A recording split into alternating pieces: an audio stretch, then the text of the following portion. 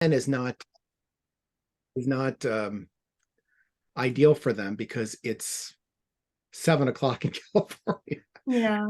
But I must tell you, Fulani, who is from Maui, she emailed me yesterday and she's not talking until 4 o'clock today. But I'm gonna stop. Let me pause recording. Let's go. Wait, they're 6 hours ahead, or Let's go ahead and let me see who's in the room. heat up my coffee. Okay, that's fine.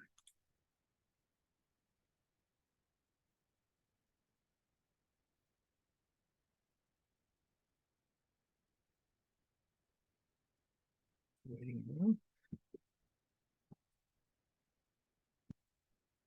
Good morning. Good morning, Faisal. You're the first one with us this morning. Where are you physically today?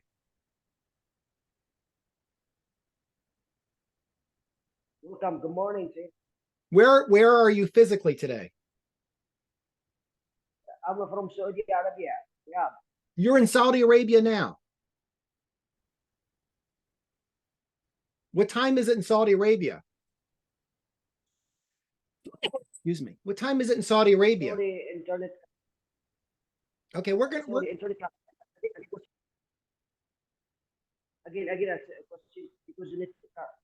Okay, I'm having a hard time hearing you. I know you're in Saudi Arabia, but I'm having a hard time hearing. Okay. Good morning, John. So we're going to wait a few minutes because we're starting an hour earlier than we did last week because we want to have this conversation. So I'm thinking it may be slow for people to arrive, but people are arriving. It's nice to see you, John. Likewise. Good morning. Is it Repro or is there another? Is that your name? I'm sorry. I'm looking at your. Sorry. It's Regina. Regina Proença. Oh, you're our presenter, right? You're going to talk to us in an hour or so. Yes. Okay, Regina, nice to see you. So we're just going to let Thank you. We're gonna start in a few minutes. So I'm just going to let. Okay. We're starting an hour early, so people are just kind of populating. And you're in Spain, right, Regina? No, I'm in Brazil. Brazil. I'm sorry, in Brazil. No problem. No problem. Okay, so do you want to try your volume again, just so we can see if we can hear you? Maybe not. My volume is. Yours is good. Yeah. Oh, okay. David, go ahead.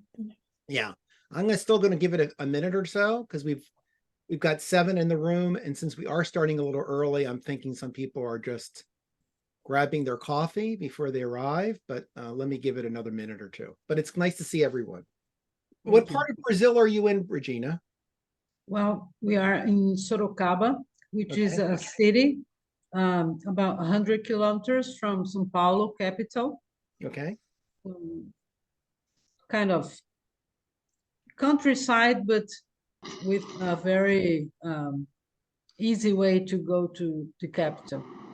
And what's the weather like where you are today? Well, we're starting the almost summer, so it's kind of warm. It's been raining for the last days, but it's still very humid and hot. Okay. Well, we're getting into winter here, of course. So northern hemisphere versus southern hemisphere. Yeah. I'm glad I don't miss it. It's very cold. It's about to get very cold. Yes. So I'm glad I'm here now for the moment. All right. So let me give it another minute before I do some introductory comments and see who else will join us. Give it a few minutes. I do appreciate you're all arriving an hour early. I do want to say Tony Jenkins had planned on being here today and talking about peace pedagogy, but give you a little bit of background. Tony, some of you probably know who Betty Reardon is. I don't know if you know who Betty Reardon is. Betty Reardon, Tony Jenkins is very close to Betty Reardon, and he's actually visiting her this weekend. She's having some health issues. So he is in New York visiting her this weekend. So he wanted to be here, but other things took priority.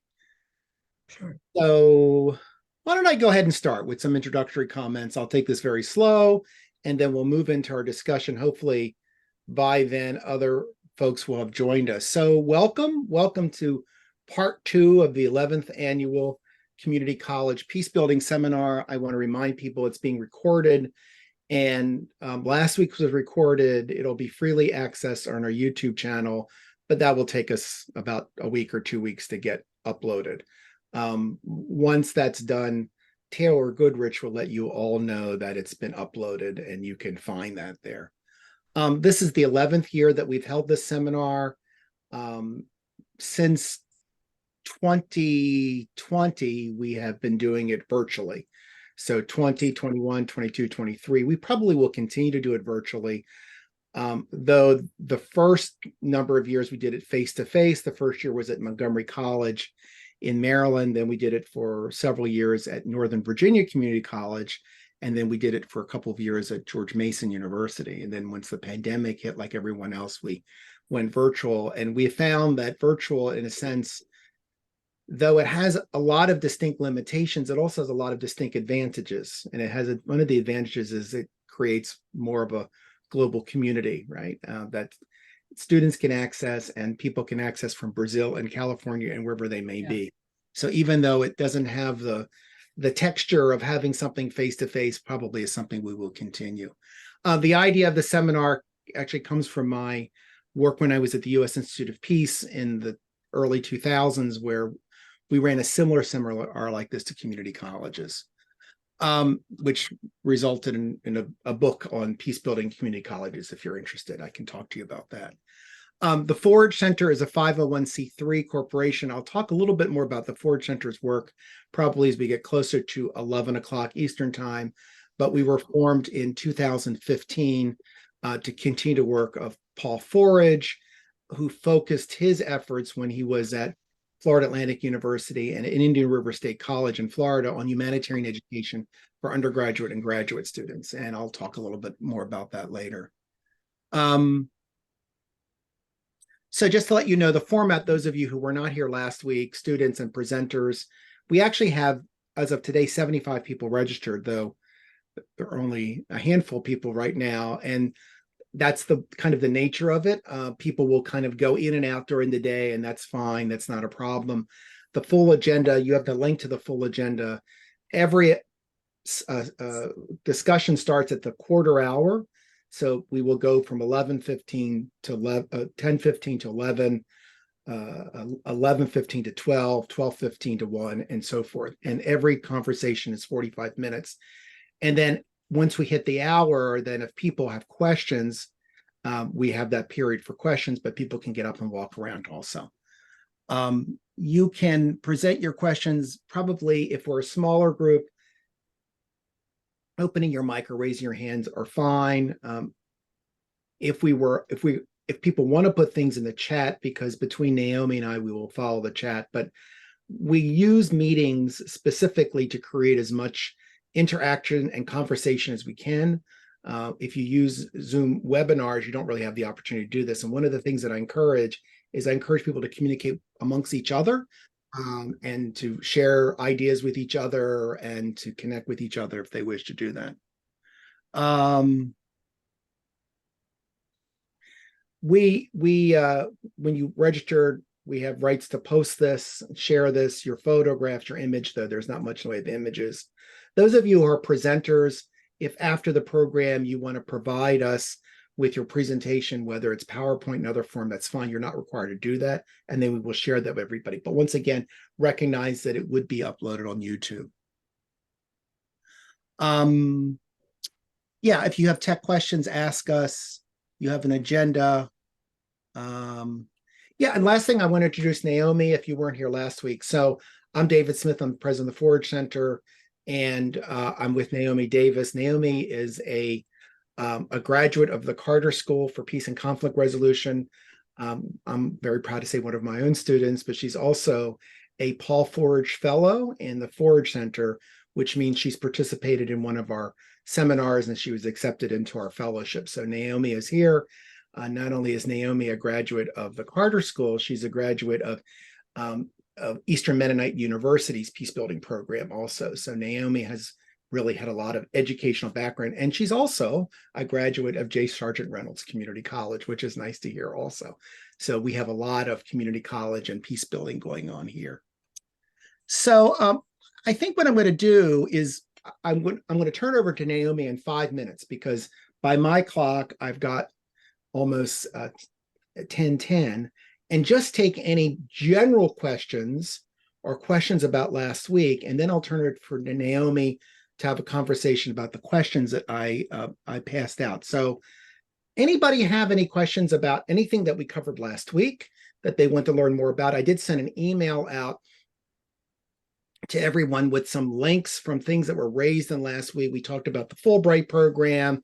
We looked at some centers, the Richmond Peace Education Center, and we looked at some programs at Harper College and Oakton College. And I sent out links and information about what was going on at those schools last week. Did anybody have any other questions from last week or things that they want to raise before I turn over to Naomi and we have our conversation about Hamas and Israel? No questions? Anything they're curious about? Everyone has, yeah, go ahead, Naupess. Good to see you, Naupess. Did you have a question? Thank you. Thank you very much. I'm Naupess Kibiswa from the Democratic Republic, the forgotten country, the forgotten conflict, forgotten genocide and everything. But I'm here to talk with you. And my question is this about Fulbright program. I am a Fulbright program alumnus, but I don't see what difference between having been part of a great program and scholarship of the US and those who have never been there. So I usually wonder, is there any kind of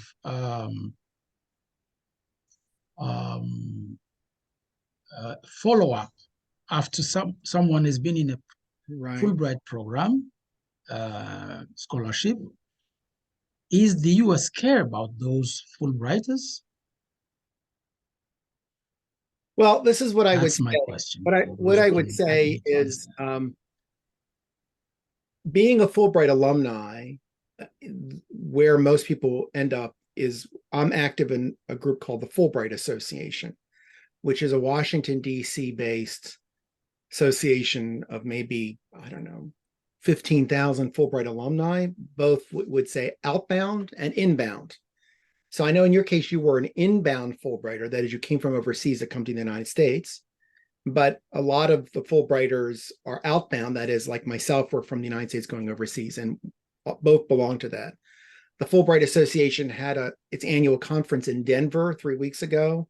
Their next conference will be in Washington, D.C. Next October.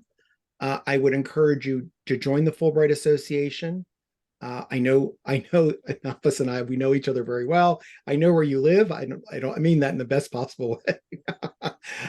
But you should join the Washington, D.C., the NCAC chapter of the Fulbright Association. Aside from that follow-up, there really isn't anything. There is an alumni network that the State Department has. I think it's called alumni.gov. And realize that the Fulbright program is one of 24 international exchange programs that Educational and Cultural Affairs is responsible for. The Fulbright is being the most well-known, but there are programs that start at the high school level, right, that go all the way up into Fulbright. And then these programs then are administered by organizations like World Learning or IIE or other organizations that administer the programs. So where there's follow-up, it may come from those organizations rather than from Educational and Cultural Affairs. There's something called the Fulbright Ambassadors Program. A lot of Fulbright grantees will apply to be a Fulbright ambassador, which then allows you to talk about the Fulbright program. A lot of Fulbright grantees will apply for a second Fulbright. So for instance, there's the Fulbright Specialist Program. There's a whole range of different programs. But as far as formal follow-up from the State Department, from US government, there's none. You have to join the Fulbright Association, which I really recommend. Does that answer? Does anybody have anything? Anybody else is a Fulbright grantee? Good, Kathy. Yeah, hi. I was a Fulbright scholar to Romania in the field of psychology and American studies. And I'm wondering, I think it has something to do with how active the actual Fulbright Center in the host country might be and keeping up with the alumni. You know, one of the things that I did was, help them and serve as an evaluator of Fulbrighters to the U.S. So I helped, evaluate applications for those potential scholars to the U.S. So I kept in touch with the Romanian Fulbright Center for years doing that. And now I run a study abroad to Romania, so just kind of me trying to continue to keep up my ties with Romania. And as part of that, I keep up with the Fulbright Center that way.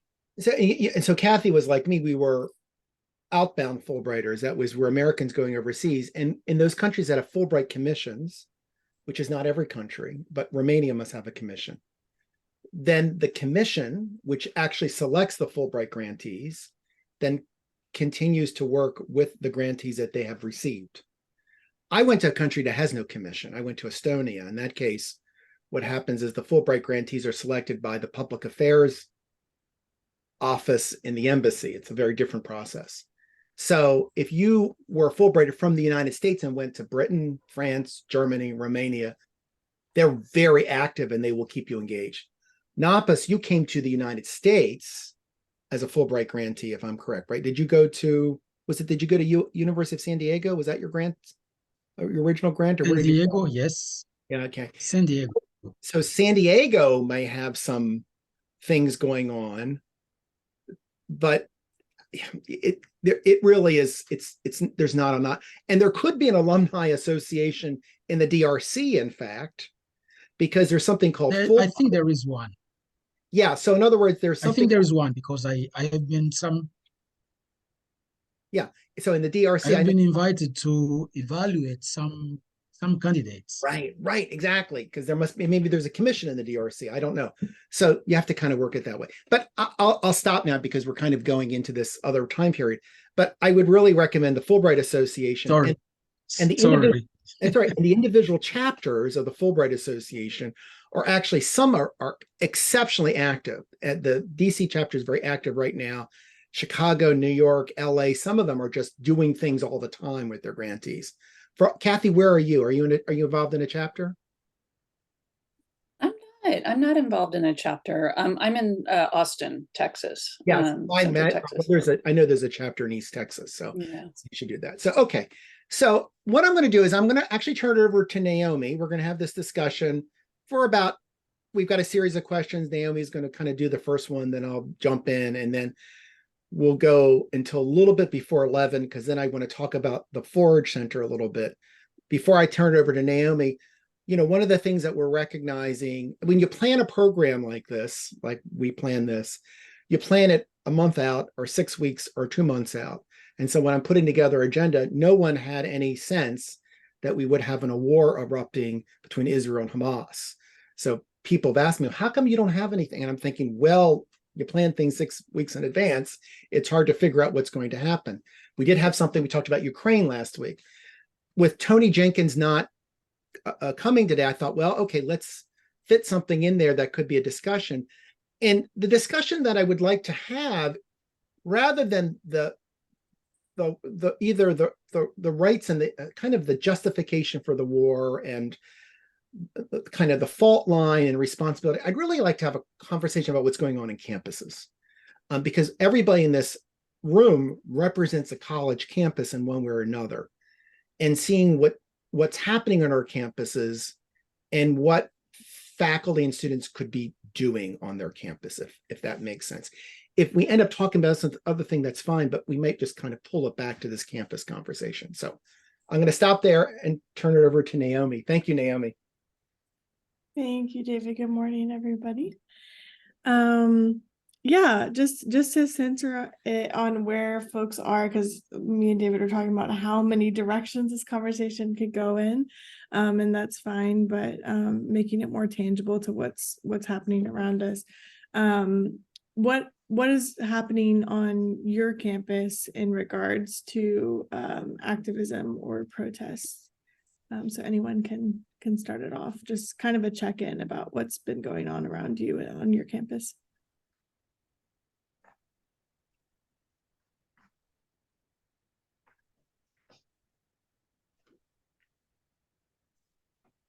I can start. I am teaching remote right now. And I'm at Santa Monica College. I'm going into campus averaging about once a week. So I'm on the campus once a week, but really I'm teaching remotely right now. I am full-time faculty. So my perspective, I think, is a little bit limited in that regard. But I will say, from my perspective, there hasn't been a whole lot of engagement, not from administration, not from other faculty. I think even with myself, I've kind of held my tongue a little bit in ways that maybe I'm not even proud of, but I don't quite know how. I don't know where to begin.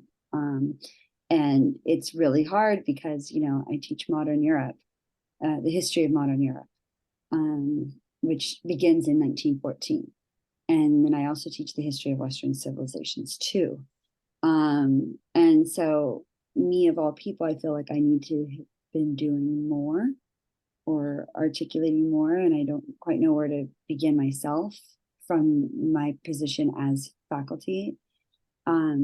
But I will say we've gotten generic, responses from administration, but nothing really concrete in terms of anything from student groups or anything like that. I know that there was a physical altercation between a Jewish student group and a communist student group. But other than that, I haven't heard of anything going on. And that in itself kind of bothers me. Thank you for sharing that, Heather. Thanks for starting the conversation off with such humility and vulnerability. And yeah, it's a good start to the conversation.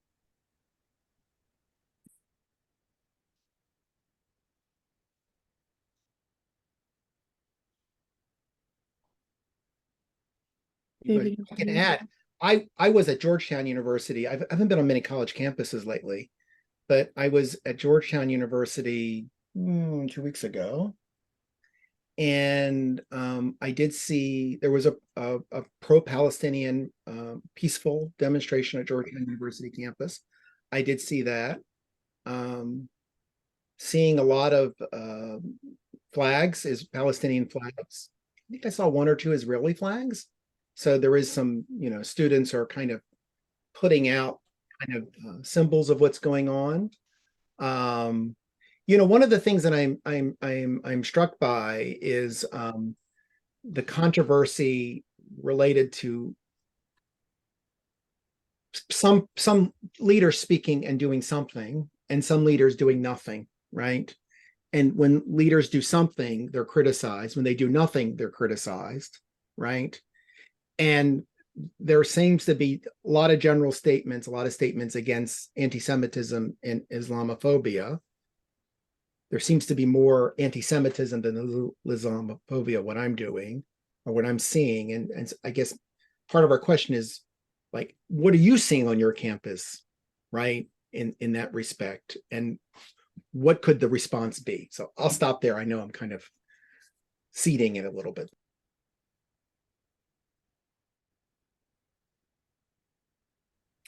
I mean, I'll just say, I'm only on campus physically twice a week, but I haven't seen, like Heather, I haven't seen anything, any references, any demonstrations, any flags. We're in Central Texas. We're a Hispanic serving institution. We have about equal numbers, Hispanic students and white students, and that makes up probably 85% of our student body. And we're right in town with the huge University of Texas at Austin. And actually, there's, I haven't been on campus, but I read the local newspaper every day. And,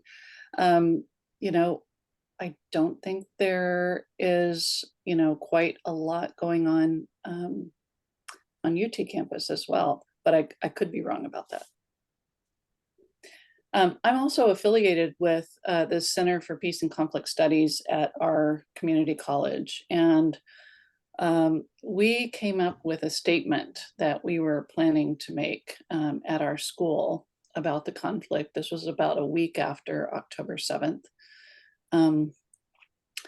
I don't think we ended up putting that statement out. I don't head up the center, so I don't know what the final, reasoning for not putting that out was. But anyway, that's just an update about where we are.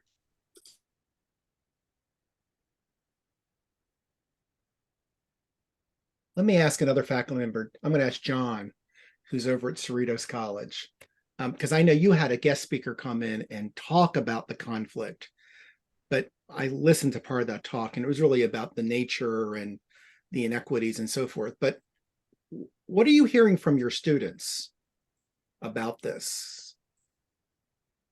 Well, I think first of all, my students know very little about the history of the conflict. So part of that is, me teaching them some of the background, the historical background. And, one of the things that I think that I've done, and it's amazing how many Israeli Jews that I have speaking to my students. So Neve Gordon is an Israeli Jew that was in the IDF. I had a chance to interview him in London. And it's just very interesting, the kind of stories, the narrative, the kind of talk that he gives. And I've told people this before, I've had Norman Finkelstein and Chomsky and Richard Falk and Gideon Levy and, Ilan Pape, but it's almost like I defer from me. I do teach the Israeli-Palestinian conflict and global studies, but this is bringing the people, like I say, boots on the ground. But, these people know what's going on there. And so I think it's important that I let everybody know there hasn't been any kind of conflict on campus. I have to say, after Neve Gordon finished the presentation, which was only a couple of weeks ago, one of my colleagues got a 3-page summary of what happened there, and it would bring tears to your eyes. I mean, it was really, really moving, was from another call. And we found out, I didn't know, that the young lady was Palestinian. And I think that she really felt that this Israeli Jew, Neve Gordon, as political scientist, really spoke to her. And I think that's really, important for the students. So I try not to get in, and it's hard for me not to jump in. I'm very invested in the Israeli-Palestinian conflict, and I have my ideas, but it's very nice to introduce somebody else and say, this isn't about me, this is about Neve Gordon, who lives in London now, and why is he living in London, and what the story is. And I think the other thing about Neve, and then I'll be quiet here, I think he really takes on the mythology of things that happen, or what people think happens in Israel.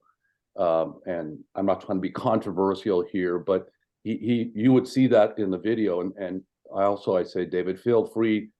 I sent that to you, not for this to be the cornerstone of the discussion, but anybody's welcome to it. So you can embed it. You can send it out for anybody who wants to see, Neve Gordon. But for example, just this idea that Israel is the most humanitarian military in the world. that is something that he would take on in the discussion. So at this point, there hasn't been a lot of conflict. I do know professors on campus that really agree with the stuff I'm doing, and many that disagree, you know, with the narrative of what goes on in Israel.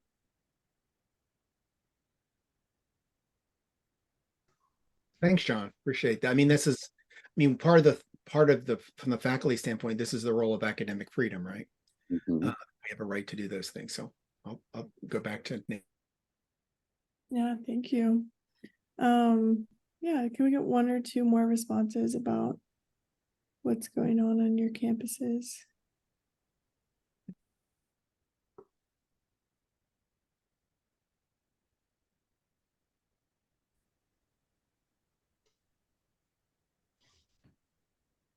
Okay, let me go to the next question, and maybe we can blend them together. Okay, Naupess, go ahead. You wanted to add something? Oh, you're muted. I'm not working in a college now. I'm working in a high school, Lago High School, near to Prince George's College. And at Lago High School, I heard nothing. Mm-hmm. I decided, because I'm teaching French to ninth graders. And one of the things I did, I took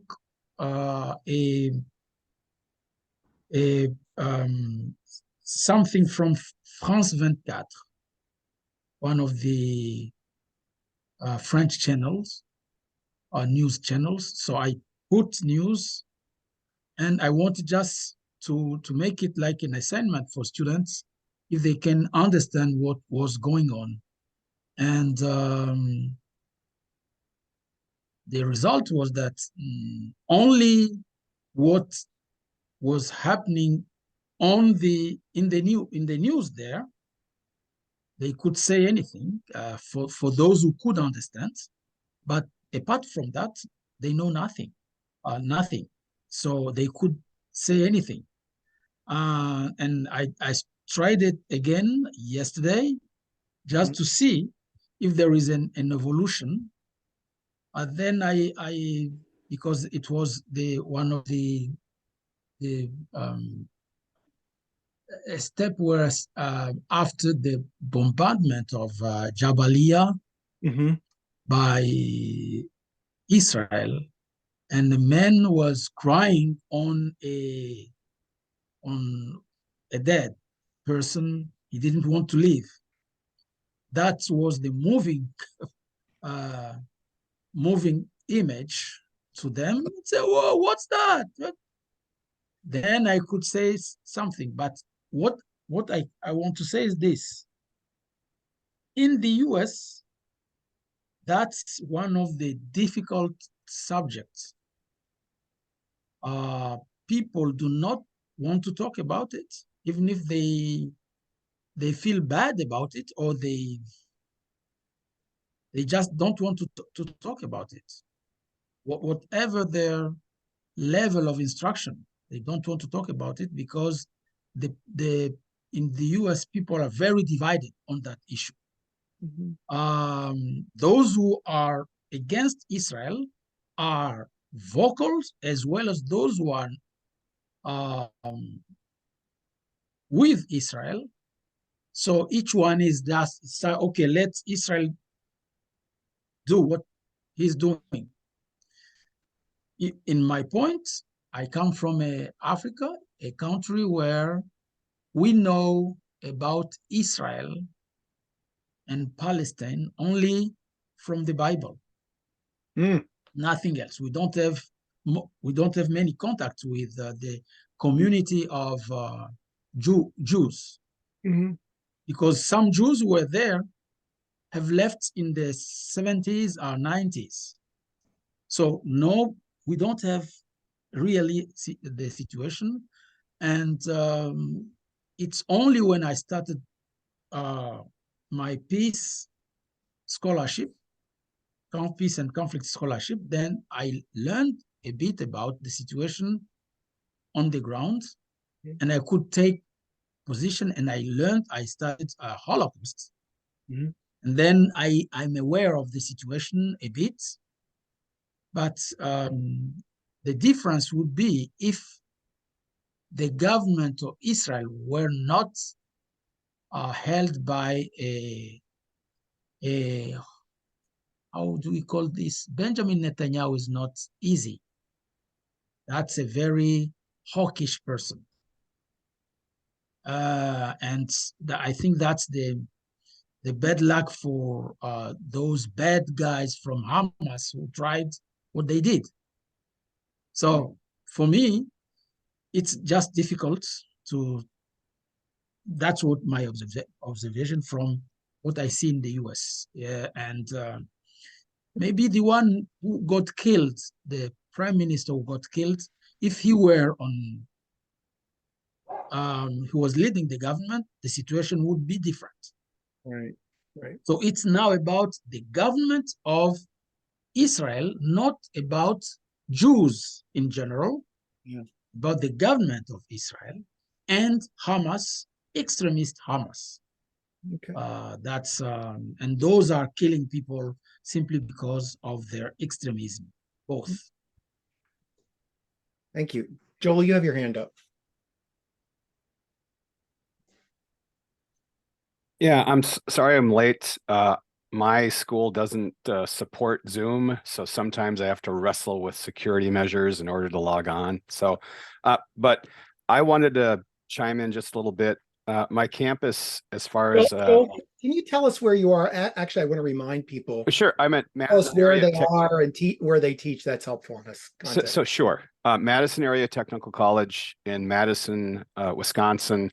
Our name has been shortened to Madison College. I was hired when it was still Madison Area Technical College, so I still call it MATC, and I teach history.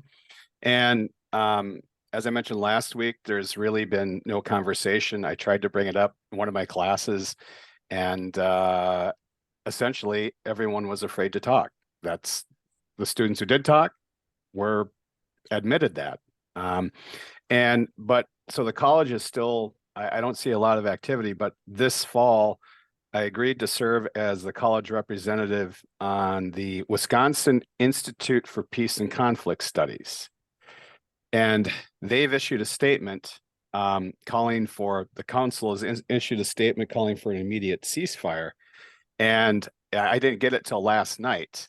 And so I'm kind of struggling with, what do I do? Do I support it as an individual separate from my institution, as a member of the, can I say, mention I'm an instructor at Madison Area Technical College. So just arrived last night, and still I'm struggling about whether or not to sign my name to that document. I agree with many of its points, but I feel like I have to chat with my administration before I do it. And just being honest, it all gets into free speech. So I don't know if anyone has any suggestions or similar experiences with this. I'm all ears. That's an interesting point, and it is a challenge if we're representing ourselves as faculty versus representing ourselves as individuals. Sometimes it's hard to disaggregate that, right? Because you're always associated with the institution and you come out in a certain way. So any thoughts on that, what Joel is struggling with? I will say one of the things, let me say one thing and I'll go to John.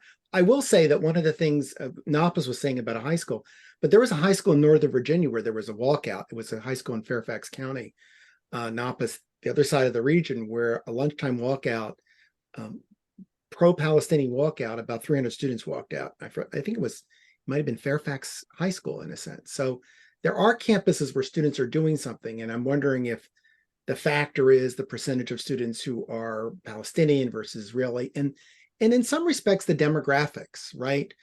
Students who are kind of from better educated environments, the high school level. I see why Georgetown students are protesting, because I know Georgetown students, right? What I'm interested in is if community colleges have a lot of Arab Muslim population, but nothing is happening, then I'm curious as to why. All right, John, I'll go to you. I'm sorry. I just wanted to follow. Is it Joe? Do I have that correct? Joel. Okay. So John, tell us where you're from so everybody knows. You're from. I am from Cerritos College, which is also a Hispanic serving institution about 20 miles from downtown Los Angeles. Okay. So I just thought this was interesting, just as a kind of a follow-up. I have a friend who's a psychologist, and I won't name any colleges or universities, but there's 7 different colleges. And as a psychologist, he sent a message out to all the different colleges and said, if anybody is experiencing anxiety due to the Israeli-Palestinian conflict, please feel free to reach out for some counseling. And a professor called him, first of all said, you have no business talking about the Israeli-Palestinian conflict, and immediately called him an anti-Semite. Mm. And, anybody, I'm a history professor too, that's flung around all the time. And I think that's part of the reason that people start getting worried. No one wants to be labeled an anti-Semite for covering the material. I'm kind of glad I'm at the end of my career. Should anything go south, I won't have to worry about that stuff. But yeah, that's very powerful and very scary for a lot of people if you want to delve into what's going on there. And I just thought that was a real crazy kind of discussion. Like, and I'm trying to guess, why would somebody be anti-Semitic? My guess, and this is only a guess, that Palestinians were included in the idea that you might be suffering from anxiety, or Americans of Palestinian descent might be suffering. How could Palestinians be suffering from any kind of anxiety? So that's my read. Thanks, John. Mm-hmm. Any other thoughts on what you're seeing? And I guess the question is, people are staying away from this, and students are staying away from this. Faculty staying away from this. It's harder if you teach history or political science. I think if you teach some stuff, it's probably not so hard. Students are not talking about it, and leaders are trying to stay away from it also. But some leaders can't, right? I mean, there was Naomi and I were talking before, and there was a collective letter written by these American law firms addressed to these elite institutions in the United States saying, you'd better do something about anti-Semitism and Islamophobia, or it's going to affect our recruitment of students on your campuses. I think I didn't read the whole letter, but it kind of struck me as an unusual intervention from the outside in generating movement. And it was only sent to these like 10 elite institutions, of which none of your institutions are on there, unless maybe you went to one of those institutions. Did anybody see that or follow that? No.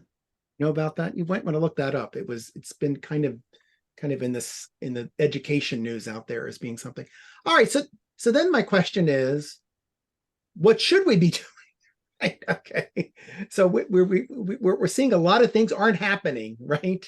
Right. So then the question is, okay, a lot of things are not happening.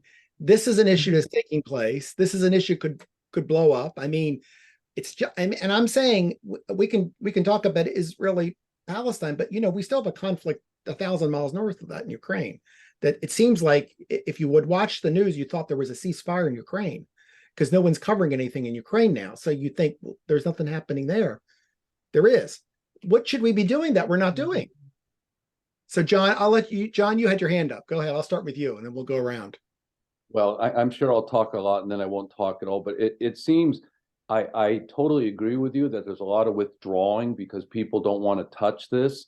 It's a very hot topic. On the other hand, I think having speakers, especially from Israel or Palestinians, is really stimulating conversation on a campus that is a Hispanic serving institution, meaning, largely, with rare exception, most of my students know nothing about the history. They are talking about it now. It isn't now that they're withdrawing from it. They want to know about it. They want to know about the narrative that is taking place, and maybe critical thinking.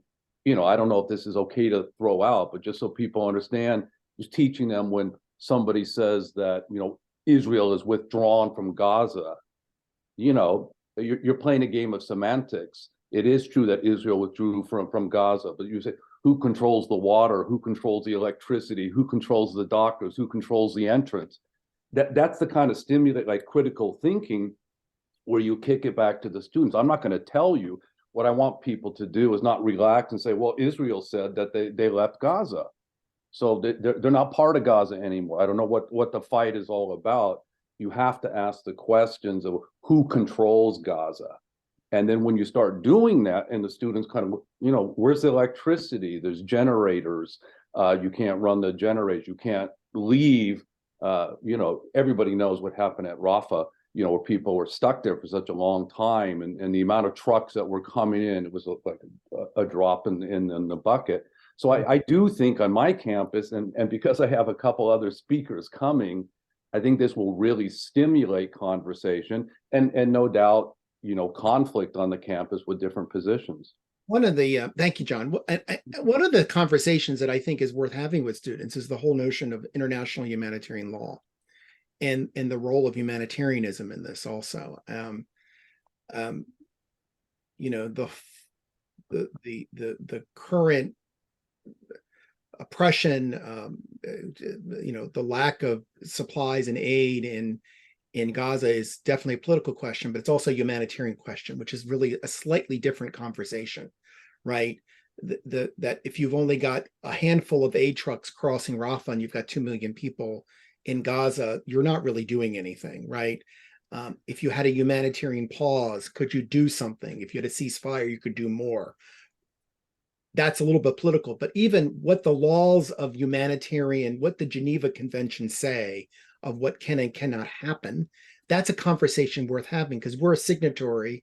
Israel's a signatory, right? I don't know about the Palestinians if they're a signatory, but I don't know. But that's also a conversation that's worth talking to students so that they know that there is some international expectations of how you operate in these things, right? Go ahead, Kathy. Well, I just wanted to ask, John, you mentioned the Gordon video and access to it, and I'm just wondering how we get access. Well, I just got John, if you want to put it in the chat, it's okay if you've got the link. Yeah, I can do that. I'll do that. Yeah. So I'm sorry, Kathy. One more time, the question.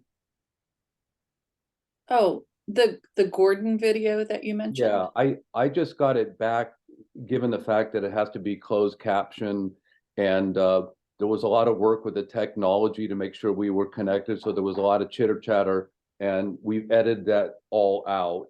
Okay. So I can put it in the chat, or David, you feel free to post it if that's something you'd like to do. I think getting back to what David just said, it's very humanitarian.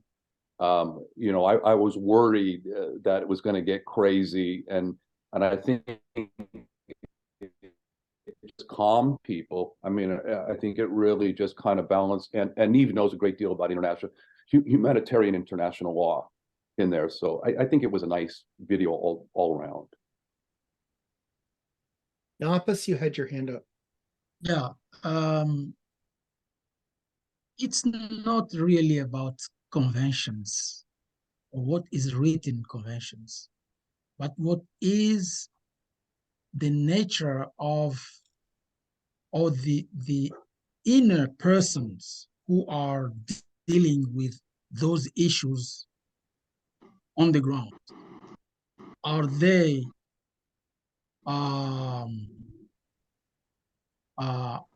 tolerant or not? That's the main, and that tolerance is about each person's inner person. Let me repeat it that way. And if the person is a bit tolerant, they will deal with those killing differently from those who are intolerant. And that's the main thing. It's not, the convention may say anything, but people act according to what they are in their inner person. And also, if I take the case of the US, because that's where we are talking about if colleges are dealing with the issues, the fact that the US government has its position. Leaders have the positions. It's difficult for people who know what consequences they can have to start jumping in without hesitating and say, okay, what will be the consequences for me if I bring my institution in that debate?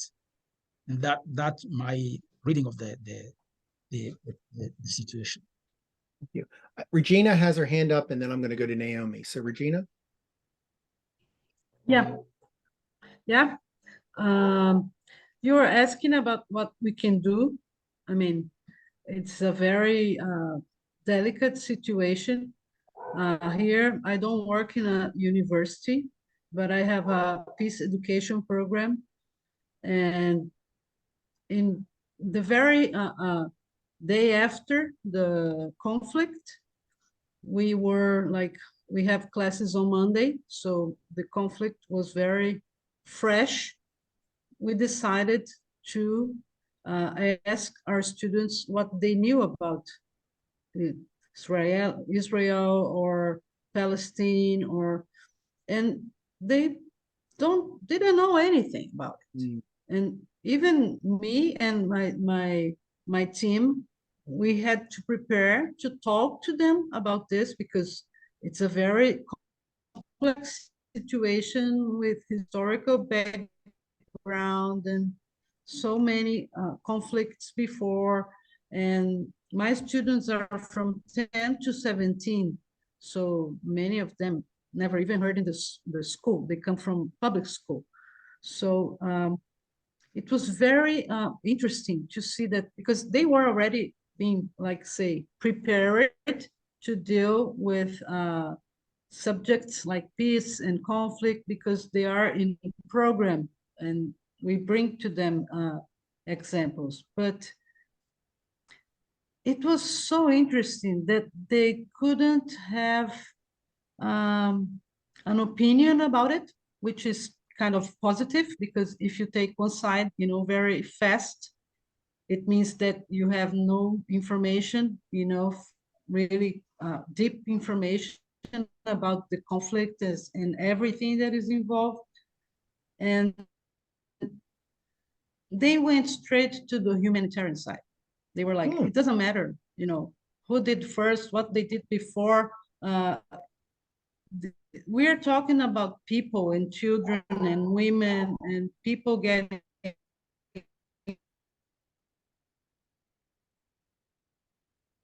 Yeah, you're breaking up and we don't hear you, Regina. I'm sorry. Give it a little bit, give it a minute. Okay. If she comes back, we'll let her in. Go ahead, Naomi. What did you want to add? So far. I'm hearing her again. Oh, she left us. Okay, go ahead, Naomi. Regina. Okay, Regina, can you hear? Can you say something? You're unmuted. Unmute. Okay. Yeah, my connection is not very good. You can finish up, because then I want to give it to Naomi. Go ahead. I'm sorry. Okay. So just briefly, like, we can introduce the subject. We can introduce the dialogue, and hear from them, because we know very little about it and they know less than us, So this is a first step, and bring them to compassion, because that's the only, in my opinion, it's the only possible way of finding a path of dialogue, because politically, I don't really believe, and diplomatic, we haven't seen, like many meetings, but nothing really concrete, So I just wanted to share my contribution, because it's a difficult topic. Yes. It is. It's interesting that people want to talk about the humanitarian aspect. So that is hopeful that they want to go to that. I'm going to turn it over to Naomi. Yeah, I'm thinking about, I'm honestly a little surprised to hear the inactivity on community college campuses. And I was trying to think about, I don't know if there was more during 2020 with Black Lives Matter involvement. And I'm trying to compare the two because I'm thinking about maybe the history and it being in a different place than the US is kind of creating that disconnect. And I don't know so much about Liberia, but I was thinking about like if there was big big protest and big issue with the colonization of Liberia. Don't think I was alive during the time, so that helped me fill in the blanks here. But people might have snuck in their own racism and anti-Blackness towards the African American colonizers in Liberia, which is different than being anti-colonization and anti-occupation. And so I think my interpretation is there's just a big struggle of understanding how you can be oppressed and an oppressor at the same time, and the complications of what's going on there. So that's my thoughts. And I'm kudos to all of you that are trying to bring up that conversation and those complexities. Yeah, David. There's a need to connect these, that if you're pro-Palestinian, you're anti-Israel, and if you're one, you're the other, when Exactly. you don't have to be connected, right? And there's a need to connect them. Yeah, and I think people have started to, try to draw distinctions between Hamas and Palestinians and explain Hamas is only in Gaza, not in the West Bank. We need to do the same thing with Israel, Zionism, and Jewish people. Those are all separate things. So, and we have a historical repeat of this to think about: Nazis and Germans, right? So people would argue there's a lot of conflation between being Nazi and being Germans, and Germans have had to live with this for a long time. Of course, you could argue maybe Germans were complicit in some ways, but I have German family, and believe me, they were as afraid of the Nazis and didn't like the Nazis as much as anybody. And we've conflated that over years also, and now we're doing the same thing with Hamas and Palestinians. Let me go to Heather, and then we're going to probably close it out. Go ahead, Heather. Yeah, I just wanted to add in, it's not that there's been nothing. There was an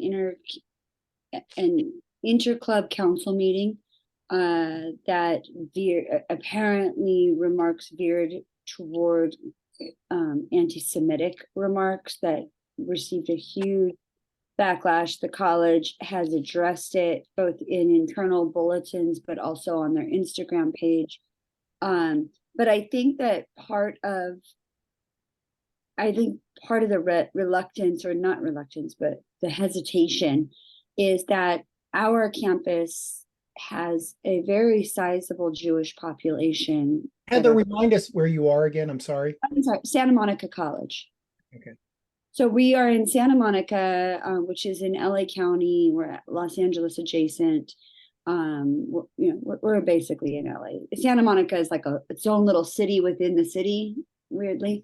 But we have a huge Jewish population, both from like the Reform, and also Orthodox communities. A sizable Jewish population on our campus, not quite as not the Palestinian students are on our campus. We have students that have F1 visas from Israel and from Palestine. But the Jewish population is much larger, I would say. I'm not sure on the percentage, but I think it might even be a 20%. I'm not sure, but huge percentage. And then also, in 2020 and 2021, there was a lot of anti-Semitic attacks in and around Los Angeles. And so I think that plays a huge factor in some of the whole, like the breath that's being held right now on our campus. And I just say, I'm really upset with myself because I feel like I should be saying or doing more because of my position, because I have tenure, because I teach European history. which means that I'm teaching, World War II and the Holocaust 3 times a year, because I typically teach in the winter as well. So 3 times a year, I'm going through it. And, I teach modern Europe as well. And that class ends with, a document about, and I think it's not Walter McDougall, it's somebody else, definitely not McDougall. Anyways, it ends with a document about anti-Semitism in the New Left in Europe. And so, yeah, I don't know what to do. I'm going to close it out here. We could keep talking about this, but it certainly is a struggle. And we've heard there are a lot of historians, community college history professors in the room today, which I really appreciate. So maybe I'm going to give you an answer, an approach you could take to doing this. And I'm going to go back to this idea of looking at humanitarianism as being kind of the approach. So I'm going to do a little bit of a commercial here. So this is the Forge Center, and I've really talked too much about the Forge Center up to now, but I want to, does everyone see my screen? If somebody could raise their hand. So we're the sponsoring body, and I'm not going to go through the history of it, but we basically work with undergraduate populations. We just came back from doing a program at Embry-Riddle Aeronautical University, but mostly with graduate populations in providing simulation, experiential-based opportunities for students to experience what it is to be a humanitarian worker. So we stay strictly in the humanitarian space.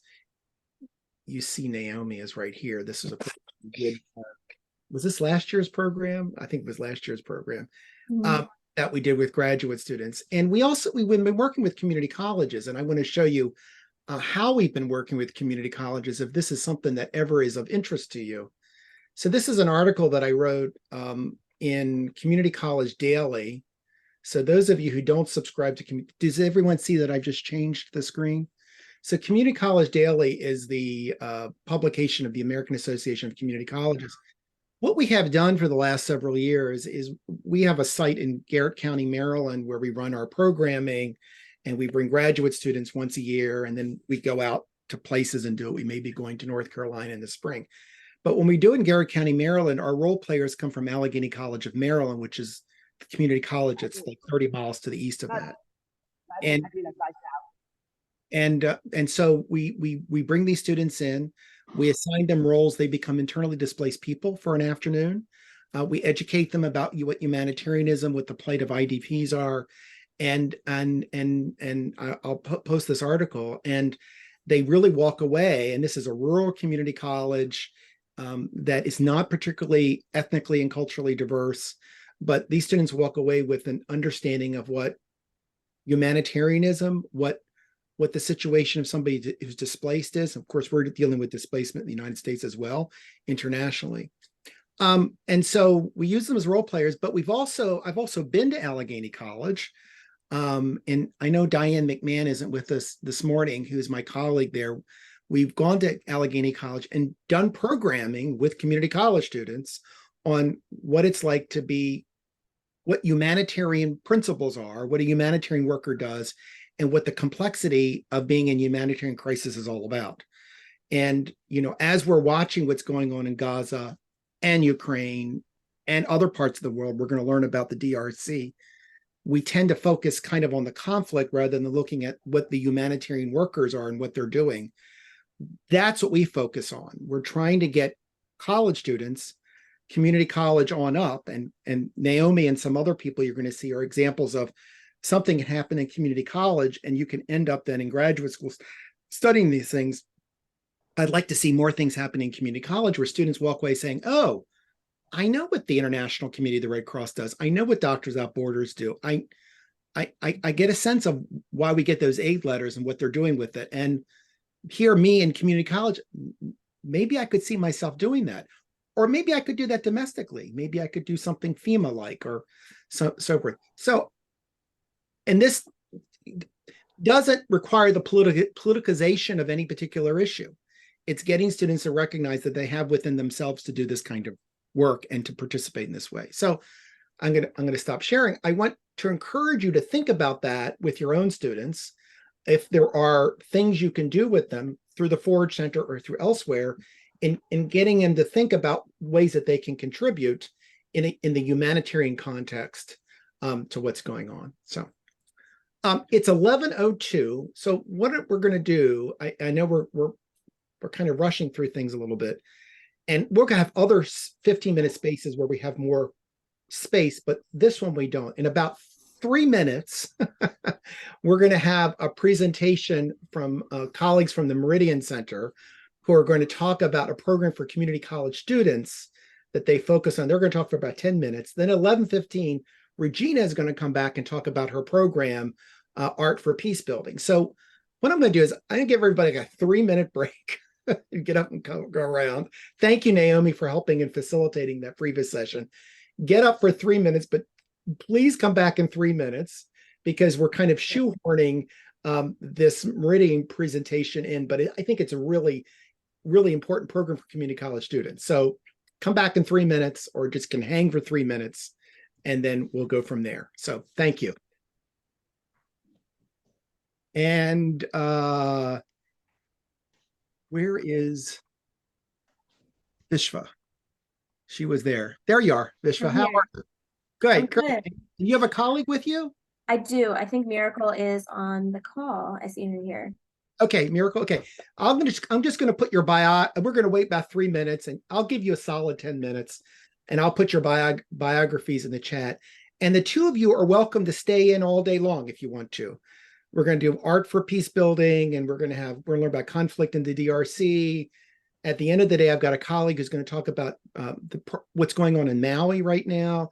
And after, kind of recovery efforts in Maui, we're going to have a session on storytelling. So you're welcome to stick around if you want. So that'd be great. Great, But thank you so much. right now, for having us. right now I'm going to find your bios and I'm going to put them in the chat. So let's give us another couple minutes.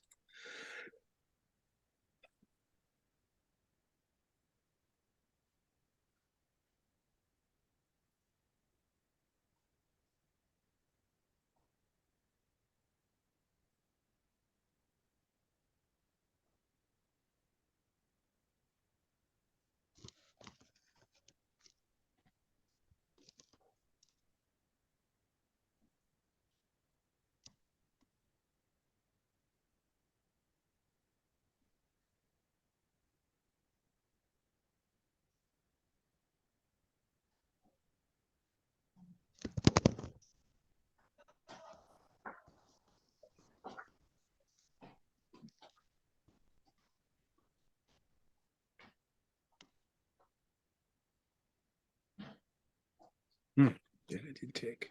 I'll do this over. Here it is.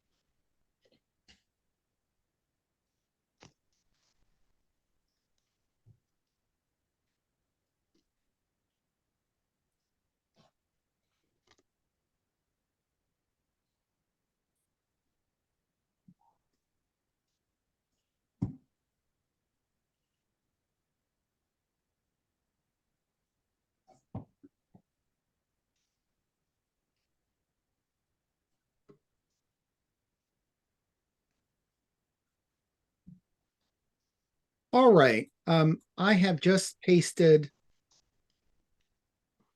Vishva and Miracle bios in the chat. I had to copy and split them up a little bit. I'm going to make, are you going to be showing something, Vishva? No, I'm not. I'll Okay. drop some links in the chat, but Okay, that's fine.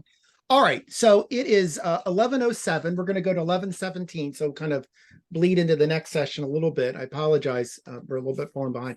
But I want to give Vishva and Miracle a chance to talk about a program. They're part of the Global Affairs Fellowship at Meridian. Actually, Miracle is in the Global Affairs Fellowship. That's wonderful to hear. She's at Jefferson State Community College, even better. Talk about this. And those that are about, I think more than half the room right now are faculty from community colleges. And of course, we can post this of ways that their own students can get involved in it. So, Vishwa, I'm turning it over to you. Great. Thank you, David. And thank you for having us here today. My name is Vishwa Bhatt. I am a senior associate at Meridian International Center. And I graduated from George Washington University here in DC in international affairs. Miracle? Yes, hello everybody. My name is Miracle and I am a community college graduate and a prospective transfer student and a current research intern at the Carnegie Endowment for International Peace. Great. So before we begin, I'm going to give a quick overview of Meridian and what we do to give you a little bit more context, and then talk a little bit more about the fellowship, and then pass it over to Miracle to really share what she thought of it, for better or for worse, and see what success stories we can walk away with. So Meridian is a nonpartisan nonprofit based in Washington, D.C. We are a diplomacy center, and we connect leaders through global leadership, collaboration, and culture to drive solutions for global challenges. Today, we are here to talk to you about a program that emerged out of our Diplomacy Rise initiative. Diplomacy Rise is Meridian's investment in the future of American diplomacy. We aim to strengthen America's international relations talent ecosystem by developing the next generation of practitioners that are reflective of America's diversity and are equipped with the right skills to succeed. So when we say diversity, of course, we mean racial and ethnic, but we also mean socioeconomic, geographic, academic, everything that you can think of. And so in the summer of 2023, this past year, we launched our inaugural Community College Global Affairs Fellowship, which is a paid summer enrichment and mentorship program that seeks to expand access to global education opportunities and careers to community college, transfer, and non-traditional students. So with the support of the Bill and Melinda Gates Foundation, we partnered with Global Community College Transfers and Community Colleges for International Development, two really great organizations that I highly recommend looking into. And we focused specifically on community colleges because, as many of you or all of you know, there's a deep untapped potential that comes from recruiting diverse, qualified candidates for various opportunities that is going underutilized and unrecognized by in the international affairs ecosystem. And so we were able to focus and partner with community colleges on this, and that's something that we feel really proud of, and we continue to hope to emulate in the future. So we knew that students needed three things to really break in and succeed in international affairs. The first is the right skills, right? So soft skills often that are not always at the center of traditional academic education, like cross-cultural collaboration and negotiation, how to network, what it means to interact with people from different countries. And again, many community college students do come with these skills because they come from diverse backgrounds, life experiences, and so they're already at an advantage there in many ways. The second thing is pathways. How do you enter international affairs? What are the scholarships, the fellowships, the entry-level positions? What kind of work would you be doing? Who would you be working with? This sort of background that is not always the focus, again, on many college campuses, but especially community college campuses that often lack the resources to really focus and have, really built out career centers that many private universities may have more funding to do so. And then the third is access to networks.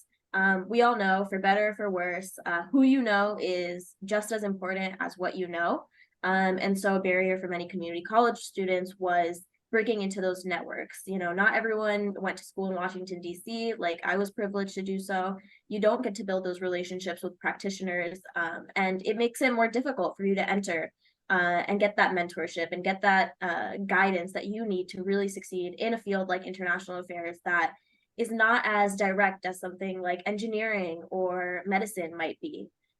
So those three things is really what we're targeting. And then on top of that, the financial barrier, right? So we made our fellowship fully funded. What that means is we paid for, lodging and airfare, and, per diem. But on top of that, we also gave fellows a stipend, a daily stipend, every day that they were on the program in Washington, D.C. for 2 weeks, which made it possible for many fellows to take 2 weeks off their job and come to DC.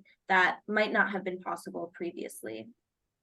And we had a great cohort of fellows from ages 18 to 36, I believe, all different academic backgrounds, all different life experiences. And we feel that really enhanced the experience for everyone involved. And we hope to continue to do this sort of thing in the future.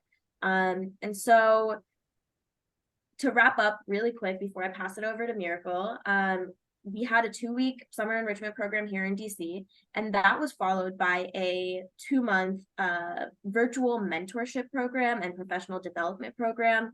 The time here in DC really focused on, those pathways and networking, and then that time virtually focused on professional development, like cover letters and resumes and all the different things that you need to really make a difference and, get into that field and submit applications.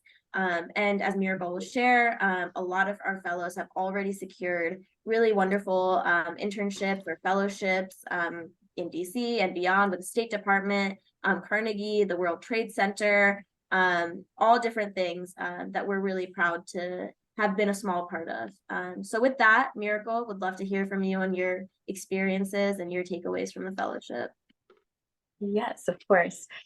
So for me, throughout my undergraduate career, I've really had the privilege of being a part of so many different amazing programs and initiatives. But for me, none have been as truly transformative for my academic, my personal and professional life as this fellowship has. As Vishwa mentioned, one of the primary functions of the program is to really diversify the global affairs field. So throughout our time in DC, when we were on the Hill, going to embassies, and all these different things, they really made it a point to surround us with scholars and practitioners and professionals that looked like us. So it was great to see, in a way, I could really physically see myself in these spaces that I couldn't have really seen myself in before. And that was really helpful for a lot of us to help to kind of combat that imposter syndrome that I feel like a lot of community college students feel when stepping into these spaces.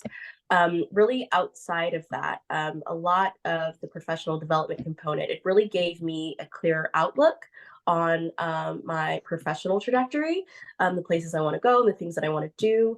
But outside of that, they've really laid the ground, and as Vishwa was talking about, a lot of the skills, the networks and mentorship that we really need to actually achieve these things.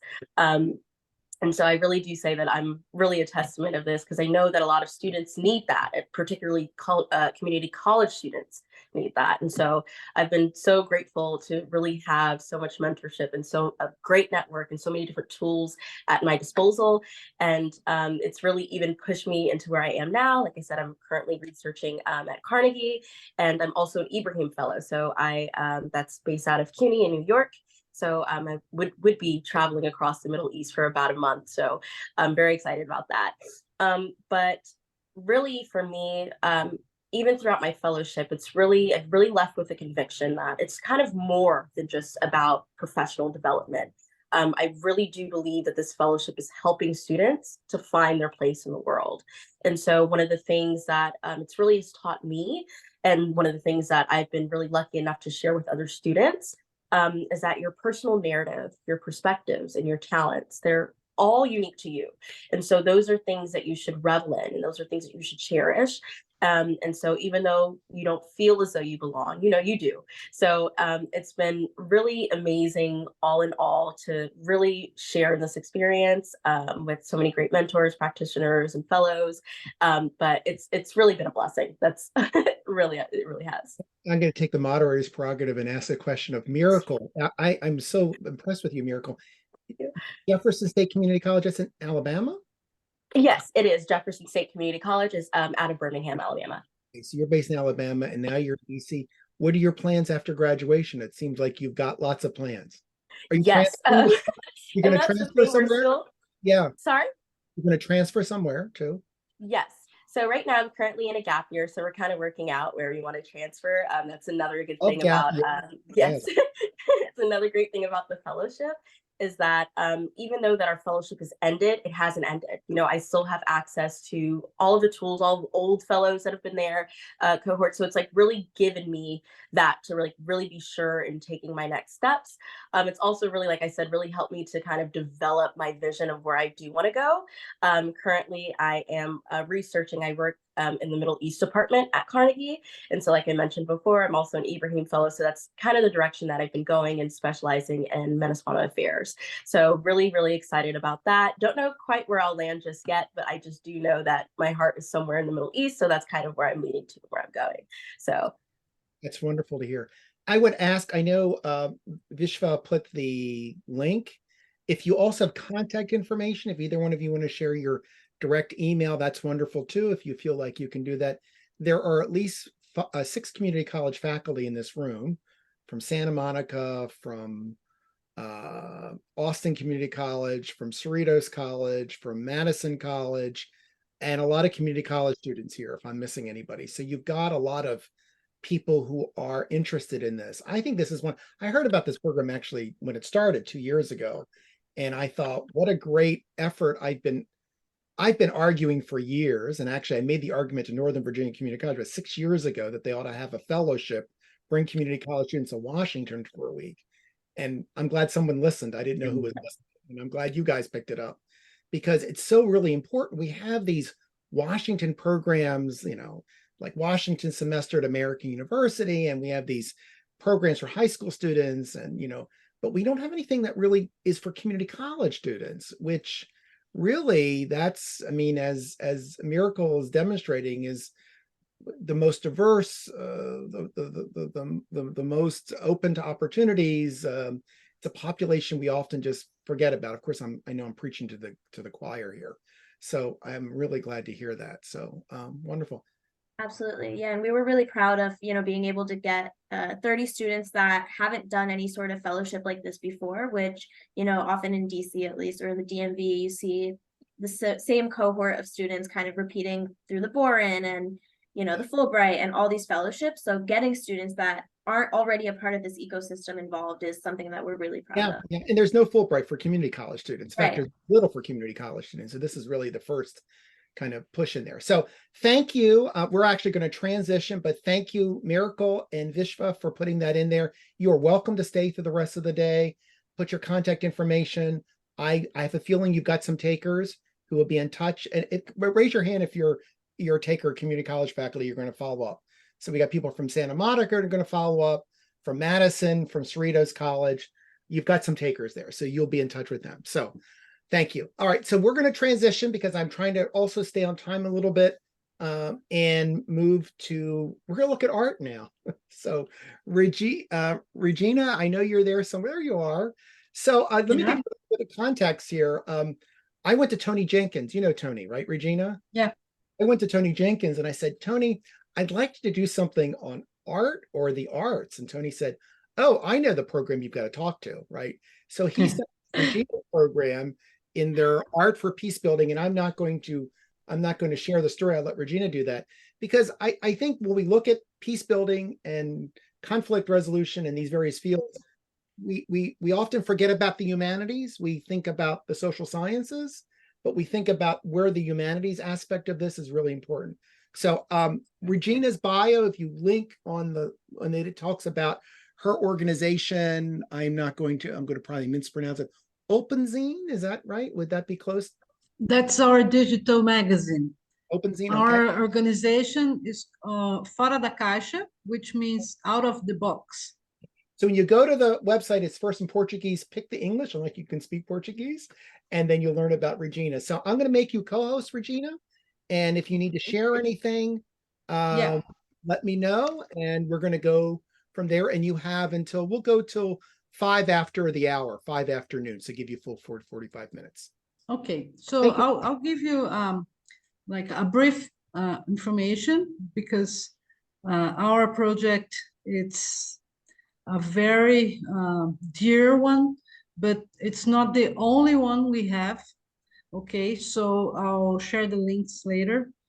but I'm going to show you some of the editions we had, because we had 6th edition of this project.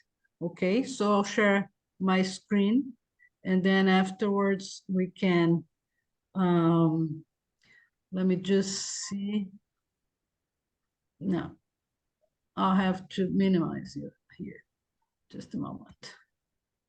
Okay. Can everybody see No, my screen? I haven't shared it, I don't think. No?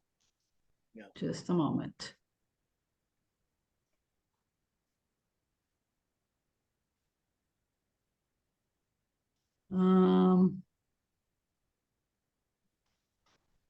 You're co-host, so you should be able to share.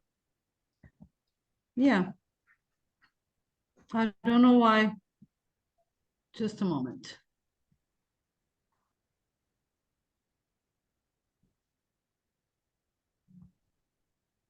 Now it is.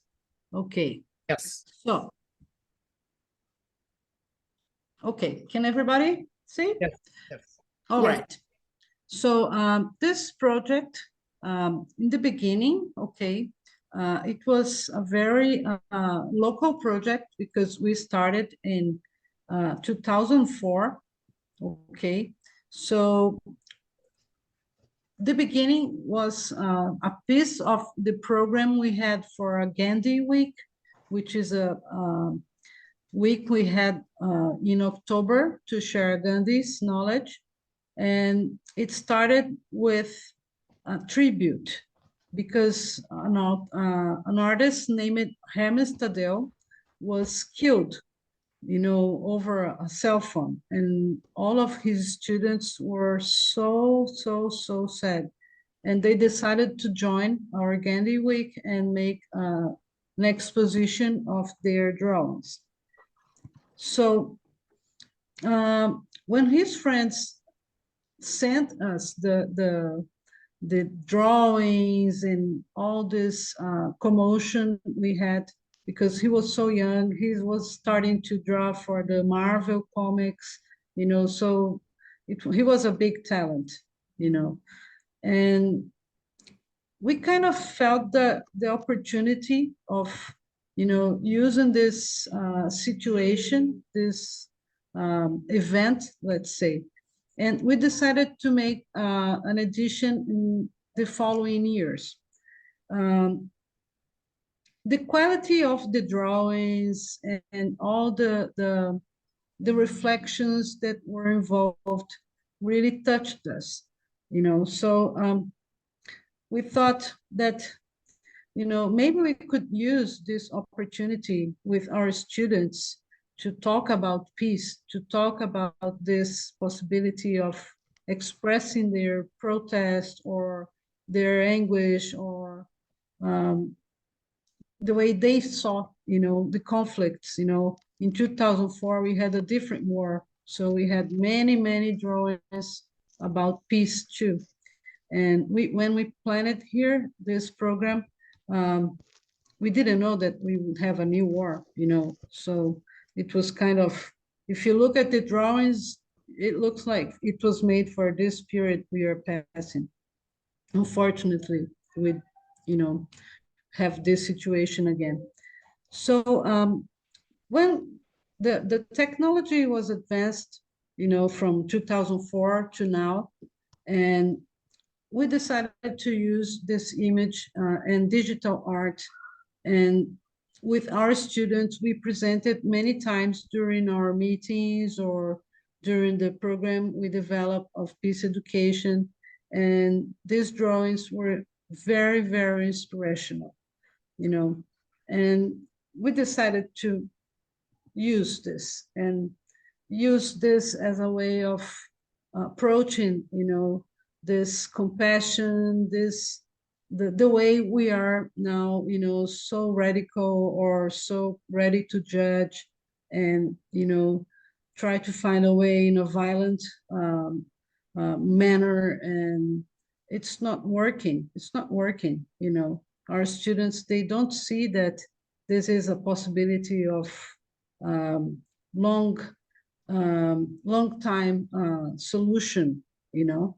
So we had to develop this kind of use of inviting new people to reflect about the piece, and not using only professional artists or people who are already connected to this environment, but using this to really invite people who had different kinds of realities, and this was very interesting because when we started to invite people to send their art, because it's not a competition, it's not they're not going to get any prize or any money for that. We are just sharing their views and their talent. They decided to, use this as a way of getting in touch with each other. So in the last edition, you will see that we put people together. We started to make these artists connect, because in this particular situation, we have people who are going through war, who are going to, very difficult conflicts. We had artists sending work from Pakistan, from Afghanistan, from a refugee country camp, and these people, they don't have a way of expressing how they are living or the situations they are facing. Nobody hears them. The last edition, we had a participation of the Tomate, the Coletivo, that they have all these murals with in the Mexico City and the surroundings. It was very interesting. And they told the stories of the people who painted, so this was a very important for us, because then we said, maybe we should use this, and we believe that, like, peace education is not only about the academic life or the big projects, because, like, we here in Brazil, we are so far away from the possibilities of studying peace education in the colleges. We don't have this kind of not even subject.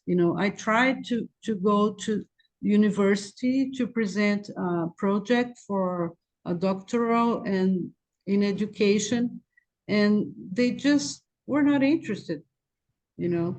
So it was very frustrating, because I had all these ideas and this vision, and they just were not interested.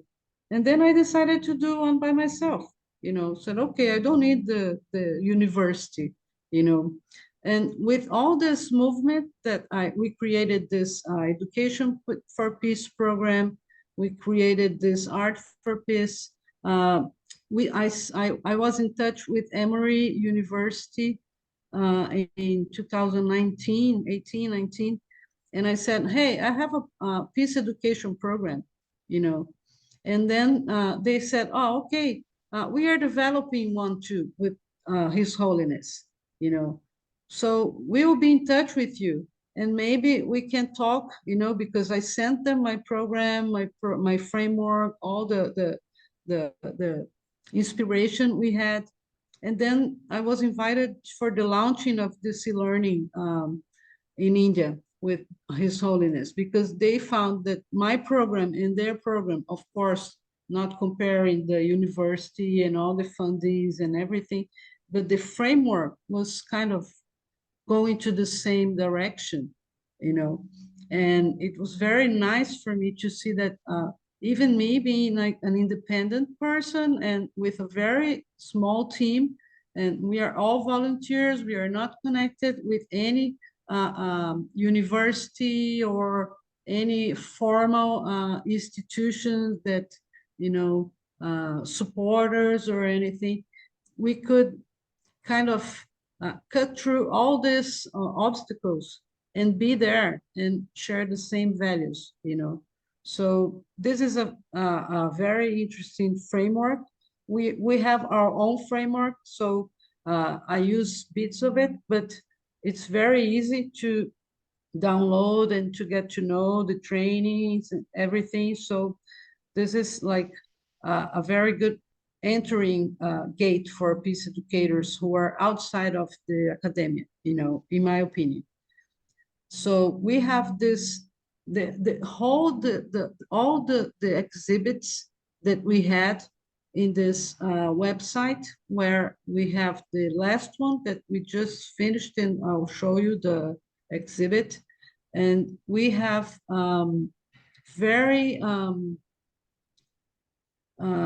we are very hopeful, you know, for the future. And we are planning to put the next edition, where we can have a forum with not only the artists, but another peace educators, so we could expand and multiply, because it's a very easy to make project, you know. You just need to put the ideas together and people who want to share their talent. So I just put some of the art, so you can go to the website and see all of them. You know, so this is one of the artists that participated in this edition. So if you read her profile, you know, it's very important for her to have this opportunity, you know, to share her, not only her talent, because like she's been very active in activism in her country, with all the difficulties and all the Taliban and all the women's situation and everything. So we are very proud to have her with us. This is another one who was very sweet and very touching to hear her story. You know, she has very, like for us, violent stories that we can never even try to figure how can you live in a situation like that, you know. And she's very talented. She shared many of her drawings with us.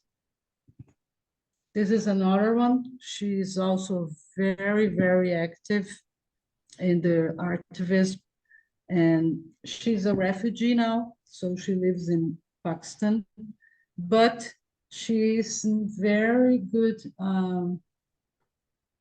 media network. You know, she already has this opportunity to be interviewed by the TV and, you know, talk about women's situation and education situation for women. So it's very heartbreaking, but I see a lot of hope in her, you know. So it's also very heartwarming for us too. This artist, he lives in Kenya, in a refugee camp, and he's a very active in this advocating for this population who are in need of not only basic things, but in the security and, you know, feeding, everything, you know. And he's very, very interesting too, you know. And of course, the drawings are about his situation, about his moment there, which is very, very difficult too. So I'll show you the video of the exhibit we had. So.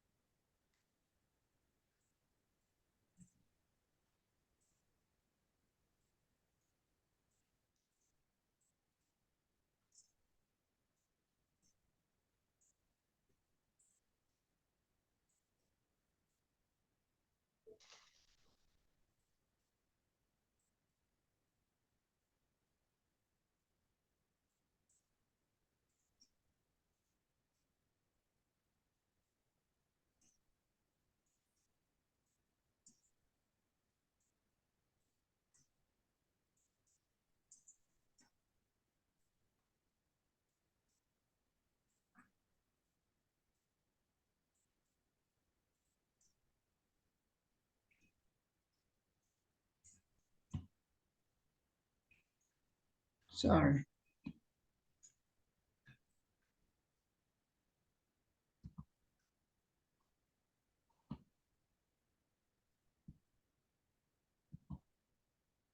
Oh.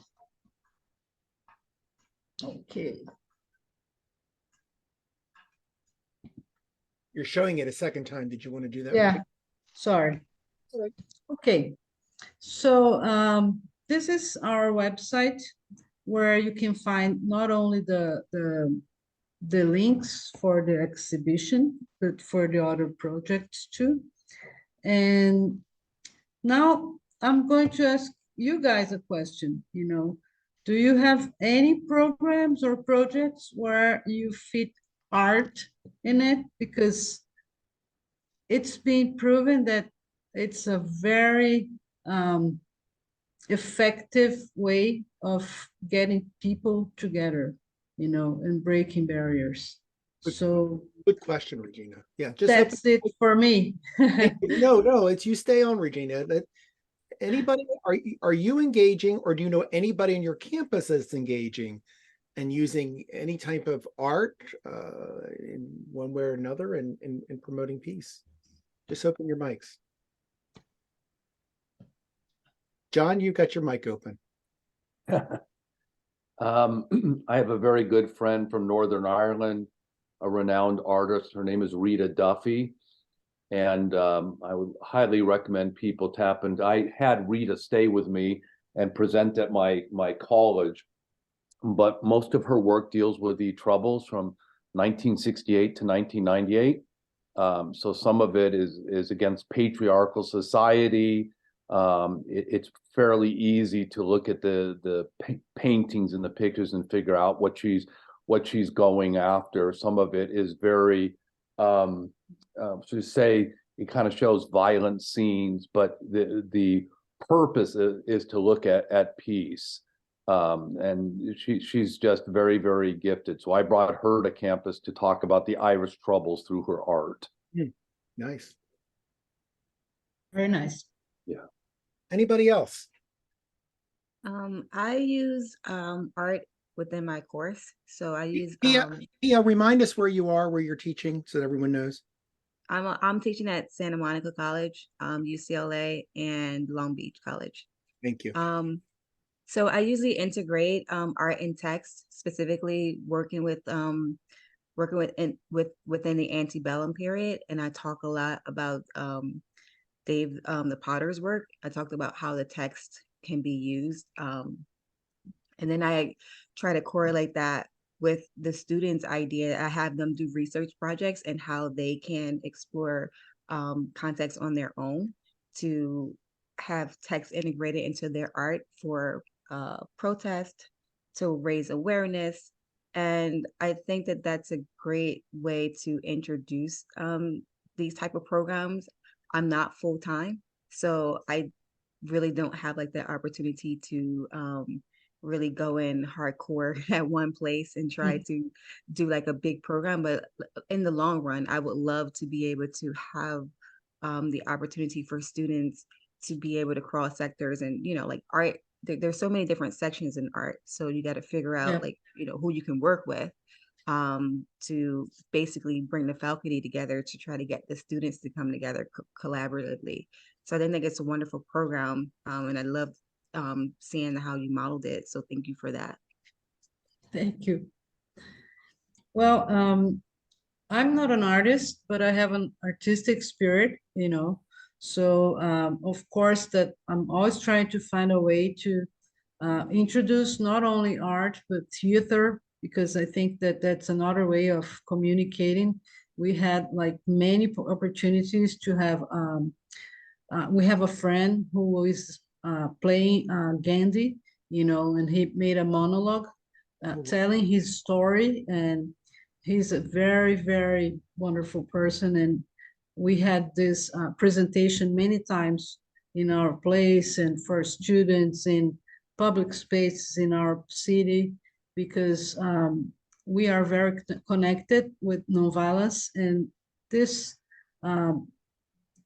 surely brings new people, to the conversation, because not only the paintings and now the digital arts, but the possibility of being together and talk about this kind of context and person, no, this is very rich and very, I'm still going to say that it's easy, because it's kind of, you put the people together and set it to the, internet, and the world kind of do the rest, we don't have, sometimes we don't know even how these people got to know our project, we have to ask them, because it's like, how this guy from the refugee camp in Kakuma heard about our program, so this is a wonderful thing about the internet, and we should explore it better. I mean, it gets me to think about how people learn and how people teach, right? We think we have to experience different modalities. So sometimes we learn through visual, through the art. I think about George Floyd's mural in Minneapolis. Everyone has seen that, and everyone's struck by that mural, right? So we learn. And then we think about how we teach or how we share. And artists have a way of teaching and exploring that's very different than other ways that often connects with people in a more emotional way. Not to say that anybody here can't be an emotional history professor, but art is an emotional experience for many people, right?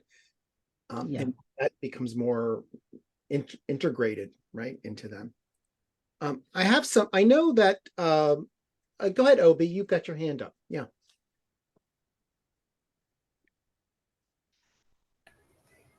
Hi, David, can you hear me? Yes, we can't see you though, but that's okay. Yeah, I think you can see me. Yeah. Obi's in Nigeria, so. Yeah, I'm speaking from Nigeria. It's quite, it's evening here now. I get in tonight, but I'm outside because I don't have power. Yeah, Regina, that was a wonderful presentation. I just wanted to find out and ask one or two questions. I mean, some time ago, I think, we were working with IDPs, that is internally displaced persons, people who were, as a result of conflicts, left their communities and just migrated to a different community. We were using dancing and singing as wonderful, as an act of, healing and also bring kind of, consolation to those young people and also their mothers, some time ago. So I think the art of peace is actually quite in place because I think like 2 years ago. I think you cut off, unfortunately. He's back. Yeah, hopefully get it back. Okay. So while we're waiting for, is anybody else? We'll sneak Obi back in once he comes back. Anybody else have any observations about what they're doing? Regina also mentioned theater. Any other modalities that you're seeing in sharing about peace? Just open your mics and share with us. Will, you have your open. Faisal, you have yours open. Did you want to add, or you just have your mics open? People are artists, trained artists themselves. Okay, Obi. Yeah, we lost a little bit of what you said, so go ahead. I'm sorry. You were cut off there for a minute. Yeah, David? Yes. My first question was, are everybody you showed in the picture, are they artists? I mean, or individually? No. Okay. All right. Okay.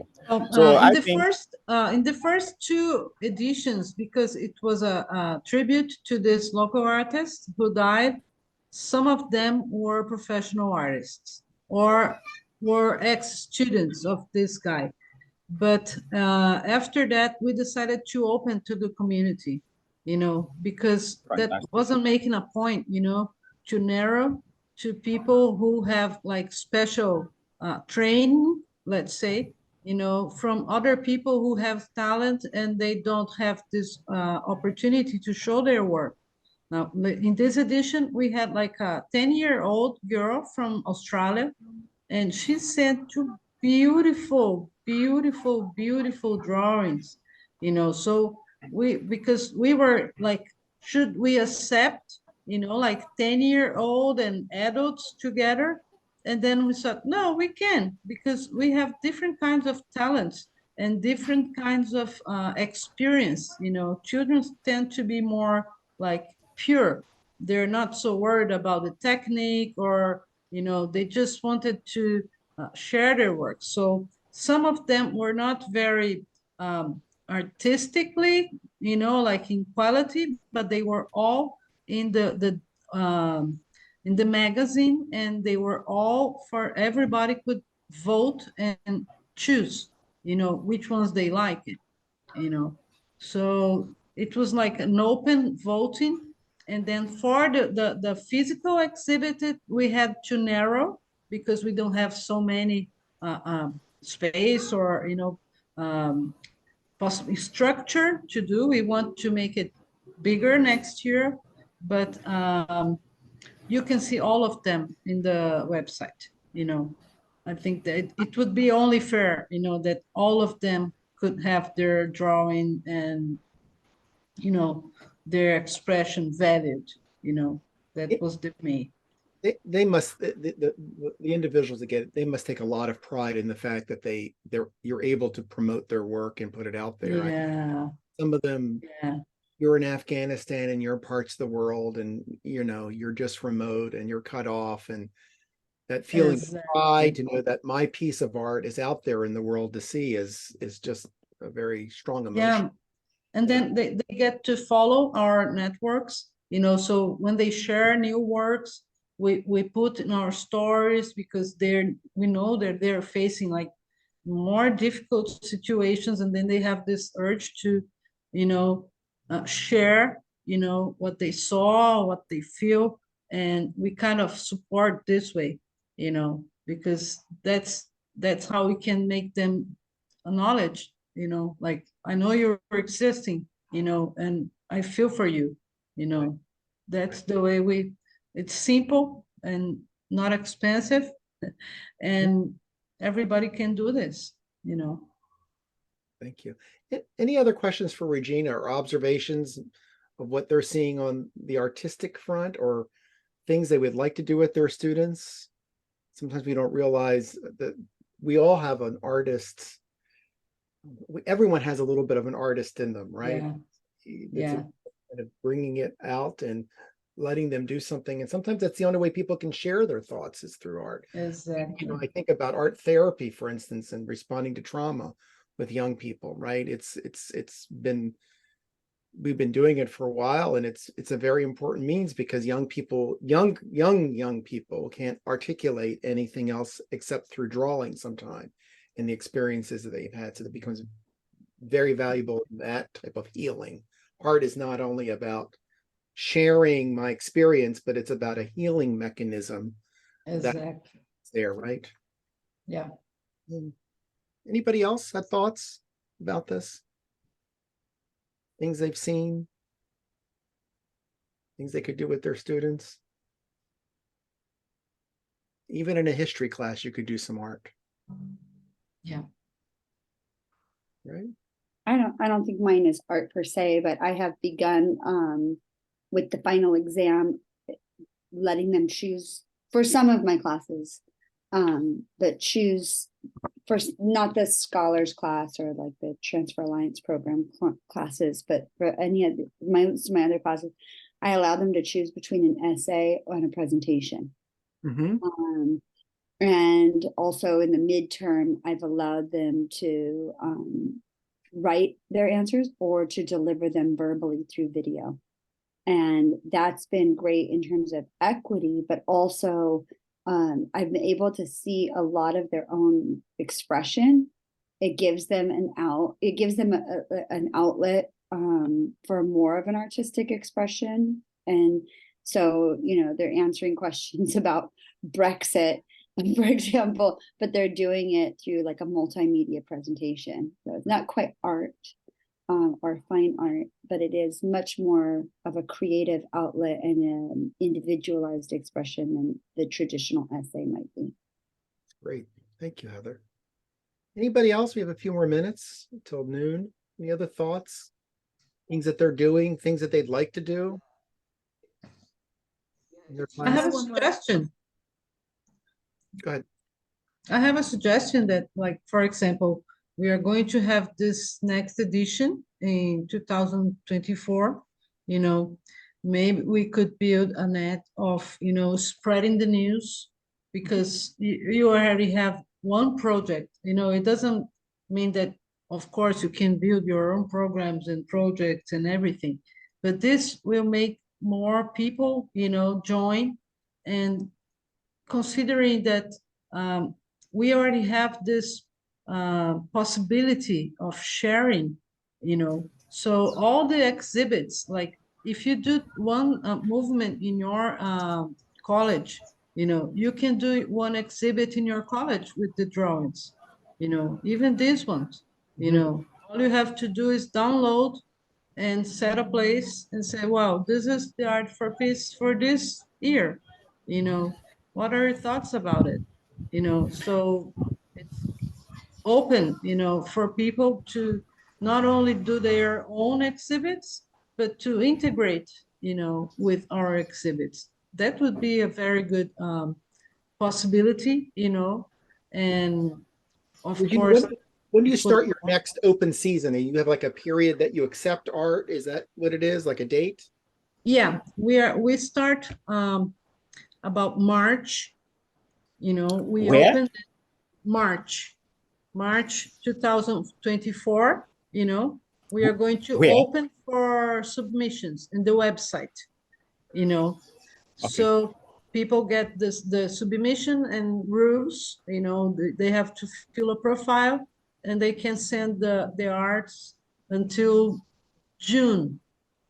Then July and August, it's on the July and August and September, it's in the internet, so people can look at them and vote, you know. So we build up until October, and then we have the physical exhibit in our place, you know.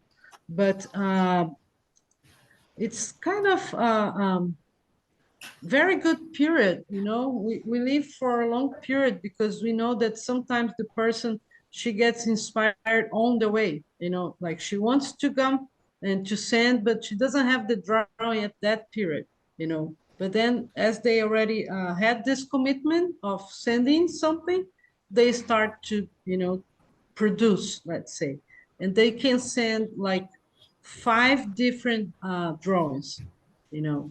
So very democratic, you know. So Regina, just one last question. Can I imagine an act or send something within me, then ask an artist to bring it out in form of, you know, what, you know, people can see? And maybe I could also send that as part of the, you know, when you're calling for artistic, you know, calls. Yeah, sure.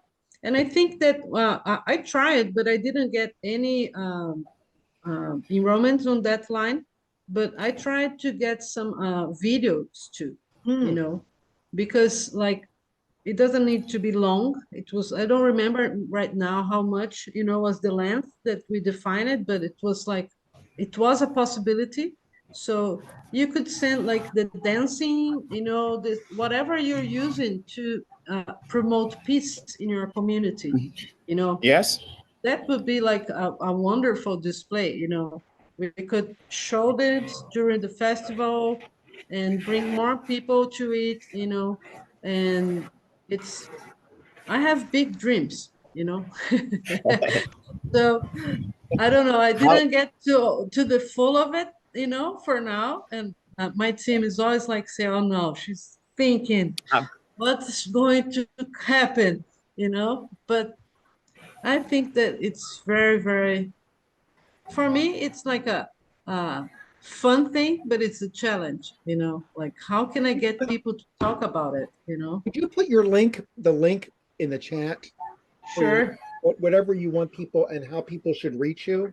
Also, that would really be also so that they can reach you. I think this is just wonderful. And there are many articles and even our program, our peace program education there, you know, with pictures of our students, the dynamics and everything. So if you explore the magazine, you're going to see, you know, even articles I wrote now about the Israeli and Palestinians, and, you know, because I feel that I have to express myself, and I have this wonderful team that helps me to put this, because I'm not a very technological person, but I'm, you know, doing my best to improve it. But it's always very, very happy, you know, when people get in touch with us and bring their contribution, you know. So feel free to write to me in my email, or, you know, explore the magazine. If you have any question, you can just get in touch with me. Thank you, Regina. That's wonderful. We'll give a round of applause. So you know how to reach Regina. I think once again, we just don't think about always be in one lane. We have to think about different ways in which people can articulate their pain. If everyone could, maybe if you can turn your mic off, that's great. And articulating their vision, what their hopes are. I mean, art is what I am having and what I hope for, right? Yeah. And transition is really important. So it is 12 noon, at least in Washington, D.C. It's 12 noon. I don't know where it is where you are. So we're going to take a break. I'm going to stick around though. And then in about 10 minutes or so, Naomi's going to come back and introduce Michael Collins, and then he will be calling all peace builders. That'll go from 12:15 to 1 Eastern time. I always have to put in the time because I know we're multiple time zones right now. So if you want to step out for a few minutes, grab some lunch or dinner or breakfast, or where you are, I'll stick around if people want to chat for a few minutes, and then we'll come back formally in 10 minutes or go to the next session. So thank you all. Okay. Thank you, Regina. Thank Regina, you. you're welcome to stay the rest of the day too, if you'd like. Okay, I'll leave, then I'll come back. Okay. Thank you. Thank you.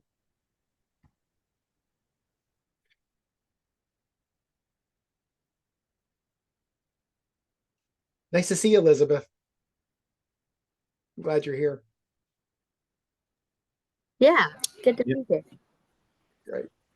How are things in Colorado Springs? Steamboat Springs. Good. It's been getting colder. Oh, really? Yeah. No snow yet? Yes, a little snow, but it doesn't stick the whole day. Okay. And then ski season will start. Yeah. I haven't been to Steamboat Springs. You know, I've been a lot of places in Colorado, but not here. No. Nice to see you, Michael. We will introduce you. Naomi Davis is going to introduce you. So phenomenal. Hello, everyone. Very nice to see you. And you're in New York, Michael? Yes, I am. We're just going to, I'm actually going to step out for a few minutes myself and come back. You can all talk amongst yourself. That's why we do Zoom meetings. So I don't have to be there, but I'm going to put myself on mute and I'm going to step out for about 10 minutes and I'll be back. Phenomenal. Thank you very much, David, and hi, Naomi. So I'll defer to you, and hello, everyone. Yeah, it's break time right now, so thanks for everyone who's here. As David said, grab a snack, breakfast, lunch, or dinner. And if there's any questions that people have or things they want to discuss, you're welcome to share that here, and we'll get started with your presentation, Michael, at 12:15. Phenomenal. Well, one of the things that I'd love to know, I understand some people may not be here, so I can always ask this question a bit later on. But what would be the ratio of faculty versus students that we have online? Because I think that would probably inform some of the conversation today. Great question. David was doing that survey last week, and I believe it was around 50-50, maybe more faculty than students. But on this occasion specifically, so do we know? Perhaps we could have a raise of hands, or maybe we'll do it when the session officially starts. When everyone comes back, I think it's more faculty today, but yeah, can do that. Excellent. Okay. Where are you coming from today? New York. Okay, nice. We're in the same time zone.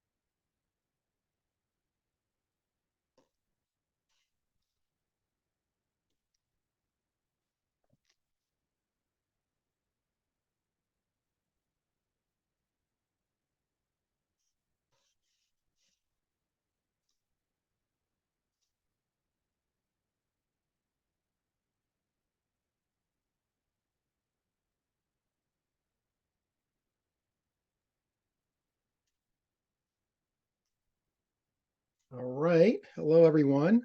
We're about ready to start back. Hey, Naomi. So I've got 12:11.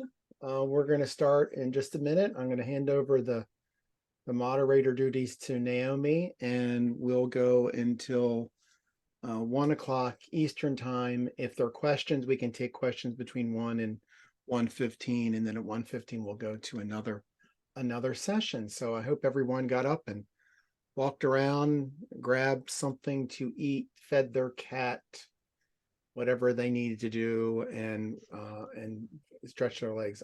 Luckily I'm in this. I have a standing desk, so sometimes I'm going like this or I'm going like this. I just want you to know it's just what you have to do when you're in a standing desk. That's why you're on a standing desk. So I shake a leg a little bit because it's a long time to be sitting, and sitting is not good for your health. That's for sure. So, all right. I'm sorry, Naomi. I was gonna say, have you seen the it's not quite a treadmill, but just like the walking pads that Yes, I have seen that. I have seen that. I've thought about that, but then I'd be like this all day, right? You'd see that. Yeah.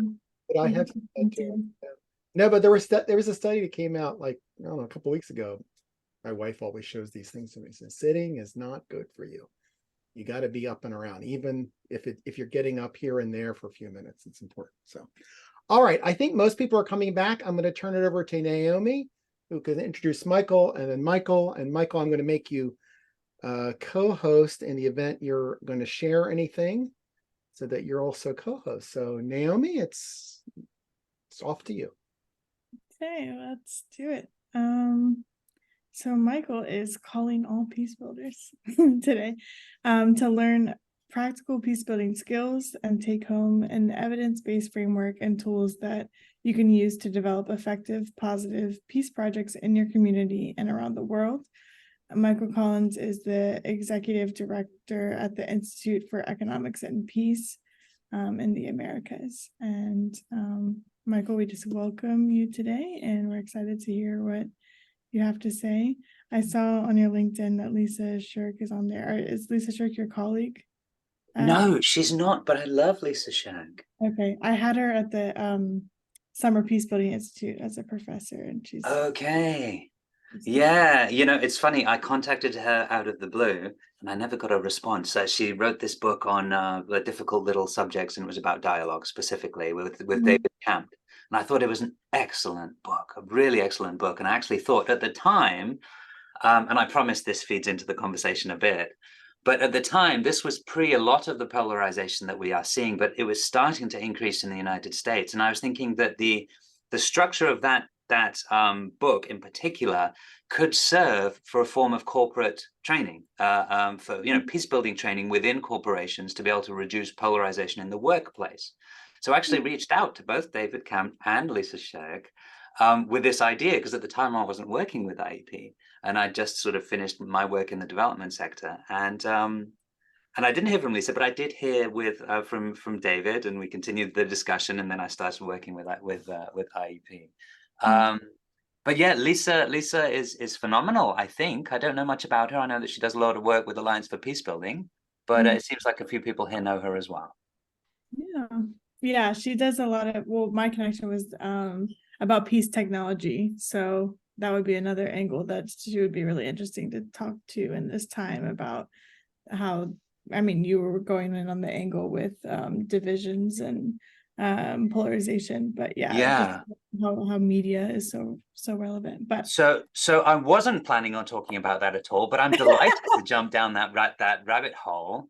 And we can definitely freewheel. I mean, one of the things I'd love to be able to do is maybe get sort of a read of the room in terms of how many faculty we have versus how many students that we have, because probably then I'd take it either one way or the other. I get the sense that there may be more faculty.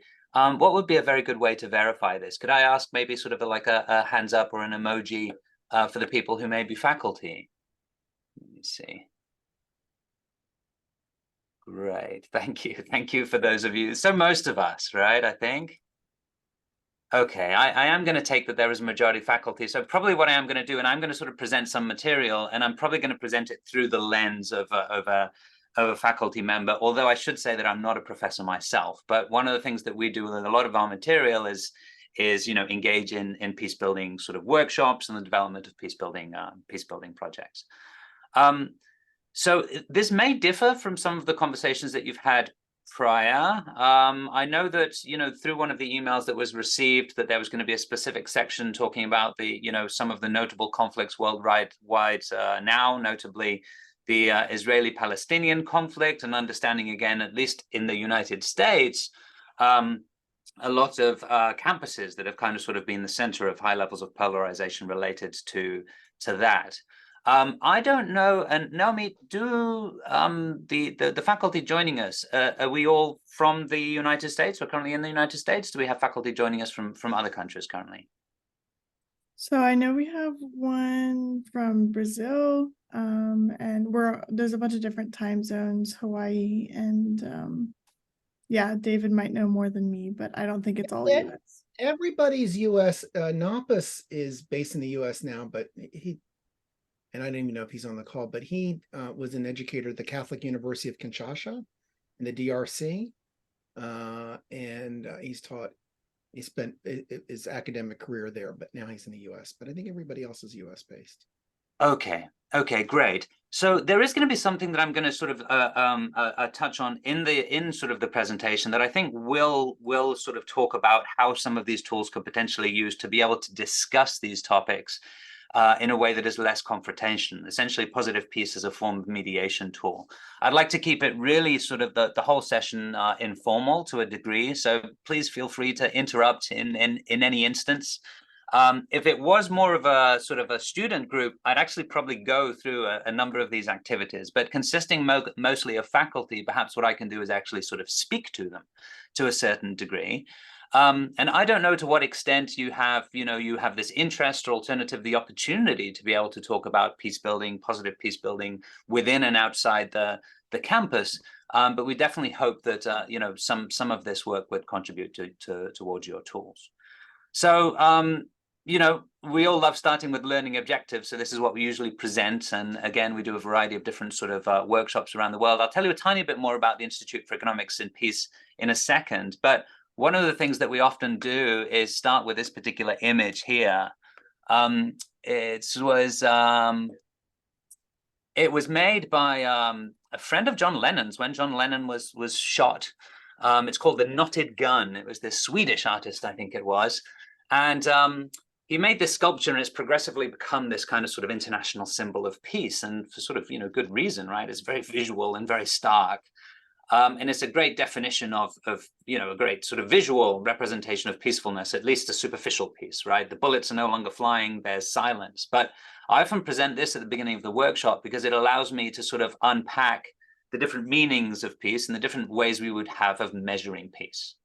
So, the silence and the lack of bullets is a good initial measurement of peace. But what I often do is I ask students to extend the analogy a bit and to imagine for a moment that we actually physically wanted to knot a gun right? That we had some form of revolver like this, and we wanted to knock the barrel in this way. What would be some of the sort of the tools that that we need? You know, and someone mentions, oh, you know, well, we're going to need some heat. Yes, we're going to need some heat, and we're going to need some fuel, and we're going to need, you know, some kind of sort of, you know, vice, right, to hold it, and some bending tools and mechanism and so on. Maybe we need some safety gloves. And, you know, I make the point that, yes, we're probably going to need some friends to come around and help us. And I use that to kind of sort of make the point that when we think about peace, when we think about measuring peace, it's a lot more than what immediately meets the eye, right? There's a whole environment that needs to be in place for peace to be able to be created and sustained. And there's a whole lot of tools that are necessary, essentially, to be able to build peace over time. So in terms of the Institute, what we're dedicated to as a think tank is to shift the world's focus to peace as a positive, tangible, and achievable measure of human well-being and progress. You know, peace is often thought about something very sort of philosophical or moral or conceptual. We approach it from a very quantitative perspective. Some of you may be familiar with the work of the Institute. I'm not entirely sure. I know David is, of course. We produced the Global Peace Index, which is a measure of peacefulness covering 163 countries around the world. It's enabled us to be able to develop quite a following, which we're extremely thankful for. And open up offices around the world. And thankfully, again, we collaborate frequently with different multilateral organizations, and our research is used in universities around the world. There's a variety of different kind of sort of reports that we now have on our main website that are all freely available for the public, including detailed analytical statistical research. Our website is called Vision of Humanity. What you see, that's our public portal right here in the middle. It's sort of in a nutshell, what we try and do as an institute is to respond to these two questions, the ones that you see in front of you here. Number one, what are the world's most peaceful countries? And number two, what do they have in common? Question number one is what we try and resolve through the Global Peace Index. So there's a variety of different indicators. It's always very difficult to measure things across the world, especially when you're trying to cover as you know, more than 160 countries in this particular case. The superficial way of measuring peacefulness, at least initially, is the one that we were talking about before, right? Low levels of homicide, low levels of crime, low levels of terrorism, low levels of incarceration, for example, lower levels of militarization to a degree as well. We see that as symptomatic. If a country is kind of highly militarized, it's either because it has you know, aggressive ambitions, or alternatively feels that it needs a military to be able to defend itself. Now, the definition that we use initially for peace, at least, is the absence of violence or fear of violence. So all of these indicators that you see here aim to get at that. And these are indicators that are available globally. So for those of you who may not be familiar with the work of the Institute, what do you think are some of the world's most peaceful countries based on some of these measures that we see in front of us here? Feel free to throw it into the chat, or alternatively, just to shout it out. What do you think?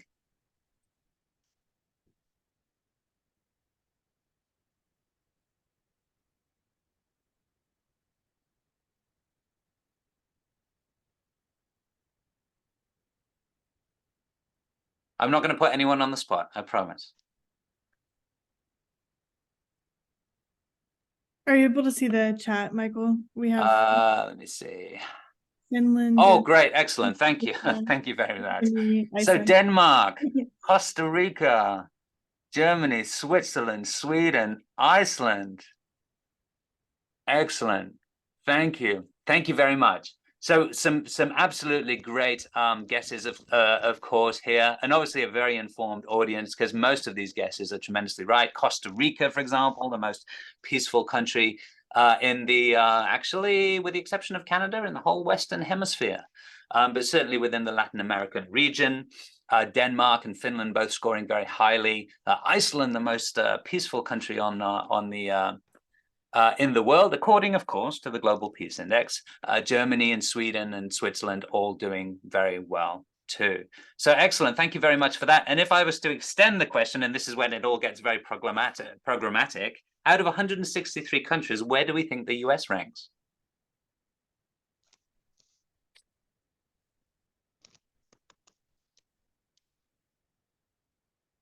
$110th, 50, 121. There's more pessimism in the room than optimism.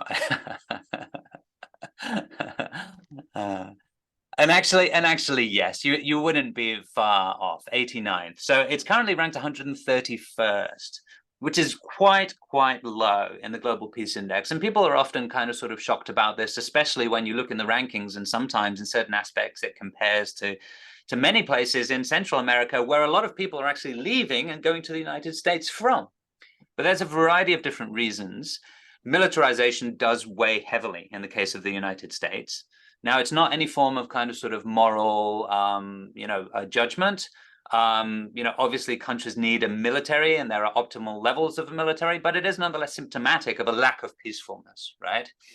Of that absence of violence, or at least a fear of violence. Then it's also got very high levels of homicide, one of the highest levels of incarceration rate in the world, relatively high levels of violent crime to a degree. So all of these things kind of sort of come together and rank the United States currently low. So just before we sort of delve into the positive peace component, I'm just going to touch on a couple of elements about sort of the core work that we do, because I'd like to hopefully build your trust in what I'm going to be in the peace building framework that I'm going to be showing you later on, which is essentially based on a lot of the analysis that you see here in front of you now.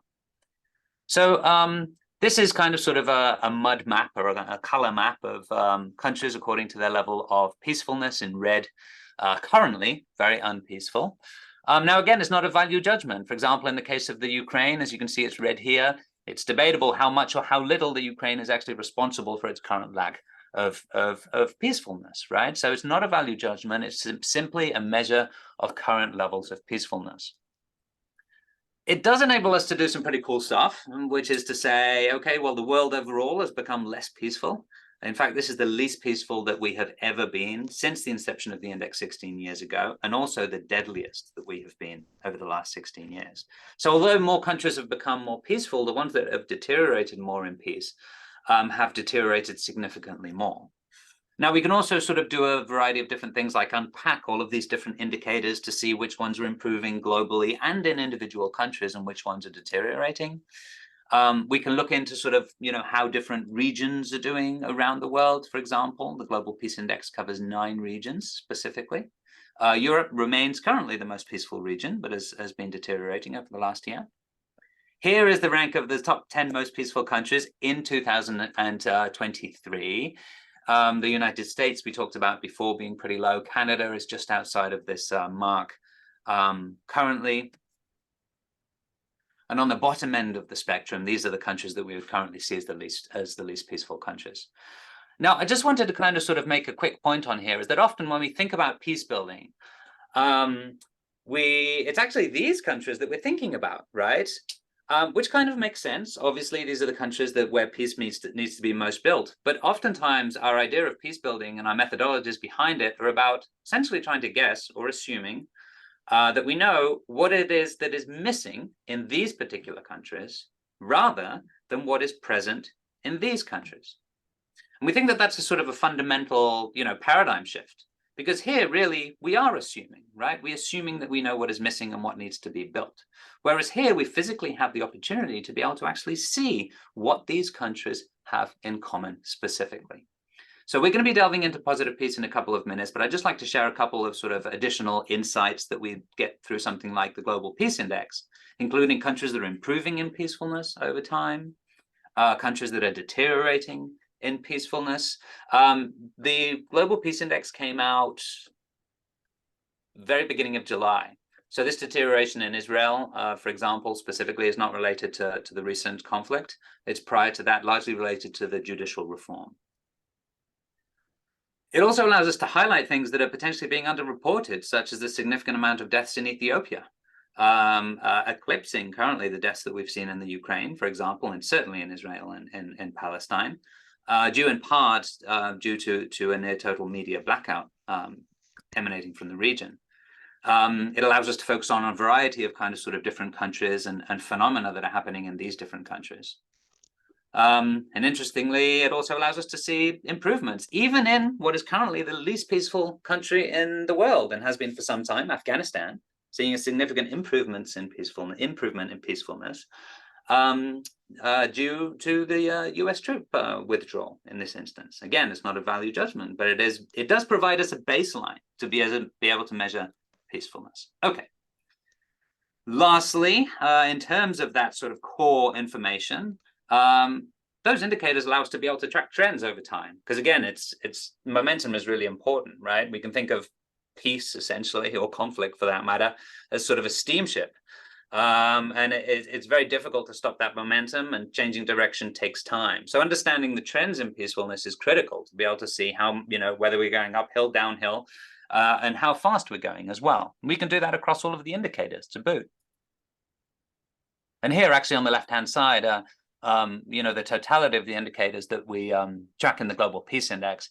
Of course, there's many more indicators and many more forms of violence, but it becomes quite challenging to be able to do that across 163 countries around the world. Oftentimes, not only is there not data, but there's also definitional issues, right? Even between very developed countries. So that can be kind of sort of challenging. So I'm going to skip this one just simply in the interest of time. Going back, and I promise this is going to start to become slightly more interactive. Going back to those two core questions. Number one, what are the most peaceful countries? And I would like to take it, with your permission, as a given, at least, unless I see any major complaints on the... Oh, David, I'm just going to jump into your question. I haven't read it yet, but let's do it. I do have a question about the Peace Index in the example of China and North Korean regimes where human rights are non-existent and certain ethnic minority groups are enslaved, even killed. Not my question, is from someone else, but I apologize. Okay. Crime rates are extremely low due to authoritarian type of government. Would that score well on the Global Peace Index or low on the Global Peace Index? It's a very, very interesting question. So the Global Peace Index does include, for example, state terror. Now that is a qualitative assessment. We try and use quantitative data whenever is possible, but something like state terror is very difficult to quantify. So it's a qualitative, expert-driven analysis. Bear in mind that even in authoritarian regimes, things like measures of militarization count negatively as well. So for example, in the case of North Korea, which is one that you mentioned, that would account negatively as well. It is true to a degree that certain authoritarian regimes may be able to control crime. And again, IEP does not make a value judgment on forms of government, although I will tell you that when we look at the correlations between peacefulness and democracy, democratic societies tend to be more peaceful and authoritarian regimes tend to be less peaceful. So although you may see punctual exceptions in the Global Peace Index, when you look at it across the indicators, the authoritarian countries tend to fall and democratic countries tend to froth up to the top. In the sample of Afghanistan, where death rates have gone down due to the withdrawal of US troops, but laws are put in place where women are banned from education. Yes, absolutely right. So that is the kind of sort of data quirks that you would see, Sunny. In this case, an instance in which a government is not internationally recognized, that is still considered a terrorist organization by many people around the world, but is nonetheless the established authority within Afghanistan. So in this particular instance, that indicator improved significantly and improved enough to be able to actually cause the whole country to improve.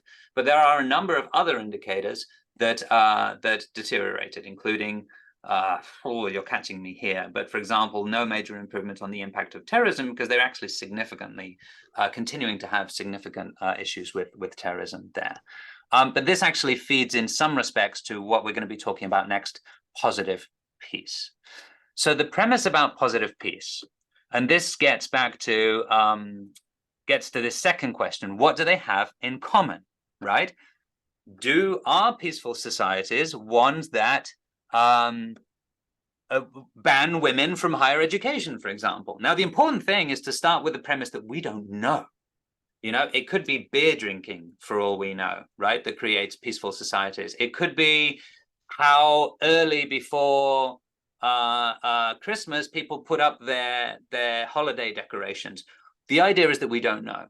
right? That's the premise that we start from. But now that we've been able to sort of develop this ranking of peaceful countries, we can actually run statistical analysis to better understand the underlying socioeconomic and attitudinal and cultural components that are correlated with improvements in peacefulness over time. And not only in an individual country, but across the world as well. So we think that that has intrinsic value because, number one, it starts from a data-driven perspective using the indicators that you see here in front of you. Secondly, it's based largely on mathematical modeling and statistical analysis. And thirdly, it starts from the assumption that we don't know. So we're not placing a moral value. And this really, we find, has served us very well to be able to have conversations, even with authoritarian regimes, to be able to build positive peace. Because again, essentially, if we are going to effectively build positive peace, it's often in places where it is most difficult to build, and potentially in authoritarian regimes. So I promise to answer more questions as we go along, and please don't hesitate, because again, I would love to be able to keep this interactive. So negative peace and positive peace, I'm sure I'm talking to the converted, and I'm sure everyone here is very familiar with those terms. But hopefully they also take on a bit of new meaning now that we've kind of attached this kind of sort of research component to it. So if we think of negative peace, the knotted gun as the absence of violence or fear of violence, good. We've got some generalized indicators there that enable us to be able to see the most peaceful countries in the world. It's a blurry vision. It's not fantastic, but it's got a strong conceptual underpinning, and it's the best that we can do with the data that we have available. Then we have positive peace. The tools in the shed that we need to knot the gun, right? The attitudes, institutions, and structures that create and sustain peacefulness. Rather than thinking what we know it is, we look at it mathematically, statistically. This is what we see. So there are over 500 different indicators that we see share this strong statistical correlation with improvements in peacefulness over time. 500. Now, within these 500, there's a lot of kind of sort of overlapping. There's a lot of kind of sort of core common themes. And again, we're always in search of additional indicators that we can essentially throw at the wall and see if they stick. What we see time and time again, though, is that throughout these indicators, they usually fall within these 8 buckets, which we call the 8 pillars of positive peace. So peaceful countries have a well-functioning government, ensuring the peaceful transition of power, rule of law, and the provision of basic public services, equitable distribution of resources in terms of healthcare, for example, access to education, free flow of information. That's people's access to information, things like internet connectivity, but also the quality of information that they receive. Good relations with neighbors, in the case of neighboring states, between the United States and Mexico, or the United States and Canada, for example. High levels of human capital, right? The educational component critical, but as well as employment, productivity, and personal and professional development both. Acceptance of the rights of others, basic human rights, and tolerance of different ethnic and societal groups within the country. Low levels of corruption, and a sound business environment, both for the large company and for the small. So whenever I do this with students, we actually kind of sort of go into the individual definitions that we use for all of the pillars. And we've got a number of different games that we use to kind of sort of unpack some of these things. In fact, we have a different game for each pillar of positive peace so that they can begin to sort of familiarize themselves. Now, this is the basis for the positive peace framework and everything that we're going to be talking about from now on. Let me just quickly check the chat here for questions. Okay, I don't think we have any questions at the moment, so I'm going to move forward. Now, interestingly, we produced this parallel report to the Global Peace Index using 3 indicators from each pillar that correlate the strongest for each one. So 24 indicators total that enable us to be able to see measures of positive peace around the world. Now we're not talking about negative peace. We're not talking about knotted guns. We're talking about the things that create and sustain peace. And we can physically see it through data now, right? Rather than kind of thinking of it, again, philosophically or morally. We can see what is a country's momentum as it pertains to positive peace, whether it's doing badly, whether it's doing well. What are the particular pillars that are weakest or strongest, for example? Now, one of the benefits of doing this, and one of the times that one of the reasons that we spend so much time on it is because as a peace building nonprofit, we see that not only does this create peacefulness. But of course, it results in a whole other variety of benefits coming from higher levels of peace, right? So for example, statistically, higher per capita income, statistically higher measures of resilience, right? Better responses to things like COVID-19 or natural disasters, economic shocks, for example. Better environmental outcomes, higher measures of well-being, very close correlation with higher measures of well-being, and even a better performance on development goals as well. Now, getting down into the nitty-gritty, we see through this research that all of these pillars are interdependent and interrelated. It's the reason that we have this kind of sort of cobweb structure between these different pillars here. So, you know, when one pillar improves, you would see pillars, you would see a change, some form of change in the other pillars as well. And we see that the countries that become more sustainably peaceful do so by making small changes in all of the pillars simultaneously, rather than any kind of sort of major shift in one of the pillars. And that's kind of sort of critical. And again, it is sort of forms the basis of all of our peace building model from here on. It's very important to understand this as a system, and it's very important to understand that the best long-term impacts are done through small nudges to all of the pillars, rather than a major shift in one. Now, unfortunately, because we are trying to sort of, move a whole system, it is slightly slow moving than a peace agreement or an immediate reconciliation. But bear in mind, for a peace agreement to be successful, or for some parties to come to an agreement, invariably there's going to be a need for them to feel, at least, that these pillars of positive peace in their context and in their situation are being met or are being somehow fulfilled. Which is why we also propose the pillars of positive peace as an effective mediation tool. Now, it is self-reinforcing. As countries become or improve in positive peace, it becomes easier and easier to build positive peace over time. So we talk about virtuous cycles as opposed to vicious cycles. Now, it is also very contextual. So we were very careful in the way that we named the pillars. Again, over 500 indicators were brought together and sort of fall in these buckets. But there's a reason, for example, that we don't, talk very concretely about democracy. We're not pushing values here. We very much want to stick to what the data is telling us. Now, the data also tells us that societal norms and well-functioning government in one place does not mean the same as it would in another. It depends very much on the underlying social norms. So it's not up to IEP to say, well, what is a well-functioning government in this context? Rather, it is the people within that particular social system. So a lot of the work that we do as an institute is to actually work with different municipalities, with governments, with social groups, with civil society organizations, people like Rotary International and World Vision, to be able to help them go through the process of determining in their context what a well-functioning government would constitute and what, in this case, World Vision or Rotary can do to be able to contribute. And more importantly, perhaps, if they do that particular activity, how would that contribute to the other pillars?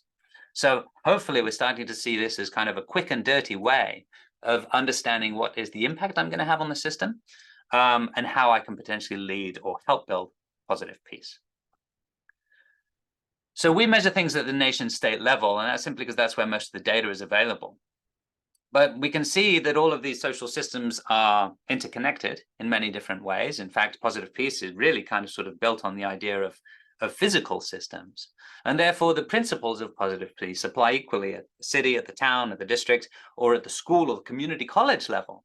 I had a fascinating conversation recently with students from Trinity College in Washington, D.C., and we looked at the campus through the lens of positive peace. And they scored the campus and gave a score to, using each of the pillars to the campus. And then we had an open discussion about what were the strengths of the campus as it pertained to positive peace, what were the weaknesses, and what were the potential activities that could take place to be able to build positive peace and reduce polarization, for example, on the campus. So just to share some examples about how we use positive peace, and then from there, I promise that I'll shut up.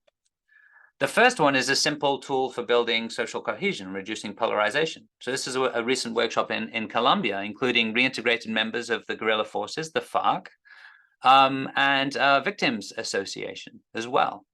Now, you can talk about the conflict, and you need to be very careful when talking about positive peace. I've had two kinds of experiences. One, very positive experiences in which people have said, look, I'm tired of being a victim. I'm tired of us talking about the conflict and who's to blame. We need something that's going to work. We need to think about solutions. Positive peace comes in beautifully at this instance, right? Because people now see, oh, 8 different avenues that we can actually, and people can find joint interests a lot more.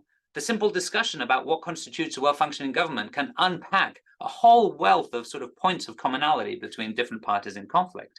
And it also helps reduce the stigma or the polarization related to a specific issue, because now a specific issue does not mean everything. If we fix this issue, it's going to make peace. No, it's never that way. It never has been that way. And that specific issue now is diluted. Not in a bad way, in a positive way. But the point is that, yes, it's just one part of the many other things that need to be put in place. So now there is an opportunity for us all to come together and explore these issues in a more meaningful, comprehensive, and evidence-based way. So this is just some images from the workshop and the different sort of activities that are done through this, that can be done in this case with adults, but of course can be done with students in a variety of different forms as well. Another application would be specific to a project. So this is Rotary, also in Colombia, as it happened, implementing a water project. They'd raised money to build 2 drinking water systems in 2 schools, and wanted to leverage positive peace to be able to understand the systemic impact that that project would have. Lo and behold, when they asked people a few basic questions with our guidance. Number 1, what pillar do you think this water project would fall into? Perhaps a lot of us would think that it would fall into the equitable distribution of resources pillar. Well, as you can see here, unfortunately, it's in Spanish, the spread was quite varied. So it's interesting already from the get-go, right? Which is, hey, this water project actually has the opportunity to be able to positively impact all of these different pillars of positive peace. And that's not me saying it or Rotary saying it, that is the community saying it. And then number 2, when the question was asked, how do you think that this project would impact the other pillars of positive peace? There was a whole variety of answers that led Rotary to understand the many things that they needed to do to make sure that that project did not lead to increasing conflict within that particular community. Because they'd approach it from a very well-intentioned place. Hey, we're going to give drinking water to kids, without realizing that actually in the past, the availability of water had been a significant point of tension and conflict within the community. So by giving water to a specific subgroup within that community, it was creating significant issues. So there are currently ongoing conversations to talk about who's going to use what water and when and how, and what will community access look like, resulting, we hope, in a project that's not only going to be more effective, because now it's more systemic in nature, but is going to result in higher levels of positive peace. One last example, this is actually at a slightly larger scale, in this case, a city in Mexico, in which they're leveraging the pillars of positive peace to be able to better understand the impact of their various social programs, and to be able to strengthen those progressively to be more systemic in nature too. One of the end activities that can actually be extended significantly with students that we do is, if I were mayor, what would I do? Choose a specific activity that you feel particularly sort of passionate about, but now think about it through the lens of positive peace. How would you change it? What impact do you think this project, whatever it may be, will have on these other pillars? Well-functioning government. Now, not well-functioning government in terms of how it's going to affect Congress or how it's going to affect the US government more broadly, but how it's going to affect governance within the particular social system that I'm trying to address. If I want to develop an initiative in a university campus, for example, well, what are all of the moving pieces that I need to consider? Who do I need to bring on board to be able to make sure that this has a positive systemic impact? We'd like to propose the pillars of positive peace as the tool to be able to do that. So I think that, I'm going to skip past this because I'd love to be able to get into the discussion. And Naomi, you had a question here. Maybe I'll just show these extra 2 slides just so that then we can fully open up. The points that I often make to students is it's useful to be able to have something like the pillars of positive peace and that kind of framework in the back of your mind, because oftentimes we think that things are linear. If we reduce this, then that will happen. And of course, in a system, that's never the case. Is it low levels of corruption that then improves the well-functioning government, that improves free flow of information? Or is it the free flow of information that then lowers levels of corruption and improves well-functioning government? Or alternatively, the other way, right? If corruption increases, does it reduce the free flow of information, for example, freedom of the press? And is the knock-on effect of that a deterioration in the strength of the institutions? It's very complex. It's practically impossible to unpack. So looking at it from a linear perspective does not provide us the solutions that we need. Looking at it from a systemic perspective, but also without getting too complicated, right? Because you can spend years doing systemic mapping of all kinds of complexity. But if we can have a quick and dirty go-to, we feel that that can be very useful. And again, just to reiterate the point about the if I were a mayor exercise that we do, thinking of any individual pillar and the impact that it has on the other pillars is a very sound way, and sound and simple way of going about systemic project development. So I'm going to stop the share there and open up the chat, and I really look forward to questions, comments, concerns, and feedback. Thank you so much, Michael. That was fascinating. Any of y'all are welcome to just unmute and share your question. There's only 20 of us, so feel free to do that. You can drop your question in the chat, and if you want it to be anonymous, you can message me directly. I do have a question in the chat, Michael, but I'm happy to get to other people's questions first. Is there, well, I'll deal with your one, if I can, of course. Is there research on what the journey to peace looks like? Does it get worse before it gets better, or does worse usually mean it will still get worse? Well, it's funny. It's not funny. It's heartbreaking. But, you know, one of the age-old adages is that the best place to look for conflict or to predict conflict is where conflict is currently happening. And that is true, right? It's difficult to be able to break out of these vicious cycles. And there is a reason why authoritarian regimes continue to succeed to a degree. So when you have a society, and we see this again through the data, with high levels of violent conflict, rule of law, and low levels of corruption, which surprisingly, as it pertains to the population, is quite high on an authoritarian regime because of the rule of law component, are critical at the early stages, right, in a country with high levels of conflict. Now, why don't we reiterate this point more? Well, because the other pillars always play a role, and the other pillars become progressively more important as that sort of cycle changes, right? As that steamboat starts to move. Does it get worse before it gets better? Yes. I mean, there's always a tipping point, and it's difficult to determine. Right now, the prognosis is not fantastic, locally or globally, for that matter. The United States, measures of positive peace are still very high. We still have a lot of resilience. There is a reason why within 48 hours after January 6th, we were able to return to a semblance of normality, where there were, 3 coups in countries during the same week because they had lower measures of resilience. But positive peace has been deteriorating in the United States for the last 12 years. Lastly, in El Salvador, I have yet to meet a Salvadorian who does not approve of Nayib Bukele. And I've asked every single one that I've met that exact same question, and I've never had anyone have any concerns. And the question has always been because he provides security. We can now go out on the street. I mean, this may be unfathomable, especially to rights-based organizations.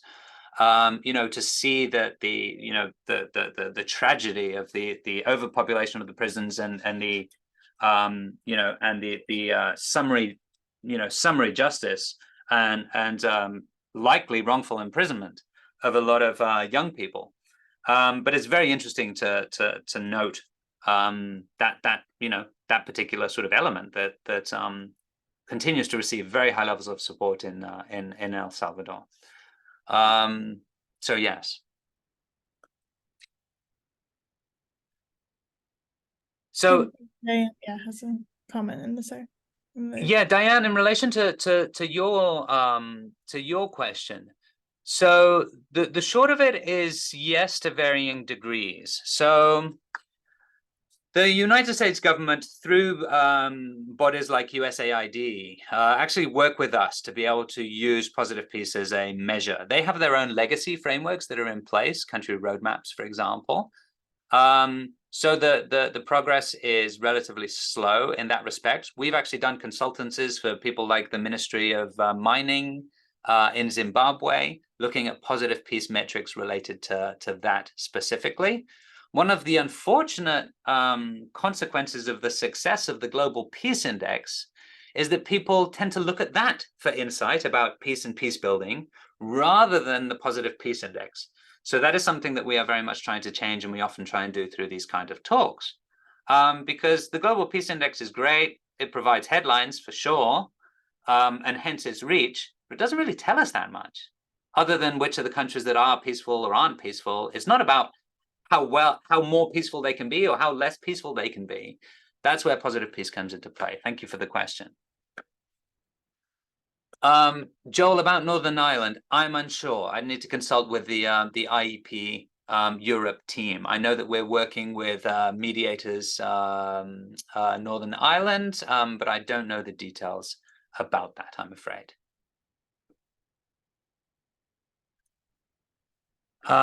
Sunny says, I did not realize how much influence the US has on Central or South American countries until I visited them. Do you think it's beneficial or harmful for US government intervention? Oof. Do you want to know my institutional position or my personal one? Look, we're a small group, and you know, it doesn't need to be Chatham House rules, and I'm happy to share my personal opinion. And again, this isn't a value judgment, but time and time again, when we try and interfere in other societies, we invariably don't have.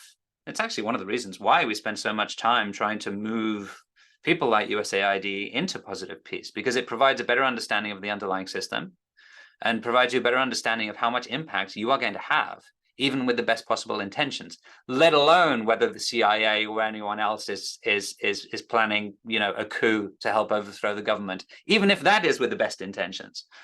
So that is always a challenge, and always has been a challenge, and you know, led or was indirectly responsible for a lot of the conflicts that we have seen in Central America and South America. Has had, you know, we've seen Afghanistan, we see the Israeli-Palestinian conflict.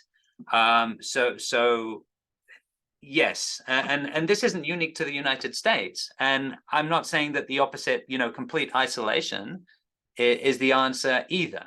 But definitely intervening and not fully understanding the consequences or likely impact of our actions definitely has a negative effect. And I don't think that the US government is immune from that.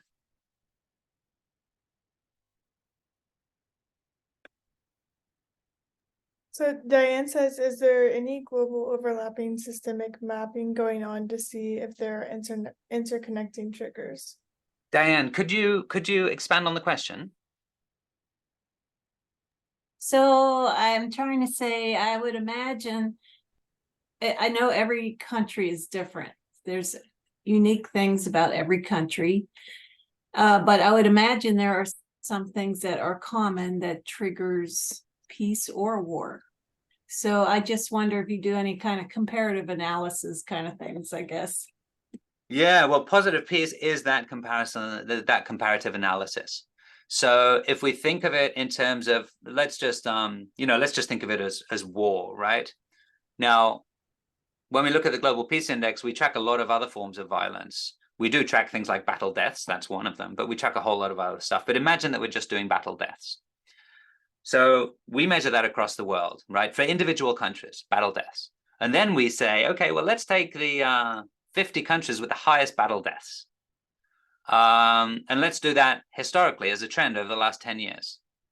Then we run our statistical analysis against as many indices and data sets that we can get our hands on. And it's that enables us to be able to understand those factors there. So the specific tipping point, which I think that is perhaps what you're referring to, is very difficult to unpack. We do try and do that through our positive peace research, and I definitely recommend that particular report. So there's something called a positive peace deficit and surplus model that we created, and it's based on a country's ranking #1 in the Global Peace Index and then in the Positive Peace Index. The idea is that you can have a country level of a current level of peacefulness. Let me take Equatorial Guinea, tiny country, middle of Africa on the left-hand side, right next to the coast. They can't remember their exact ranking, but maybe they're 60th on the Global Peace Index. But if you look at the positive peace metrics, again, statistically related to a deterioration in peacefulness over time, it's significantly lower. It's currently ranked, I can't remember, I'm going to get it wrong, but let's say it's 90th or 100 in the positive peace index. That means that the country currently has a level of peacefulness that it cannot sustain. And there's going to be a likely deterioration in peacefulness over coming years. Now, it's very difficult to point to an individual country, although I just did it. And we often talk about buckets of countries. And we say, look, within this country, within all of these countries that have a positive peace deficit, 80% of those are going to deteriorate significantly in peacefulness in the next 10 years.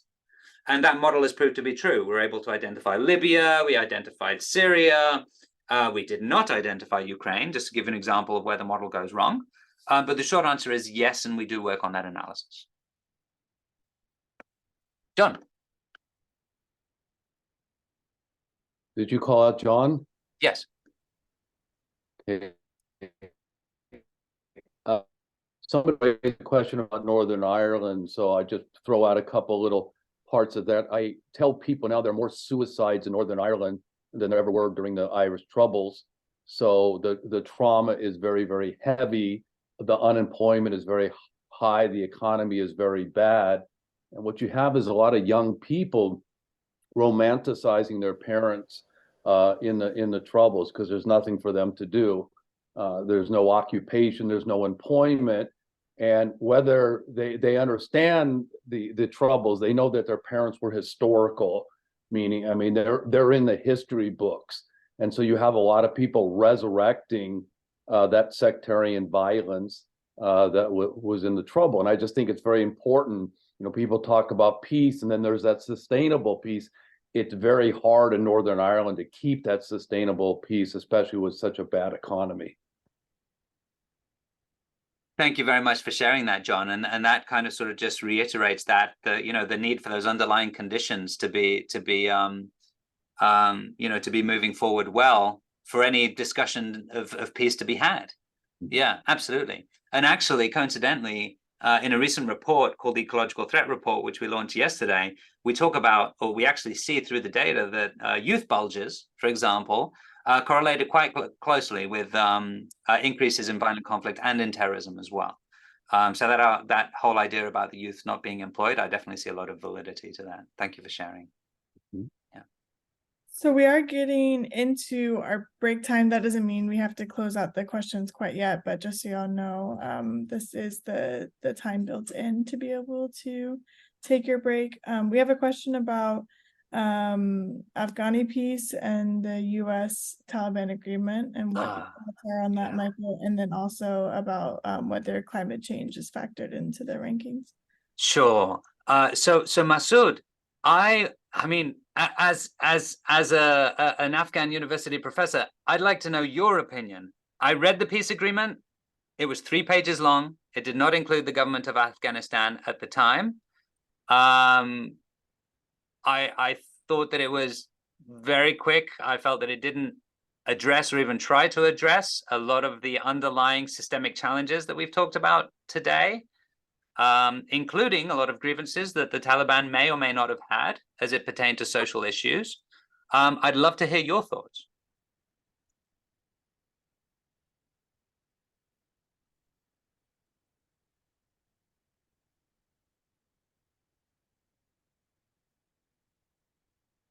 Maybe we don't have a good enough connection for that. Masood, maybe you want to type up your thoughts in the chat, and then Michael, you can go on to the next. questions? So yes, Diane and then Obi, I see that you've lifted your hand. So Diane, what I'd love to refer you to is the report that we launched the 4th edition of yesterday, which is the Ecological Threat Report.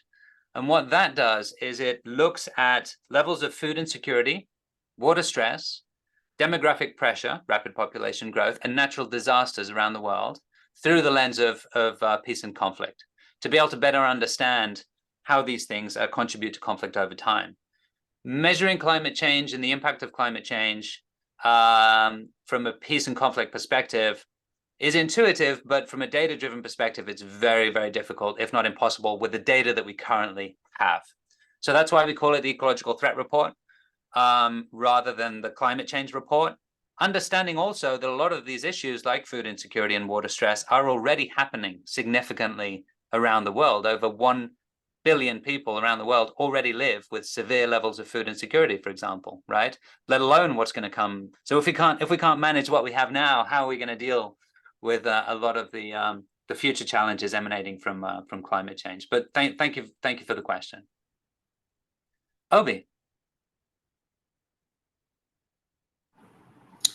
Yeah.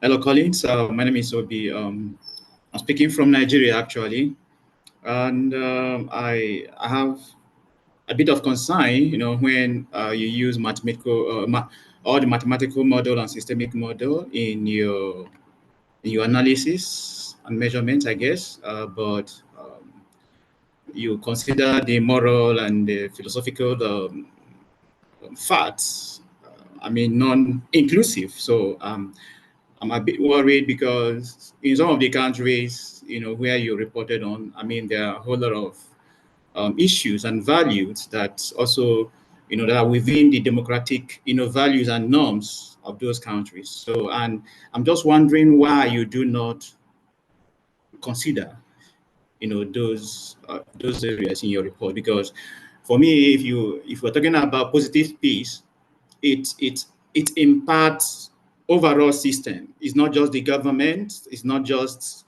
the private sector. It's not just the defense. It's overall system inclusive. So I just want to hear your opinion. And it's a wonderful presidential, but I'm just concerned with those areas. Yeah, absolutely, Obi. So to clarify, and I'm not sure if I don't think we're talking cross purposes.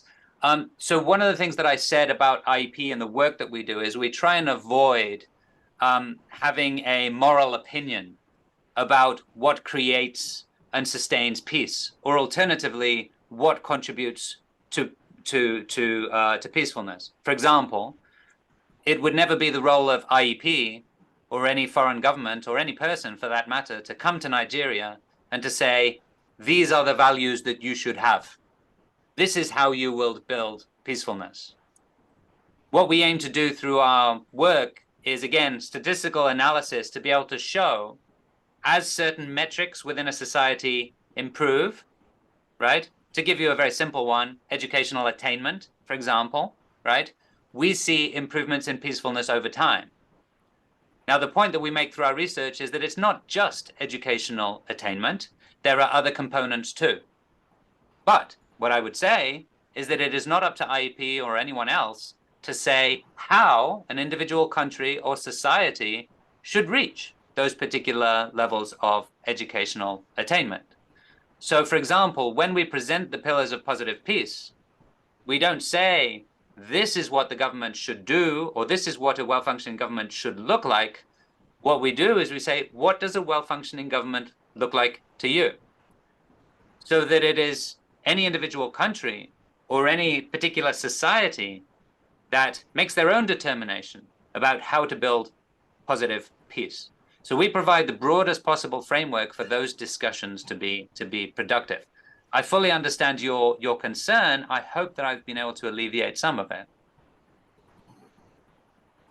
Yeah, thank you, Collins. Yeah, I'm also like, do you research? Do you reach out to the institutions of government, or you also engage, some private citizens to also get a balanced, maybe research-based, information from what you do?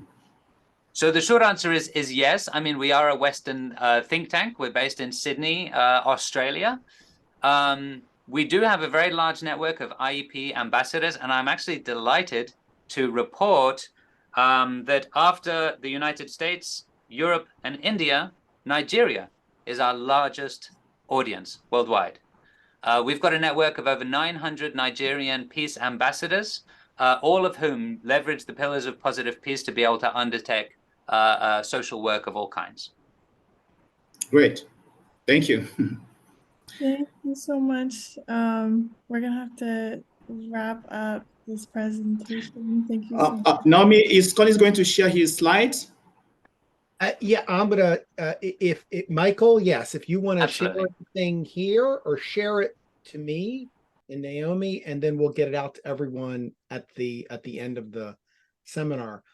Thank you, Naomi, for facilitating. Thank you, Michael. Michael, if you want to put any contact information in the chat, you're welcome. Absolutely, I'd be delighted. I'll do that right I am now. so pleased that Michael comes back every year, and we always have a discussion of with the Institute for Economics and Peace. You know, one of the things we've always struggled over the years is the quantification of peace.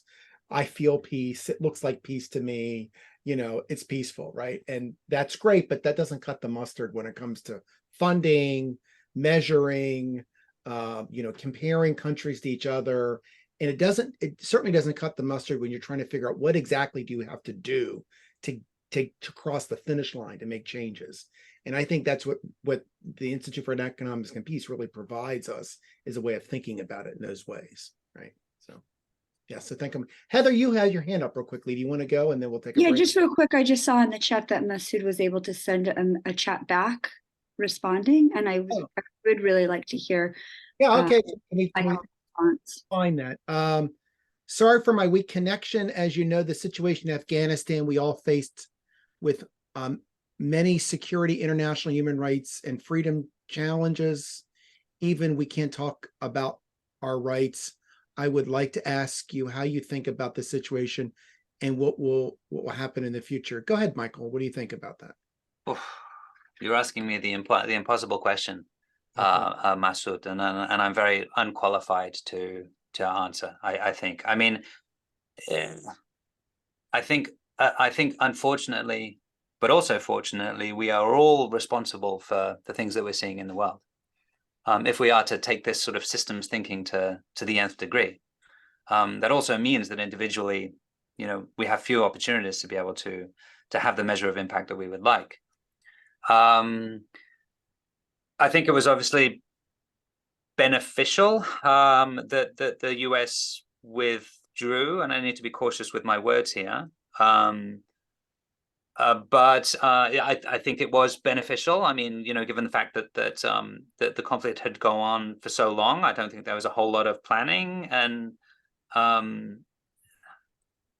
you know, when there was the UN peacekeeping mission, and I promise I'm not pivoting here, but it's just to share an example. When there was a UN peacekeeping mission in Haiti, and I was there both before and after that, it provided a great measure of security initially. But during that whole period of time, there was only a modicum of efforts to be able to sort of help support the institutions and some of these underlying positive peace factors, right? That invariably are the ones that create sustained peace over time. And when the US peacekeeping force left, essentially the country collapsed because the time had not been spent strengthening those institutions. One of the immediate impacts that I saw, for example, which one may not even think of, is the massive impact that it had on the hospitality industry. So imagine in a very small country, 20,000 troops with their families spending a whole lot of, you know, kind of sort of Western money, right? Well-paid jobs in a low-income country, suddenly disappearing overnight. The hospitality industry was devastated with all of the knock-on effects that then supposes. Now, you wouldn't think about that as a peacekeeping institution, perhaps, right? Or as a peacekeeping force. But unfortunately, those are the things that we do need to consider. So whenever we do decide to intervene, if at all, it needs to be with that. So going back to the response to your question, Masood, I don't know, and unfortunately, I'm not qualified. But that consideration about how do we internationally as a society, or alternatively internally within Afghanistan, or even a question for the Taliban, help create and build positive peace, reflecting on the different activities that we can do in each of these pillars, incorporating, of course, civil society to the degree that they can lead on these issues. Thank you, Michael. We'll have to leave it there. I know there's a lot of time we could spend talking about Afghanistan.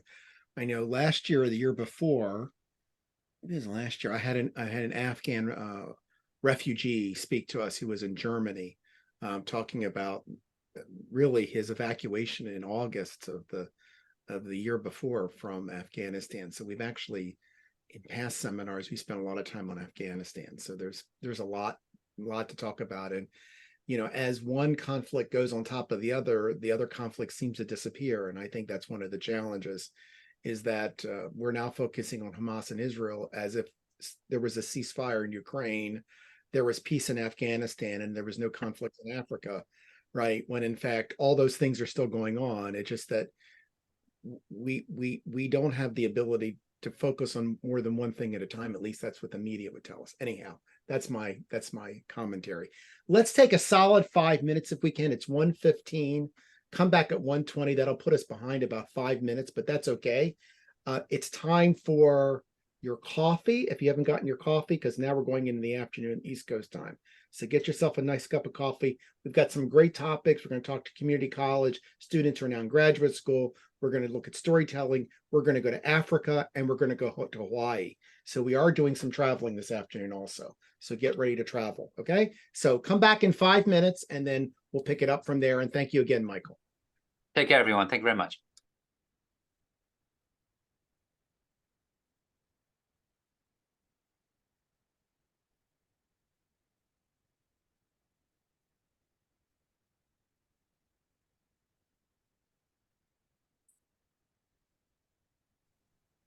Mr. Haas, John?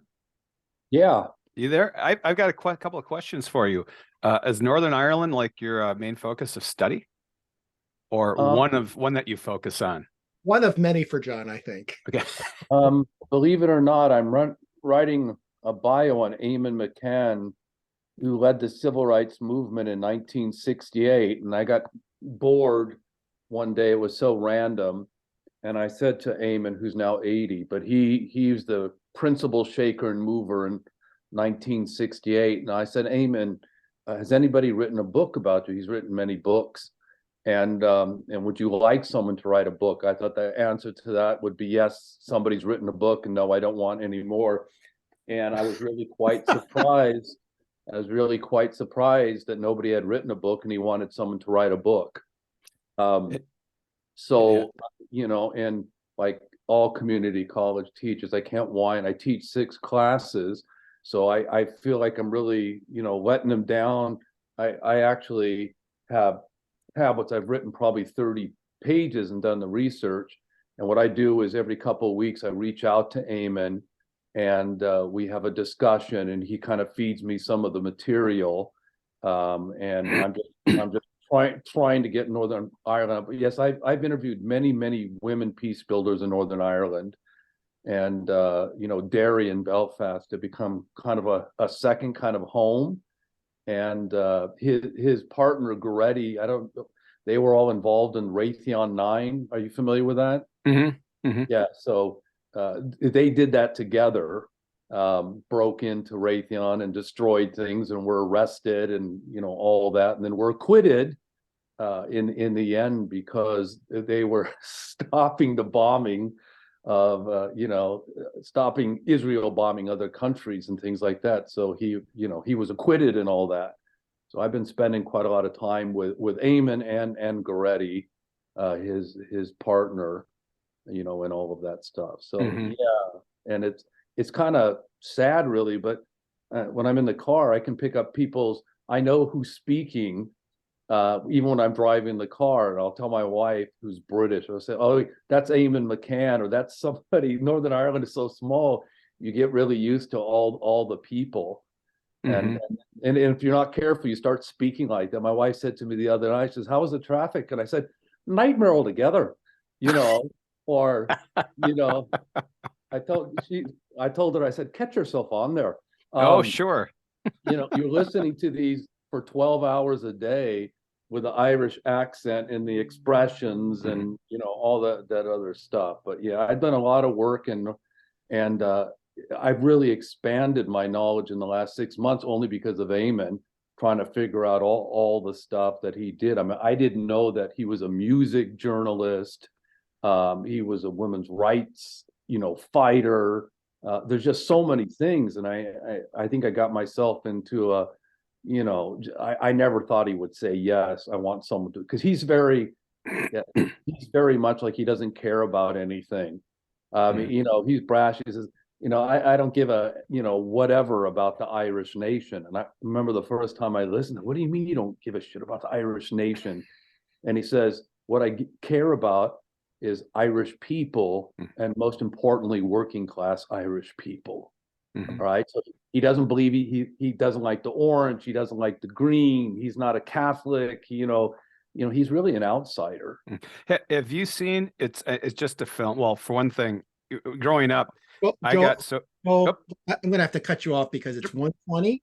I know. You can actually chat with each other, but I want to keep on schedule, and I love the conversation, but I'm gonna move it on if we can, because we're already behind. But Joel, go ahead and chat with John directly, because that's why we're in meetings and not in webinars, so that you guys can communicate. So I'm going to welcome everybody back. We're going to start back in a little over a minute or so. Myra and Samantha, if you could open your screens or your video, that'd be great. Myra, are you there? Okay. Samantha. Yes. And Myra, are you there? Giving her a second to come back.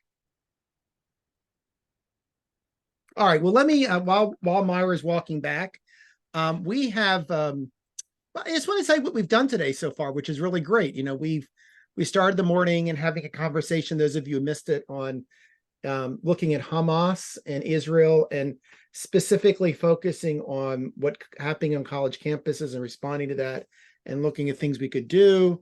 We had a little short presentation by the Global Affairs Fellowship at Meridian House for community college students. I know some of you who are faculty and maybe students were interested in that, so you reach out to them. Then we looked at the art of peace building with Regina Proença in Brazil, which was really fascinating. And then Michael Collins, who comes every year from the Institute of Economics and Peace. Now, because we are a community college audience, and because we want to foster community college students' aspirations for working in peace building and conflict resolution, we really wanted to spend a few minutes talking with, and it's going to be more of, I'm going to ask questions and a little bit of that, talking to at least two students, one of which is mine, one of which has not become mine yet, but I end up getting all the students at the Carter School, who are Carter School students, and Naomi is with us also, which is great also. And Myra, Dahgaypaw, and Samantha Tshuma, and Naomi Davis, also I had Naomi today, are all Carter School students or graduates, but they all started in community college. And so we have community college students here, and we teach community college students. And we want to have a little bit of a conversation about how they got to where they are, focusing a bit on what the community college experience was that might have been some of the jet fuel, we'll say, right?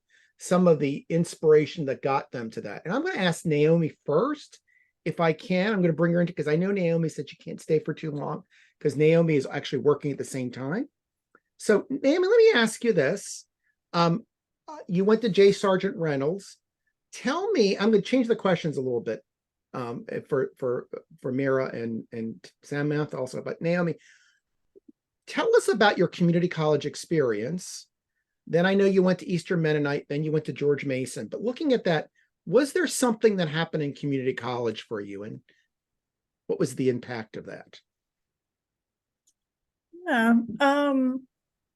So my community college experience was a little bit different than some because I did it fully dual enrollment style. So I graduated at the same time I graduated high school. So I started summer after sophomore year, and it was completely intertwined programs, which I definitely recommend. I don't know how much power y'all have to influence that or support that in your areas, but for me at the time, it was an amazing opportunity, and it was completely free. Now I believe it's like $50 per credit, but still really important because I knew I was going to be paying for my school. So it got me, 2 years of free college. And I remember we did, so I don't think this is an option for just regular style community college, but I was in a cohort of doing this dual enrollment program, and we did a project on the book Blood and Earth. I don't know how popular that book is, but we did it from the lens of psychology, political science, biology, and I think another lens.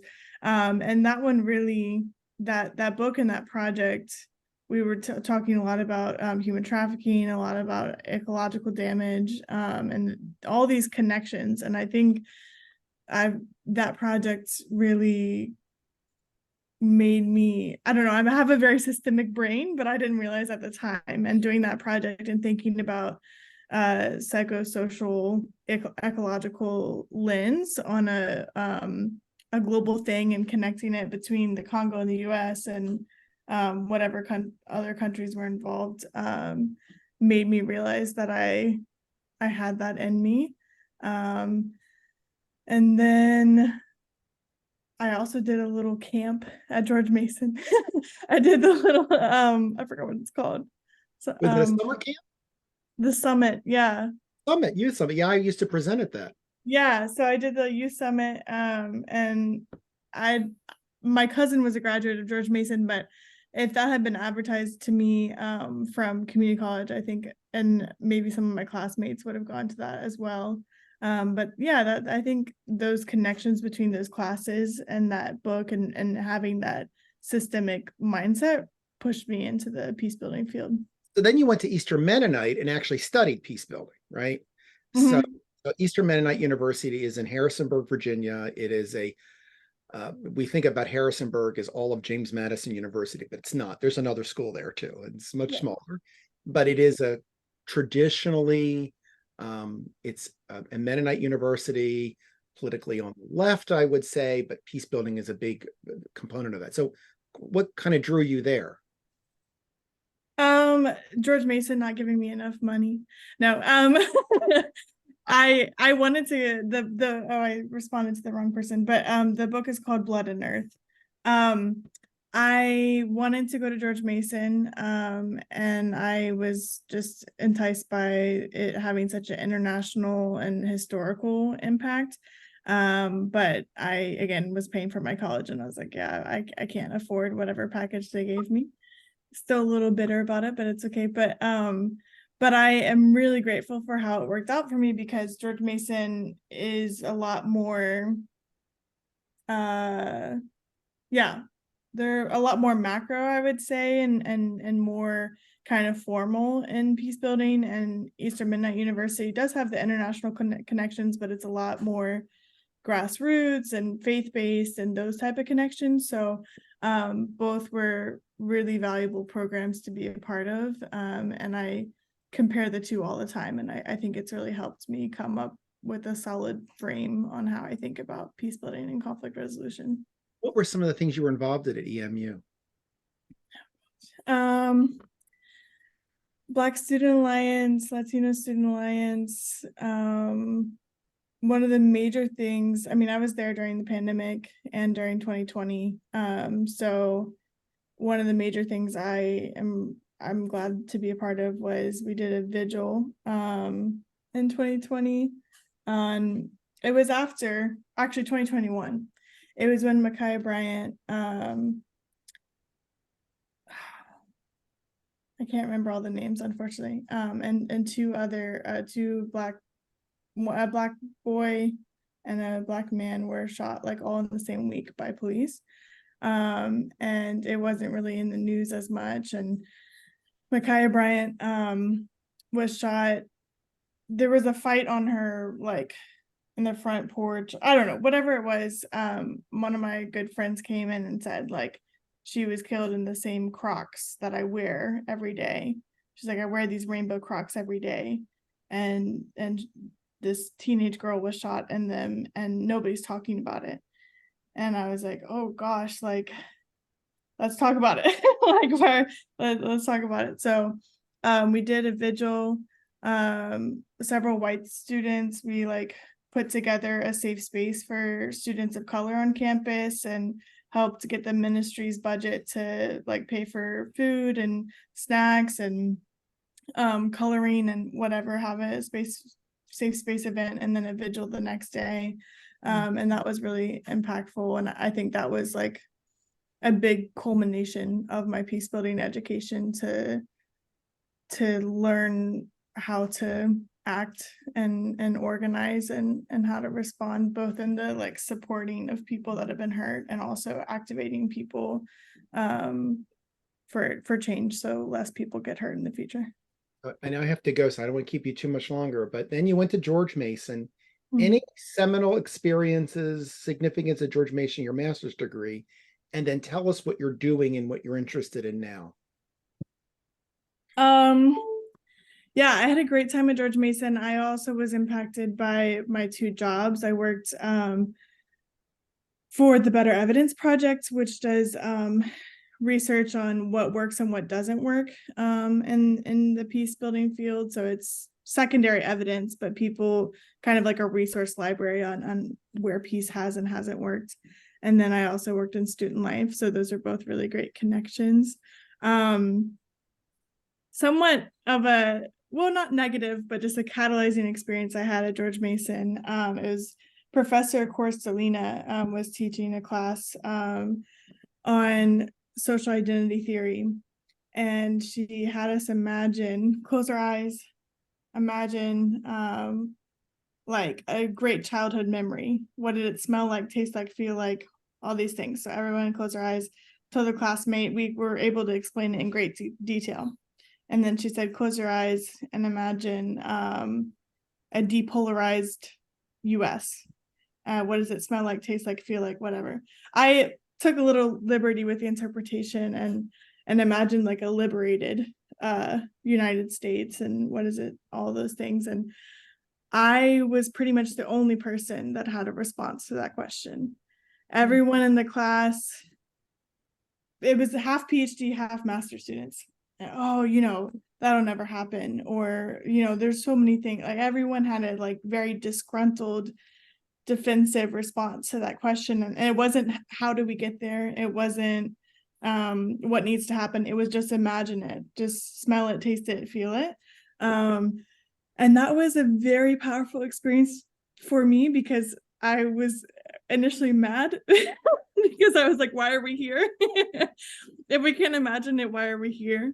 And so I want to do the work of imagining and helping other people's imaginations ignite as well. And that's not to say, obviously George Mason has plenty of students that do imagine and can see the vision very well, but I think that catalyzed me. And now I am working in gender-based violence, but I'm working with men and boys and engaging them to end sexual and intimate partner violence. And I'm doing a needs assessment in Arlington County's government for the well-being of men and boys and how they can get further engaged. So I'm actually next week I'll be launching the surveys and focus groups, and then we'll come up with a strategic plan on whether that looks like having a space that's open 12 hours a day for boys to show up to and share about their feelings, or if there's a social media campaign or whatever creative ideas come from that. But that's what I'm working on now. Little wonder that we have you as a Paul Forge Fellow at the Forge. You do. So thank you. I know you have to go. If you want to stick around, please do. But I know you're kind of going to work back and forth, and we'll take questions at the end. If we'll come back in 20 minutes. If you can't, I understand it. Now I'm going to go to Samantha, and I'm going to kind of do the same thing with Samantha. So tell us, I know you went to Nova, Northern Virginia Community College. Yes. Was there something jet fuel wise, something that took place there? Tell me what it was, and then I'm going to ask you about your experiences from there. So starting at Nova. Yeah. Okay, so I went to Nova, Northern Virginia Community College. I think Samantha, tell us also about your background, because I know you're from overseas, and give the people that context too. Oh, okay. So I'm originally from Zimbabwe, born and raised in Zimbabwe, came to the US. Then before coming to the US, I was at a different school. So when I came to the US, people were just telling me about community college, how it can help you, because I wasn't a native English speaker.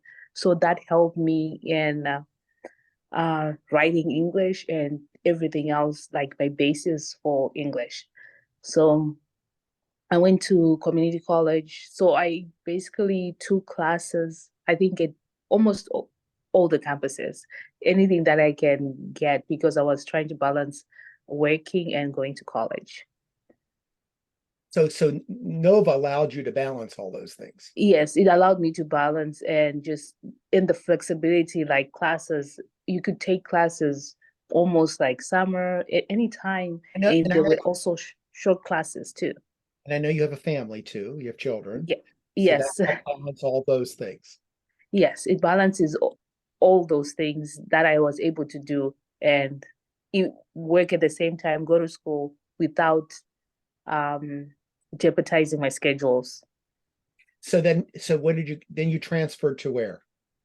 So when I was at Nova, just talking to my professors, so they told me like, oh, if you want to go to Mason, you have to know exactly what you want to do, or even reach out to whatever department that you want to reach out to. So I kept on so I actually came to Mason twice without even not finishing it Nova, to just find out what I can study. Then I always emailed some people, they will always respond to me. That's how I end up transferring from Nova to George Mason. So I finished my Associate of Social Arts at Northern Virginia Community College, then came to George Mason. And so why did you continue then to graduate school? So to graduate school, just researching, like looking like, what do I want to do? Then I saw that there was a program at Mason that they offered. It was a dual master's with social work and conflict resolution. So I was like, okay, I think this. Then I looked like all the stuff that you can acquire, the skill set that you end up having. I was like, oh, this is pretty impressive. So I always kept that in my mind, like, okay, if I finish my bachelor, I'll then apply. So without knowing, time kept on going. I finished my bachelor, then I applied, I got in. So I was like, oh, I'm going to do it. So it was exciting for me. So you're in a dual master's degree program. Yes. A master's in conflict resolution and a master's in social work. Yes. And you have a family. Yes. You're a superwoman. I think you're all superwomen and men. Myra too, for that matter, and Naomi. What's that like, taking two master's degrees at the same time? It's exciting, and it's a lot of work, but it helps because if it's more writing, so that writing helps you regardless in any class. So even if I take from social work classes, from conflict, it keeps on building my skills, because the skills, they are all related. They mesh together in the sense, like, even if some aspects of whatever you're doing, it covers to the other side. So it's a good skill set. What are you interested in? I mean, you're working also. I think you're doing your master's in social worker internship, but is that right? Right? Because you just did an internship with me, and you're doing another internship. Tell me, what are the things you're interested in? So give us a sense of your research or your practice interests.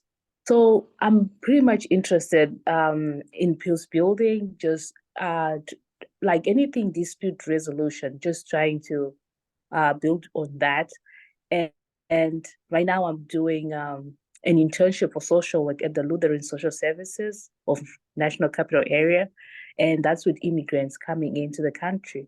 And I'm doing another internship at International Monetary Fund, IMF. So that I'm doing more with dispute resolution, mediating, facilitating, negotiating with them, employees within internal employees. So which is good, because I think what draws me is I took 2 classes at Mason, facilitation and negotiating. So those classes, the simulation that we did in class actually helped me like, oh, we can actually make a difference. And stuff that we're doing that drove me to like, okay, I want to do anything along those lines, either if it's negotiating along that aspect of dispute resolution, either if it's peace building, if it's negotiating, if it's any analysis of conflict, what can be done to resolve certain issues within the conflict. Great. All right, now I'm going to go to Myra, then we'll come back and take questions. So Myra, the same questions. Tell me what happened in, I know you went to community college twice. I think we talked about this. What was going on in community college? I know then you went to Hunter, then you went to George Mason. Tell us a little bit about that journey. Starting in community college. Yeah, and you were also from somewhere, so tell us about that journey too. Thank you. Okay. So my name is Myra Dahgaypaw. I was born as an internally displaced person and then grew up as a refugee in Thailand-Burma border for about, so basically I spent about the life as an IDP and a refugee for about 20 years before I resettled to the US. And so my first destination in the US was Honolulu. Sounds good, right? It sounds like very relaxing. Yeah, I went to Honolulu Community College for about a semester. Very interesting. The first month, I didn't understand a thing. So I literally had to use the tape recorder, recording every classes. And yeah, I think I used the tape recorder pretty much throughout my whole study time. But then you had to take every class twice. No. Some of the well, actually, only 2 classes. If you taped it, have to listen to it again. That's a lot of work. Oh yeah, well, I have to do it because I still do it until now. Actually, I have to go back to all the classes that our professor recorded for us, and then I re-listen to it. And I don't know. I think maybe one is because of my language ability for not getting an opportunity to learn the language when I was a child, or I don't know. Maybe another thing is my learning ability probably might be my capability is lesser than others probably, but it works so at least. So yeah, at Honolulu, it was nice, heaven, but not for me. I just feel like it's so boring. I have nothing to do, nothing that I can do, especially for Burma. So I finally moved to New York, where then I had to start off, of course, another school. So I went to LaGuardia Community College. Well, I think partly for me, the community college was the only option. Coming in as an international student, it was so expensive. So the community college seemed to be somewhat much cheaper than the other universities. So that's all what I can afford. So yeah, working full-time, paying off my school school fees, as well as taking full-time classes at the time because I had to in order to keep my status. And but then the good thing was that Hunter College and LaGuardia Community College, they both are in the group of the CUNY colleges. So when I was done with my 2 years program at LaGuardia Community College, I was able to transfer all the 60 credits to Hunter College. So yeah. And then how did you get to George Mason? Oh, Very interesting. So at LaGuardia Community College, I think the thing that the one thing that I mean, I learned a whole lot of stuff, but one thing that stuck with me and I think at one point influenced me the most is the UN model, because I took the international relations and then we did the UN model, and my professor was from Iraq. And we did sort of like a session where we did a mock UN Security Council. So we split up in groups, and then each group take on different countries, and then we drafted the resolution on Iraq. And then we talk about it. So but at the time I didn't really think about it so much. But then also when I went to Hunter, I also did full-time advocacy on Burma at the UN missions. And that's when I started learning, oh, this is how the resolution come about. Yeah, it started off drafting, and then you have to go to different countries, all the 15 countries, making sure people are agree on the languages and all this stuff. And from the advocacy angle, you wanted to go in and do advocacy on the issues you care about, but also at the same time, making sure you give the languages you wanted to see on the resolution to those countries, especially the like-minded one that will be listening to you. And so taking that experience from school to UN advocacy and now to the US advocacy. So I think that's something that I carry along with, around with me for as long as I've learned. Well, how did I get to why I ended up at George Mason? That is just right behind my backyard, about 15 minutes drop, but it took me a few years. So yeah, after 14 years, graduated from Hunter and doing advocacy for all this time, at least for about, I don't know, almost 15 to 20 years now. And the advocacy was focusing mostly on Burma. Yeah, that's what I'm trying to do.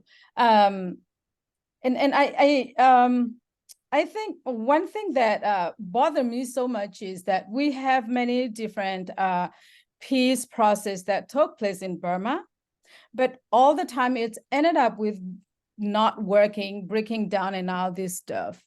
And one thing I also learned is that there is no Burmese person who learn how to do this peace process or peace negotiation or whatever that is. A majority of the time, foreigners come in and do the work for us. And I don't really blame anybody, but probably I might sound like I blame some people.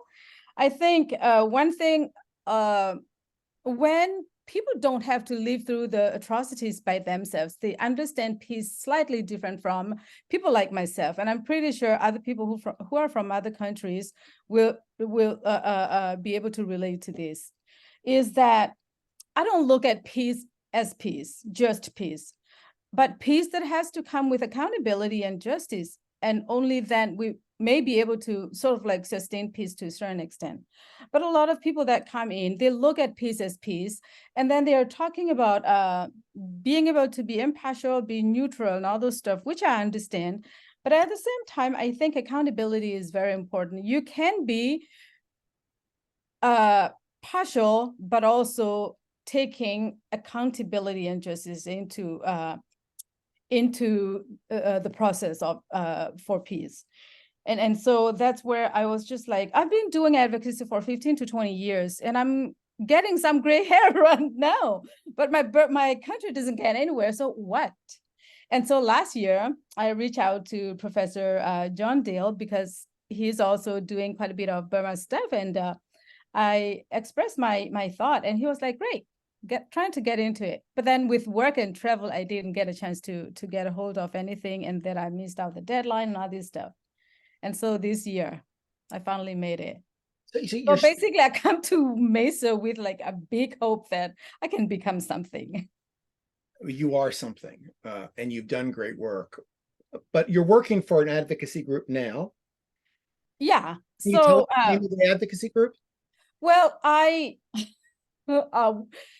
I run an organization called U.S. Campaign for Burma, which is an advocacy group for Burma, but also at the same time working full-time at the Unitarian Universalist Service Committee as senior partnership officers, where we do grant making, and my portfolio focusing on Southeast Asia and Ukraine. Okay, great, thank you. So we have been many places today, and I wasn't sure we were going to spend that much time in Burma, but we did. So now let's go to questions. We've got Samantha, Myra, and even maybe Naomi. I don't know if she's not there.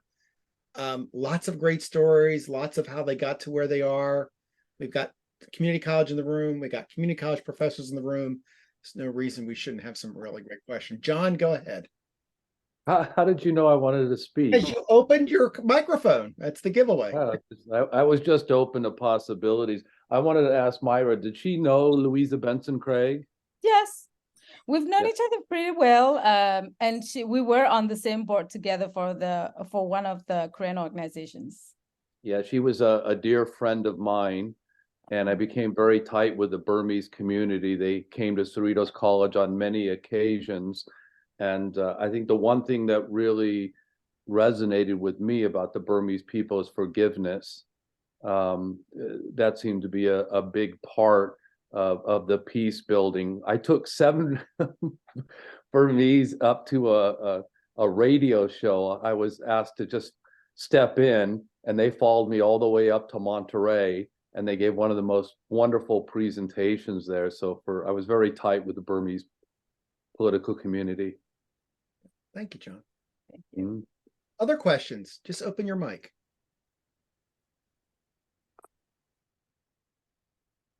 Go ahead, Joel.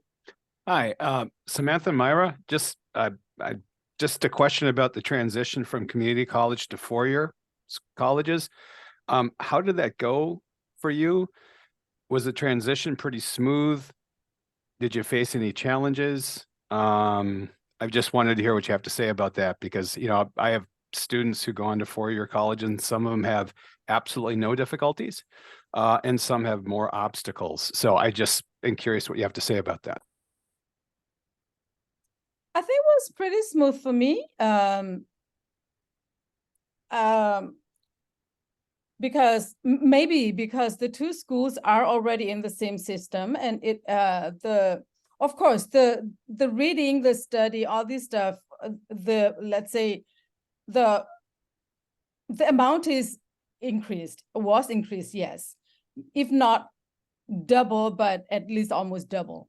But also I think by doing the work and school and having to cope with this all the time also became a sort of like a habit, where it wasn't really something new.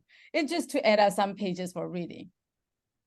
And also writing, yes, the writing also became somewhat bigger, because it was like going from 5 pages to 20 pages. So it was kind of like quite intense. And Naomi's back too. So Samantha, Naomi, I don't know if Naomi, you got the question from Joel. I think it was a good transition, because I think I was ready, and also the basis that I already got helped me, because there's certain people that were just there, the four-year college, they had different challenges than me. So I think it was a smooth transition. Talking about the transition, Naomi, from Between community college. Yeah. Yeah, I mean, I think my experience is going to be different because it was high school to college, basically. But and for that realm of things, I feel like I was better prepared better prepared than the average high school student. So if you're a faculty and you're supporting dual enrollment programs, I think it's pretty strong. Honestly, undergrad was easier for me than my community college program in high school. So yeah, I think they do well to prepare dual enrollment students in my experience. A lot of community colleges have dual enrollment programs. Any other questions? Any other thoughts, ideas? What Naomi, Myra, and Samantha are doing? Questions on Burma?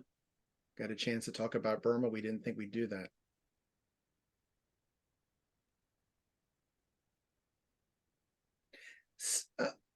So I'm going to ask Myra a question. So you're starting, you just started the Carter School, and you're taking courses part-time, I imagine, with everything else you're doing. Full-time. Well, full-time, you're taking Yeah, courses well, full-time and is it working. full-time or part-time? 6 credits. Yeah, that's like full-time. Yeah, that's full-time in graduate school. Yeah. Okay. So you're doing a lot and you're going to get a degree. What added value do you expect the degree to be to your Burma work? Is it a matter? I mean, let me be honest with you. One of the things we're seeing in Washington, and I'll say this to everybody, is that in Washington, D.C., the master's degree is the new bachelor's degree. So it's really hard in Washington to pursue a career in the international affairs, peacebuilding field without a master's degree. Now, I know this is degree inflation. I know it's problematic, but it is kind of the reality out there. So, you know, students say, well, I'm not a big believer in going to get a master's right after a bachelor's, but I will say you're probably going to have to get a master's eventually. Myra, what do you think? Well, for me, I think the word masters is not the most important at this point in life, but more so the skill set, the understanding, the knowledge is more valuable for me. Because like I said earlier, Burma's civil war has been going on for 70 years, more than 70 years, and it's perceived as the longest civil war in the world. And here, I've been doing advocacy for about 20 years. And you would think that, well, I can change my talking point from worse to the better. No, my talking point has to be changed all the time accordingly to what's going on the ground. And the situation is deteriorating further and further. And so, for instance, like before we would use the word conflict or armed conflict, and now you have to start using the word protracted armed conflict. Yeah. Or before we use the word situation, now you use the word crisis. Or otherwise, yeah, I can go on and on, a whole bunch of lists. So I think what I come in with this, come back to school at this time for this program, because I see some benefit that I can gain from the program by knowing and learning about this piece and analysis and all this stuff. And maybe at one point, hopefully, if there's another peace process going on in Burma, I wanted to be a part of it. I wanted to contribute, and I wanted to making sure people understand what they need to understand. One side is to help those who are coming in to help us out to understand the root cause of the issue so that we help in a better manner. But also on the other hand, helping people understand, learning, teaching people about peace education and how to go about. So yeah, I mean, part of it, what you're suggesting is just a fluency. I mean, I think when we get to that master's degree level, part of it is a fluency in the language, in the nomenclature, in the concepts and the models that are important to considering. In a place where there's so many starts and stops in Burma, things have not been successful. You want to get a handle on what hasn't worked in the past so that you're not repeating what hasn't worked. And then you get an understanding of what possibly could work. Naupess, did you have a question? I think you raised your hand and now you're off. Okay, maybe Naupess has a question. Samantha, I want to ask you. Yes. Oh, good. Yes. You had a question. Go ahead. Yes, I have. I was impressed by what both Samantha and Myra said, and I was wondering, are they still in community college or no? they said? They're both master's degree students at George Mason. Yes, that's because I think I missed something from it. They are very impressive. That's nice. Thank you. Samantha, so I'm going to ask you, you're going to graduate eventually with 2 degrees, 2 master's degrees.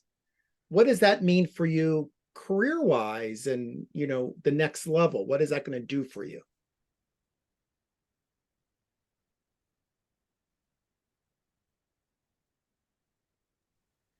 So for me, career-wise, it means I'm more equipped with more skills that even, let's say, because for the social work, it's more about human behavior, everything that's going on. At Kara School, I'm learning how I can make a change in any conflict or any situation. So that will tie in the sense like, okay, I know I'm dealing with people, so how can I approach people in a more humanistic way to face their needs that can help with whatever resolution that we need to do. So I think career-wise, I see myself making some change. I don't know where, but just either it's community-based in the sense like to encourage people like in whatever situation is going on, if it's facilitating an event or negotiating whatever situation, mediating, or just being able to contribute somewhere to make some positive change. That's where I don't know what the title will be for the career, but I know I'll be somewhere doing something. You know, the most popular dual degree we have at George Mason is the master's and the social work. There is a large cohort of students that take that approach, and it's really the interpersonal with kind of the conflict, which can be the meso macro, and bringing that all together, which I think is just fascinating. And whenever I have social work students in my classes, I always just get a slightly different perspective on the humanization of conflict. Often students speak about conflict in terms of the numbers or the strategies or the models. And my social work students will say, now let's talk about the people. Let's talk about the humanity of it and how that's affecting them individually. And so I think that's one thing that I hear being brought all the time. So any final questions, or we're going to take a few-minute break. Why don't we take a break? If anybody's got any more questions for Samantha and Myra, you can just go ahead and ask it now. If not, we'll come back about 13 minutes. I'll be 13 after 2 Eastern. I'm going to introduce Allison. Tripp, we're going to really look at storytelling after that. If you want to step up, and like I said, you may need a cup of coffee now. So get your cup of coffee, get up and walk around, come back in 13 minutes. I'll stick around if people want to chat a bit. Thank you, Myra and Samantha. And I know Naomi left, but thank you both for contributing. And you're welcome to stay in the rest of the afternoon too. Thank you, David.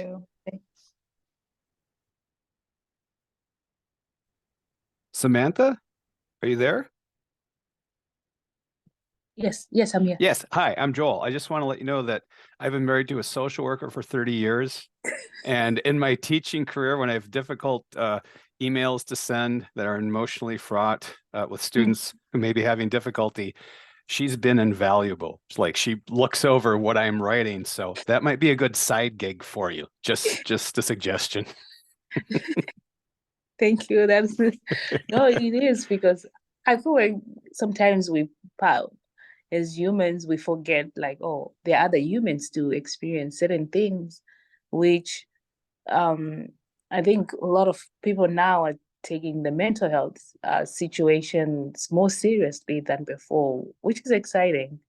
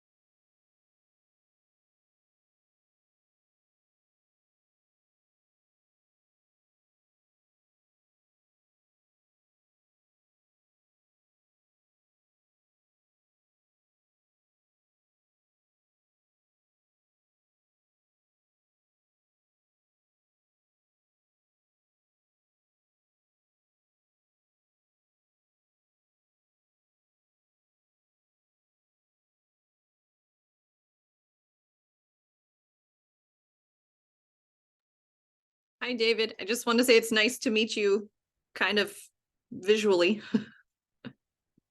You're muted. It's nice to meet you too, Allison. I think was it so you know Fran Farah. How do you know Fran? We both did the EPIC fellowship through Stanford University last year. So I was going to talk just briefly about that. Sure. There may be some people who want to apply to that in the future. Fran is on a southern trip visiting historic Black monuments and sites right now. I don't know if she's with her students or if she's with her family. She emailed me this morning and said she's going to be here. She's somewhere in Alabama or somewhere on some study trip. Yeah, I don't know. Maybe. Yeah, I'm not sure if she's with her students either. I thought she was on sabbatical this year. Yeah, that's why she's on the, so maybe it's on her, maybe it's herself that's on the trip. Yeah, she does a lot of work.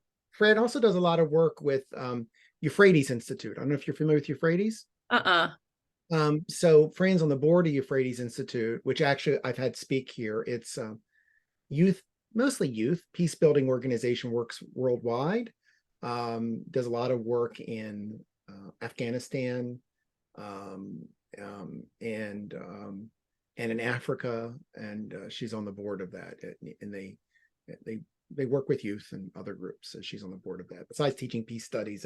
Yeah, actually, she did. I went to one of the forums that she was co-hosting for that, where they had some individuals who were refugees that were living in Berlin, and they were talking about their lives. They're all Afghan. Many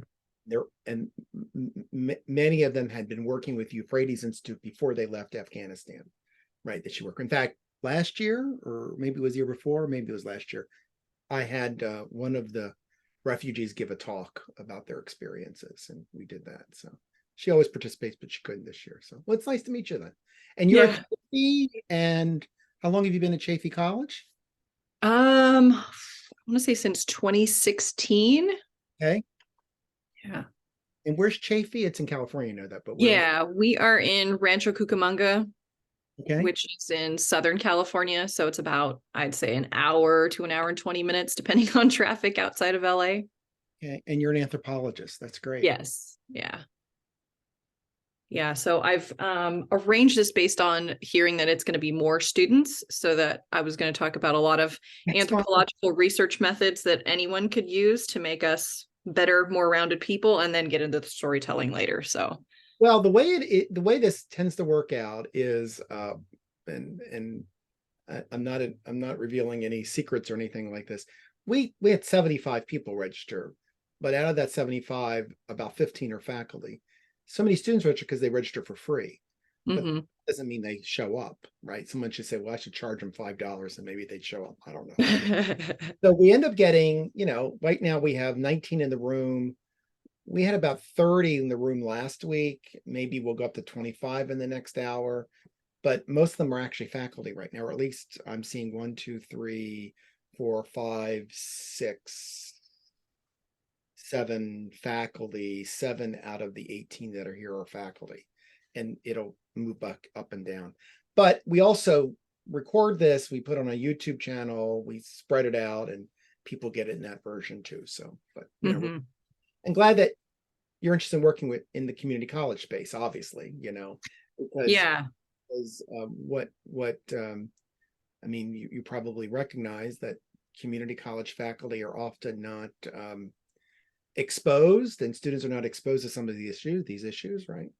And just if you saw the end of the previous panel, I'm always into, you started in community college, where are you now, kind of a thing, and creating that pathway, for students in community colleges. So it's always an interesting conversation. Yeah. And sometimes we have even more diverse viewpoints, because we have students that are dual enrollment, and then we have students that are coming back that are retired, just taking classes for fun. We have veterans, we have single parents, so sometimes we have just really, really diverse viewpoints. Yeah. Really great. And the stories of how they're just superhuman, a lot of students, because they're Mhm. managing family and jobs and whatever, and they're taking classes 3 nights a week, and you just have to admire them, and they're working so hard to get where they are. And I mean, I don't know if Myra is here, but she's an example. I mean, so many of our community college students start off as refugees, migrants, displaced, right? That's how they got to, and they go to community college to learn English, just like Myra went to community college in Hawaii. They don't go to community college to learn peace. They just learn to learn English, right? And just to be able to, and then they latch onto other things while they're there. It's only community colleges that provide that gateway in the United States, right? Mhm.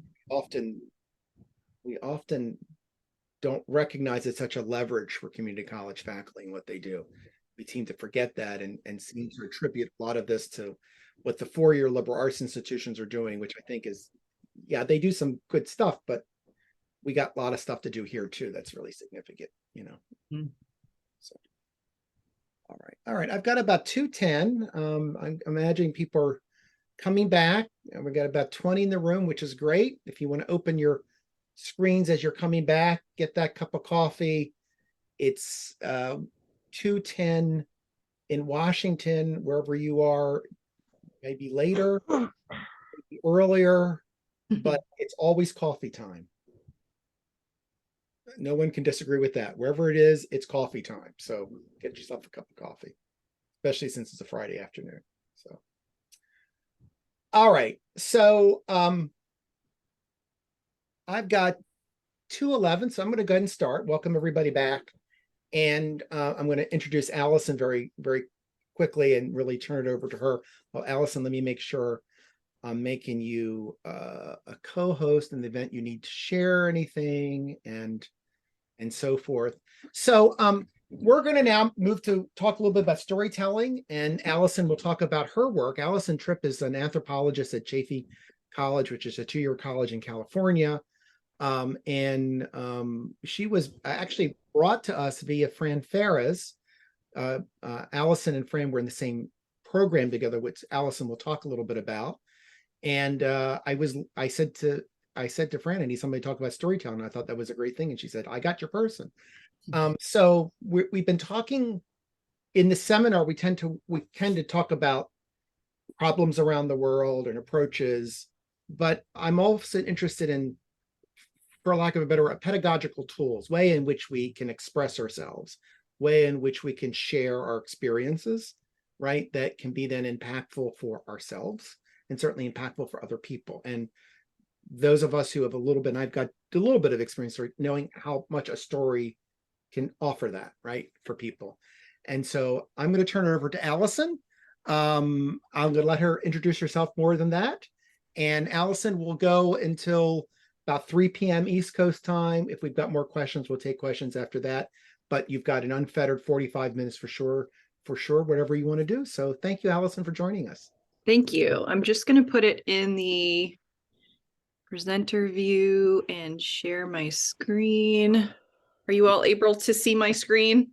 Yes, excellent. Perfect. I practiced before so that I can make sure that I was highlighting everything right. So again, thank you for the introduction and the invitation, David. I'm Allison Tripp. I'm an anthropology professor from Chaffey College. So I have a few major goals with this. I want to talk about anthropological research methods that we can all use regardless of your background, your age, and also I'm going to give you some of these research methods that can be used in the classroom in order to help us to expand our worldview, to develop more empathy and compassion, and lastly, to help us to develop meaningful connections with individuals from all backgrounds. Now, I'm not trying to be like Kylie Jenner here and offer a can of Pepsi and assume that this is going to create world peace and solve all problems. But I do think that what I'm going to talk about today are really valuable ways for breaking down some of the ways that the media, for instance, can turn people against each other. So before I get into the talk, I wanted to do a relatively brief 8-minute icebreaker. So I'll read this out and then I will pause and let you all reread it yourself if you need to. And then I would love to have a couple people share out their responses. So the questions I have here are, think about one person in your life who has passed away. If you could have a conversation with them about their lived experiences, who would you want to talk with and what would you want to ask them? So I'll give you a minute or so to reread and think about that. And then I'd love to hear some responses.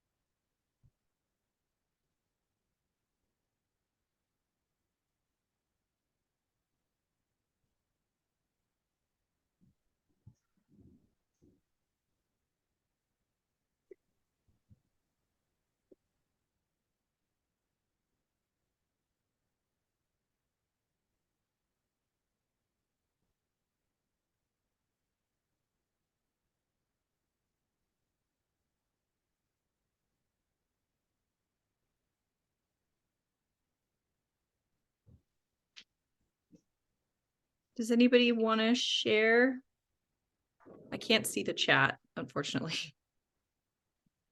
But if you want to raise your hand or unmute yourself. I'll share. Thank you. Hi, yeah, my name is Kathy Frost. And I would love to have a conversation with my paternal grandmother. I would love to ask her how she would parent differently if she could, if she had the chance, which would reveal, you know, sort of like what she learned over her lifetime about parenting and things like that. I love that. So there's a lot of kind of generational knowledge that you feel like maybe you missed out on that you could be able to have. And that's excellent. Yeah, Thank you. absolutely.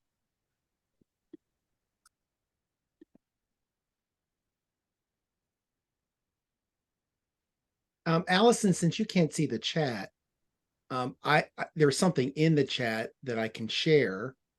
Somebody sent me something. Catherine, can I share what you sent me? I'm assuming that's okay. I think it was just sent to me. I don't know. Was it sent to everybody? I'm not sure. So, okay. Everyone saw what Catherine sent? Okay. All right. Do you see that, Allison? Okay, now I can see it. Yeah. Okay. Okay. You can respond to that if you wanted to. She's passed away.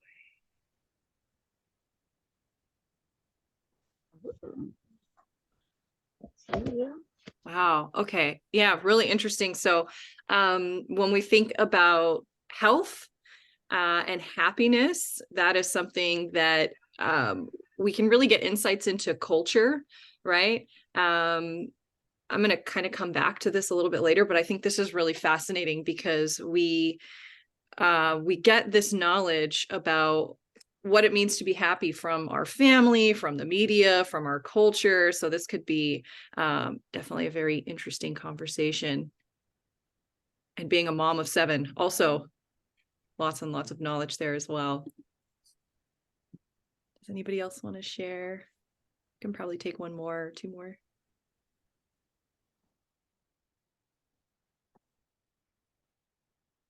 Well, I can share real briefly. I'd also want to have a conversation with my father. And I never really had a chance. My father passed away years ago, of talking to him about living in the Depression. Joel just talked about the Depression too. And my conversations with my father were always in the present context, right? I never did this oral history with him and what was it like to live in the 30s and the Depression in Baltimore and the struggles. And my father was hard scrabble, working lower class family and the choices they had to make. And I never had a chance to do that. Yeah, that could be so illuminating because when we read about the Great Depression, we hear about it maybe through like the Grapes of Wrath or, you know, different types of movies. But when it's coming from a family member, it can be so different. My my dad told me that one time he noticed that his father would always eat bananas when they were just completely black. And he would be like, that's so gross. Why are you eating these bananas when they're completely black? And then he told him, I survived the Great Depression and we had to eat what was available. So that led to some of the kind of eating choices and things that he would do that people outside of that generation wouldn't always understand. Joel also posted about the Depression, if you want to look what he wrote too. Let's see. Grandmother Marie, who died a dozen years before my birth, what it was like raising children during the Great Depression while being married to a part-time bootlegger and carpenter. That sounds fascinating. Yeah, so I think all of these stories are really important because, again, when we learn about things from a historical perspective, we're generally hearing about an event. We are less likely to hear about it through the eyes of individuals who survived those events. And then even if we do, we always have to remember that there are, you know, a million different experiences based on things like class, age, location, religion. So there's different types of things. And this can be really important because it can help to humanize a lot of these events for us. So thank you for sharing. I appreciate all that. Definitely going to be interactive, so I'm going to be calling out for more in the future. But I want to talk about culture. So culture in a very general sense refers to group learned behavior, and it's something that is passed on through observation, participation, and learning. And it's important for us to be knowledgeable about this because culture can influence the way that people behave and interactions that we see. The other important part about this is that culture often provides a framework for what people consider to be quote unquote normal or quote unquote moral. So people have differing ideas about what normal behavior looks like. And I'm not trying to say that culture is static or that it's homogenous, because culture absolutely changes over time as individuals are participating and interacting within a society. So a lot of things that can factor into that in terms of what can cause a culture to change over time could be things like migrations and interactions between new populations, things like new inventions and technology. I mean, we are seeing culture move very, very rapidly right now with the invention of AI, right? The media and legislation, all of these things can lead to kind of cultural change as well as contention within populations. Okay, so I have to bring in a couple more key terms to think about this kind of from a theoretical perspective. So this term ethnocentrism refers to the belief that one's own culture or way of life is normal and natural, and also that you're using your own culture to evaluate and judge the practices and ideals of others. So essentially by doing this, we are using our own culture as a standard and saying that anything that falls outside of that is unnatural and abnormal. And this can be something that happens on a subconscious level that you don't even realize, like something upsets you. So when I'm talking about battling ethnocentrism, it's important to stop and reflect and think about, how did I come to this particular position? Why am I upset about this? So actively engaging in reflection and thinking about where did this idea come from, that can help us to realize essentially that there are multiple ways to do things, and that is okay. And also to make space essentially for cultural diversity. Related to this topic of ethnocentrism is othering. So othering refers to the labeling of individuals that are not fitting in with particular norms of the group. So you're basically creating an us versus them mentality.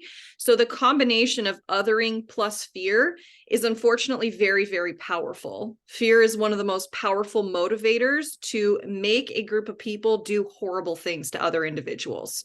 So by saying, these people are different from you and you should fear them, that leads people to sign up and go into war. So there can be very, very dangerous consequences. And we've seen this over and over and over again historically. So that unfortunately has been used to justify acts of war and genocide. One tactic that anthropologists, especially cultural anthropologists and linguistic anthropologists, use is immersion. And immersion, what I'm referring to, is intense contact with a cultural environment that is different from the one that you grew up in. So immersion can look different to different people. This can include things like studying abroad, for instance. In the past, studying abroad really was limited to physically going to another location. But now, in a post-COVID world, there are actually virtual study abroad options. So there's a group that's called Global Brigades, and they have this really amazing program where essentially you are teaching a class and you spend one day teaching your class, and the other day the group meets up with an indigenous population online, and you create a the students create a project, and they have goals that they make in order to improve the lives of those people. So this is an example of how you could integrate studying abroad at that intense connection within the classroom, because as we know, some students are not able to study abroad for a variety of reasons, right? It could be financial, they could be taking care of family members, they could be undocumented immigrants where they're not able to leave. I mean, there could be a variety of ways. So studying abroad in any sense could be one way to essentially get contact with another population and help to kind of change your mindset and outlook. Has anyone here studied abroad? And if so, can anybody share where you went and what you learned? I see there's one in the chat. I wish. I've studied abroad and I've led study abroads. Awesome. Do you want to talk about either experience? Yeah, I led a study abroad to Copenhagen in 2017. I'm on the Global Council at SMC, so we are the ones that create the study abroad programs for the college-wide programs. And when I was a transfer student, I started at a community college myself. When I was a transfer student, I did a 3-week study abroad in the Netherlands and Belgium. Okay. I lived in the Netherlands for a long time. Okay. Would you be comfortable sharing maybe what your students take away from that experience if you've kind of talked with them about it? I'm not quite I don't know if I would give necessarily a very robust answer to that, because it was in 2017 and because it's community college, those students have long since moved on, so to speak. Mm-hmm. But I did keep in touch with a few of them, and it did look as though it kind of ignited further travel within them. This was, for both of the people I'm thinking about, this was their first experience. And I've seen, I've kept in contact with them, and I've seen that they have traveled multiple times since then. It also kind of seemed to bring to life, I teach history, so it seemed to bring to life a lot of things that I had taught on ground. And I could see that kind of mind-blowing moments, and that was great. So it really also connected them, got them excited about the work that they were learning. Yeah, they wanted to then travel and hear about every single place I had ever been to, and it just became, it was like it potentiated them. Mm-hmm. Thank you for sharing. I see, John, you have your hand up. Yeah, I studied at Exeter College in Oxford. My wife is English and from Oxford. I also had a study abroad where I taught in New Zealand, and I think what was very interesting, after I came back from New Zealand, I had live classes, meaning as a history teacher, I used to come in at 2 o'clock in the afternoon on a Monday or Wednesday, and the students in New Zealand were just coming in the next day at 9 o'clock in the morning. And I think one of the moments that I really, really remember, it happened right after 9/11, and there was a lot of discussion, and there was incredible diversity in New Zealand, just like there is at my community college here in California. We had people, of course, from New Zealand, but Japanese, Chinese, people from Egypt, all over. And it was a shock to my students that the students in New Zealand said, we have the greatest empathy for you, for what you guys have gone through 9/11, but get over yourself. This happens all over the world. And my students were just absolutely shocked and offended. And I just think it was one of those great teaching moments out there. So there really was a lot of respect and a great deal of empathy, but it was almost like the people in New Zealand were saying, welcome to the world. This happens all over the world. Yeah, so maybe that moment for them to see things outside of the US media, and because a lot of times we have no clue what's happening in some corners of the world, right? It's like we're seeing the same stories on a loop over and over again. Right. And also we don't think this kind of stuff could happen to America. Mm-hmm. We're isolated, we're immune to those kinds of problems around the world. Great points. Does anybody else want to share? Kathy? Yeah, I run a study abroad program to Romania, and what do the students get out of it? I think they go to Romania thinking that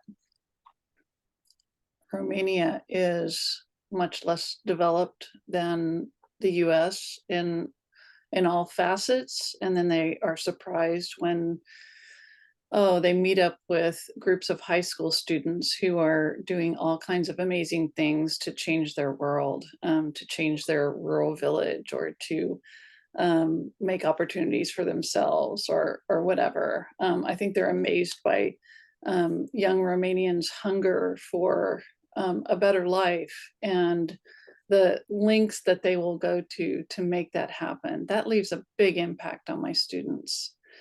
The other thing that we haven't really discussed is the power of just traveling with 12 other people for, a 3 or 4 week period. That in and of itself is a fascinating experience, which we handle from a conflict and peace perspective, because conflict always is generated during that time period. But also just coming to know 12 other people that you otherwise wouldn't know well. And it makes my students come back and want to have more diverse friendships and to get out more and to spread their wings. And I think that's a real benefit to study abroad. And that was a great lead-in to one of the points that I have, is that by forming genuine connections and friendships with people who are different from us, that can be so powerful for our students and for ourselves, because then you are starting to see things through the eyes of the individual rather than through a media representation, which we know can either be outdated in some cases, it could be completely biased. So having that knowledge gives them with like, oh, I know Maria, so I know that things are not like that. Like we've had this discussion. So I think that can be really powerful. Excellent. Did anybody else have anything to share? Or should I move on to my next slide? Goodness, it's frozen. Hold on.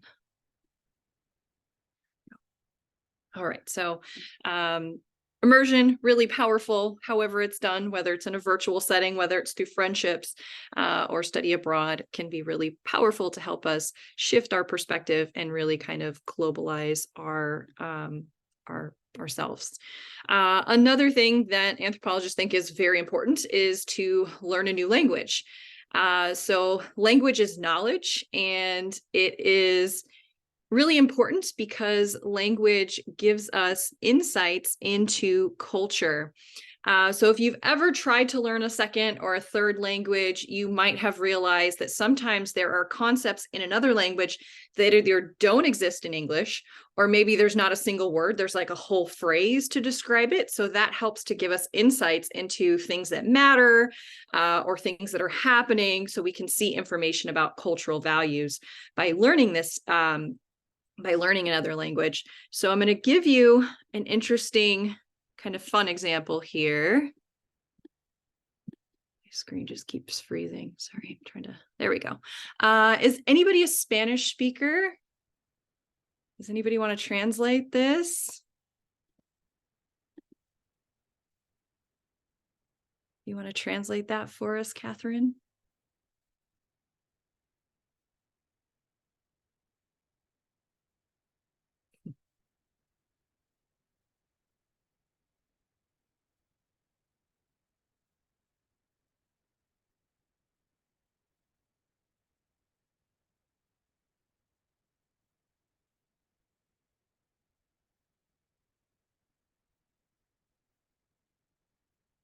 Yeah, so she's saying in my form of Spanish, it means that when you eat something that is too spicy, there isn't really a real easy way to translate this in English. It's kind of like it's too hot for me, or like I'm outspiced.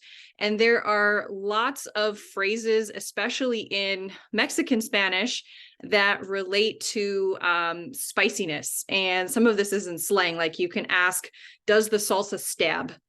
Literally. And when you're saying that, you're saying like, is the salsa spicy? So the reason I bring this up is because it relates to cultural knowledge. So a lot of people tend to think that Latin American food is spicy. That is not the case. There is a very long history in Mexico where peppers, that's where they originate. The vast majority of peppers originate in Mexico, and they have been used for thousands of years by indigenous people, not only for their cuisine, but also in ritual purposes and for medicinal uses. So you can think about how some peppers have capsaicin, and capsaicin has been used to be able to use a painkiller, for instance. So in very recent historical times, peppers have been integrated into other cuisines, like in India, for instance, or in Thailand.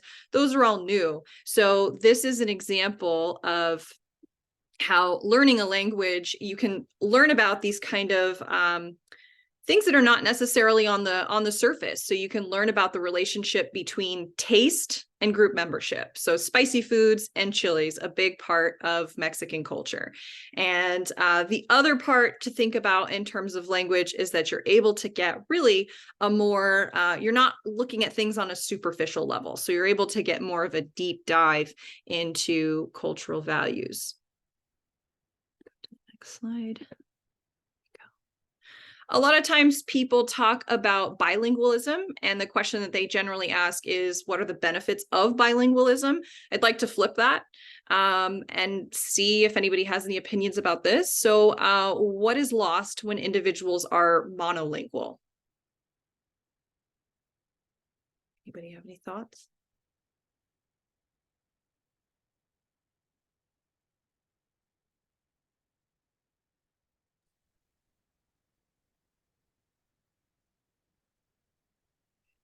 Well, if language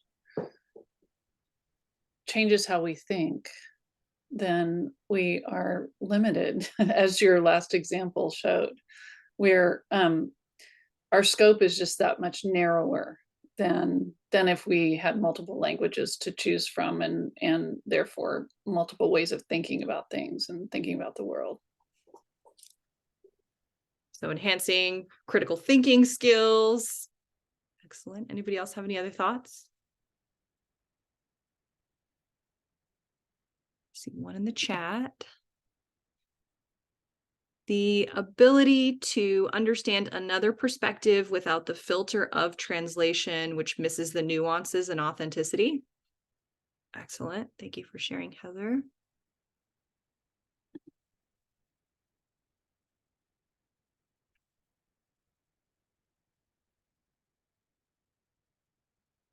Sure, I'm not missing anybody else that wants to share. Another thing we can think about is news coverage and media coverage. So we might only hear things from the bias of our home country, right? So for instance, if you have a country that is an ally to the US and that country gets into conflict with another region, then you are probably going to hear about that particular country in a different way, right? You can think about how this biases our perspective, really, and it's intentional, right, by the media. And if we don't have this kind of knowledge of other languages, then it can be difficult to think about things from other perspectives. And it doesn't have to be that you know the language of the country that is at war that's not the ally, but even like, say, you know French or something like that. It's like you could be able to look at the media perspective from another country and see how are they covering the situation. So that can be another way to get insights. I see there's another one in the chat. I learned Spanish fully at 7 years old. Oops, sorry, I missed it. Prior to becoming fluent, communication was very difficult for my family. I believe that opening myself up to new language and putting in the effort to learn them allows you to have new communication activities. A lot of people learn English for their benefit. It's rare to see an English speaker learn a second language. And from what I've heard, it makes people feel very appreciated. Absolutely, to see their languages being learned. We do really have the privilege, if English is your first language, that's kind of like the lingua franca, that you can go to lots of other places and find English speakers that are going to help you. So I think a lot of your points are really, really important. When I interviewed one of my colleagues, she said, I want to tell my story about how I went to Italy and I learned English from scratch. Like, I couldn't afford to take classes in Italian, so I just had to learn from interaction. And I asked her, why did you want to do this? And she said, well, prior to that, I had a roommate who was Italian, and I felt like, and she was my best friend, I felt like I could get to know her better. I felt like our friendship would benefit and it would get to a deeper level if I was able to communicate with her in Italian. And I thought, ultimately, that was a really beautiful thing, right? To be able to have more access to friends and more access to family members, right? Because the other part of this is that if you are brought up in a monolingual culture and maybe your parents spoke a second language, then the children are often not able to talk to their grandparents. So there can be that barrier between generations that can break down, communication, and that can be really difficult within families. Okay, so I've spent the first half of this talking about just general anthropological methods that I think can be powerful, ways to kind of make ourselves more open-minded and things that we can share with students as well. And I wanted to talk a little bit about oral history and storytelling and how both of these can be really powerful strategies in the classroom for battling ethnocentrism and for helping us to increase global perspectives. So last year, I participated in a one-year professional development fellowship through Stanford University's Global Studies program. This is open to part-time and full-time community college instructors and librarians. And what participants have to do is they basically have to design a project that focuses on how they would like to globalize their curriculum. So it can either be a course that they want to globalize, or if they want to create a new course or something like that. So if selected, the participants, we got to work with really amazing mentors for the entire year at Stanford. We also visited the campus in August, and then we had monthly check-ins and workshops where we were listening to speakers from campus talk about different topics related to globalization. And then at the end of the year, we came back to Stanford and we presented our projects for everybody else. So for the other participants, for past participants, and essentially anybody who wanted to be a part of this experience. So I'm going to tell you a little bit about my project that I did and the effect that it is having on my students. There we go. So I teach anthropology, I teach the full spectrum, I teach cultural, I teach biological, I teach archaeology and linguistics. And I am a Paleolithic anthropologist by nature. So I do paleoanthropology, and I'm always trying to find ways to fill in holes. How can I make things better? I wanted to improve my cultural anthropology course. And so I had this idea to integrate cross-cultural audio and video stories into the curriculum. And the reason I wanted to do this was because I felt like I had a bit of a literature bias. I felt like the majority of my assignments were a lot of like, read this, write that, read this, discuss that. I wanted to have more diversity, more first-person experiences and things like that. So I decided that I was going to conduct interviews with anybody who was interested in sharing stories, and then create content. So I've created audio and video, and then I've also found some and created content that are kind of around those stories.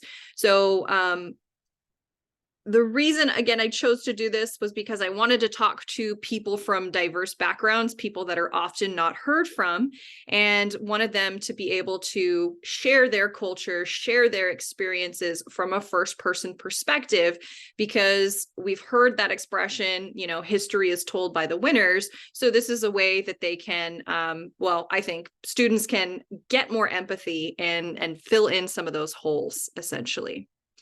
So here's a homework example. Oops, there we go.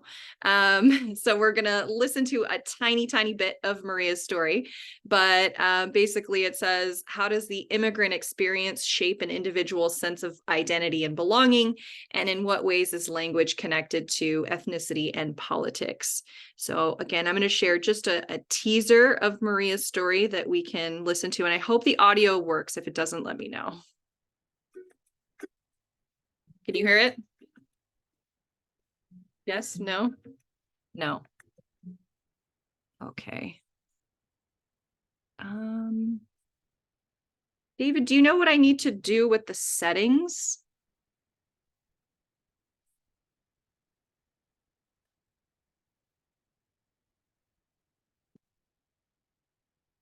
Is David here? Let me see. I wonder if we can just. Oh, wait, share computer sound? Is that what I want to do? Let me try this again. Can you hear it now? Yes. Okay. As I was getting ready to graduate, like on my 18th birthday, my brother was deported, right? So he was driving. This is something that I haven't really inquired about the details, because it's something that's really painful to my parents. But I just know, like, we got a call from him on that day, and he was like, I have signed my deportation. I'm going back to Mexico. Because we didn't know about our rights. We didn't know about him having like the possibility of fighting whatever it was he needed to fight. So he just signed, like, I guess an attorney that was assigned to him just told him, you have everything to lose. I just signed your letter and you have nothing else to worry about, right? He left his partner here and a little one. How does the immigrant experience shape an individual's sense of belonging and identity? And what does language have to do with all of this? Although Spanish has been spoken in the Southwest for over 400 years, the prevailing notion that immigrants should assimilate and speak English has frequently been a political issue. As we will explore, questions of identity and belonging are intimately tied with the English language in the United States.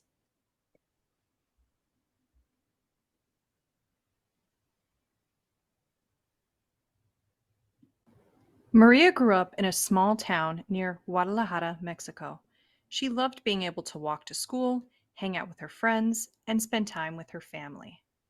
Just because I loved going to school, I was in Mexico, we call them like abanderados.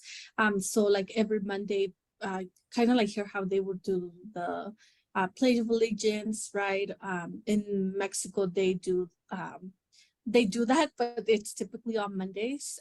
But then there's a certain group of kids that get to like hold the flag and march around the campus. So for me, was like trying to keep up my grades to ensure that I got to that point in 6th grade of holding the flag, because that's something all of my siblings got to do. So by me being the youngest, I was like, I want to live up to that legacy, right? And be able to, in 6th grade, hold the flag. Like I was able to hold it in kindergarten. And so for me, it was a mission. But when Maria was in elementary school, her mother told her that her and her siblings would be moving to the U.S. to join their father. In Mexico, K-12 education is not free. With 4 kids, her mother wanted not only to reunify the family, but to escape poverty and to have better educational opportunities for her children. Okay, so that was just a kind of teaser to the rest of her story. I also talk about the English only policy. So I provide some cultural and historical connections while she's talking about how this influenced herself and her family. Oh, there we go. Okay, so I wanted to talk about some benefits of integrating oral history and storytelling in the classroom, and also show you some quotes from my students. So on the one hand, I think it can really connect individuals to a larger historical and cultural context. History can often be really dry, and students can zone out and feel like, it's a long time ago, not a big deal. But when you're hearing something from an individual's perspective, then I think, was it Kathy who mentioned your students who studied abroad when you were saying that it's like they really connected? It was like all of a sudden it's like they're interested, right? They're feeling that connection. It can also help to stimulate critical thinking, of course. So one of my students, when I asked to reflect, like, do you like the storytelling that's being integrated in the classroom? Tell me which stories you liked. These are some of the quotes that I'm going to be sharing. So a student said, sometimes I had trouble connecting the stories with our lessons, but after some thought, I have clearer connections to the real world. And I thought that was a really powerful statement, because ultimately when we are teaching, it's not about check, right? That they did the assignment, they have a grade, but how are they able to think about things on a grander scale? Can they make connections between what they're learning here and what's happening in the real world? So empathy is another one that I think is really powerful and can be something that is fostered through storytelling, because the listener is understanding things from a new perspective, through a human perspective. So this can be really eye-opening. It was for me when I was listening to these stories, as well as for the audience. I frequently had people that I was interviewing that would say, oh, I don't want to cry. And sometimes they would cry, even though these events sometimes that they would tell me about happened 10 years ago or 20 years ago. And even though I was doing these recordings over Zoom, I would feel choked up too. I would feel more connected to these people. And a lot of the people who shared were my coworkers, some of which that I might know in, just a small amount of detail. But after having this, we have this bond now. I'm able to kind of understand things, and I feel much more connected to them.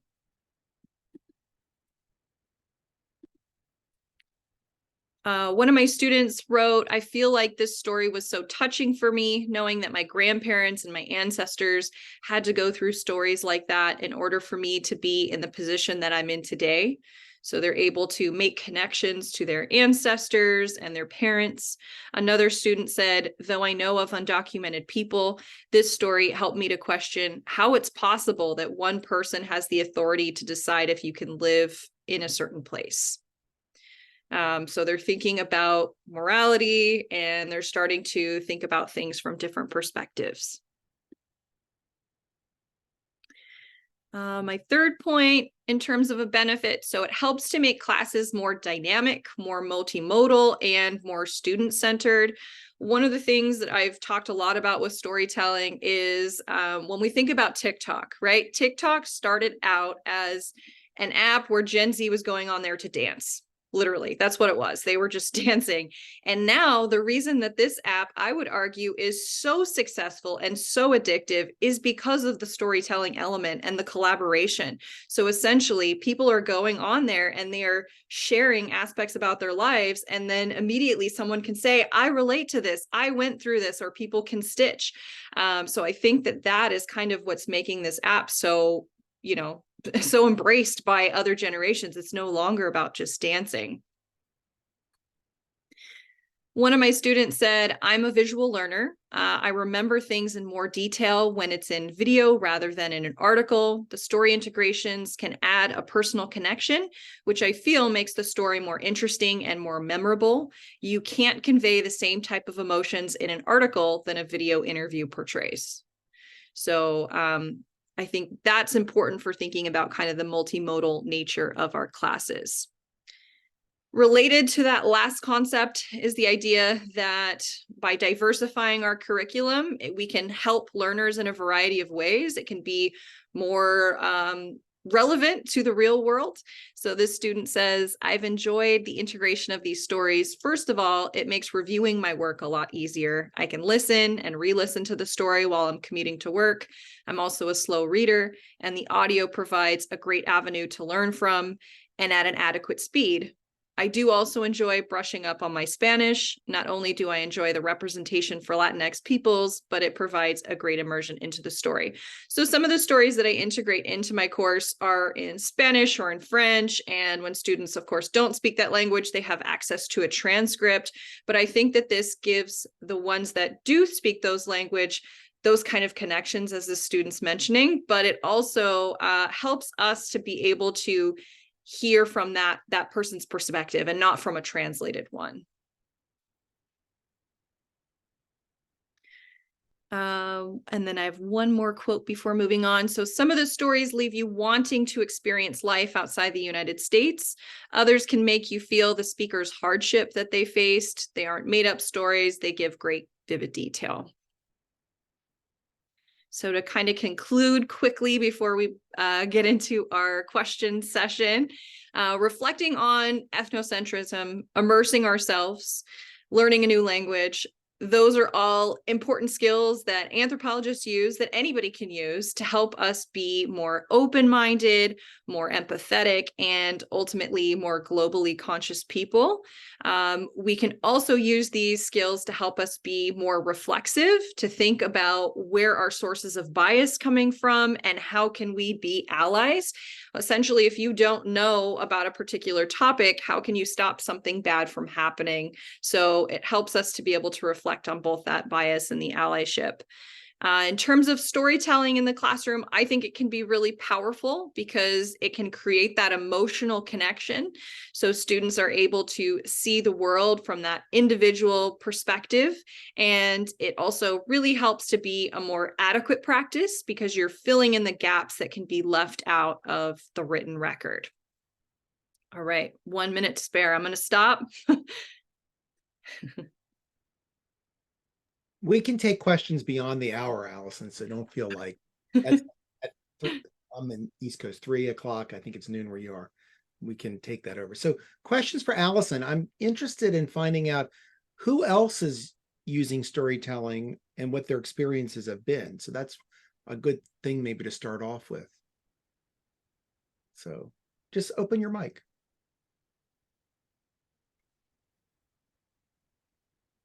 Can everybody hear me Yes, okay?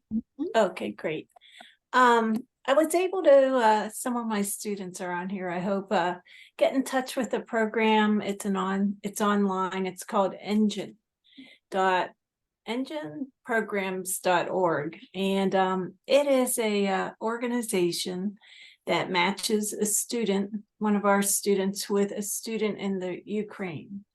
And what they do is they meet for 10 weeks, 1 hour a week, and they talk about whatever they want to talk about. They have little guidelines if you want to follow that. It's part of my social problems class. So I encourage my students to try to talk about some of the social problems that we talk about in class. But the end experience is people get to see what it's like to live in the Ukraine right now.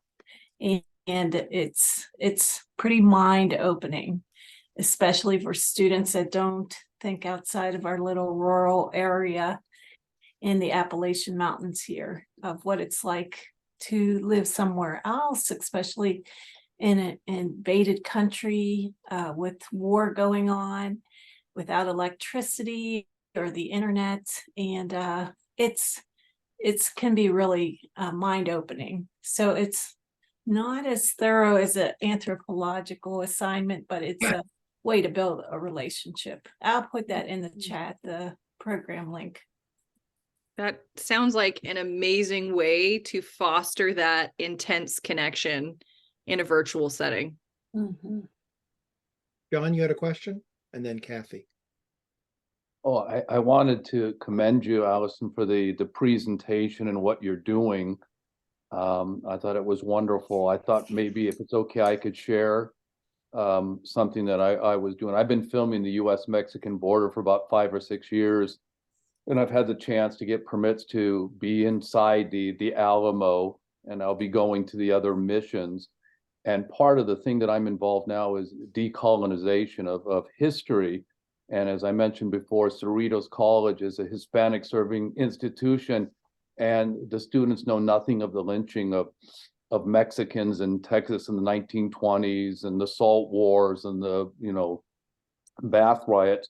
So what they're doing now is they're coming up with a counter narrative that's against the, not the Anglo-centric narrative that we hear. So I grew up with the mythology of the Alamo, and as a young kid, I loved it.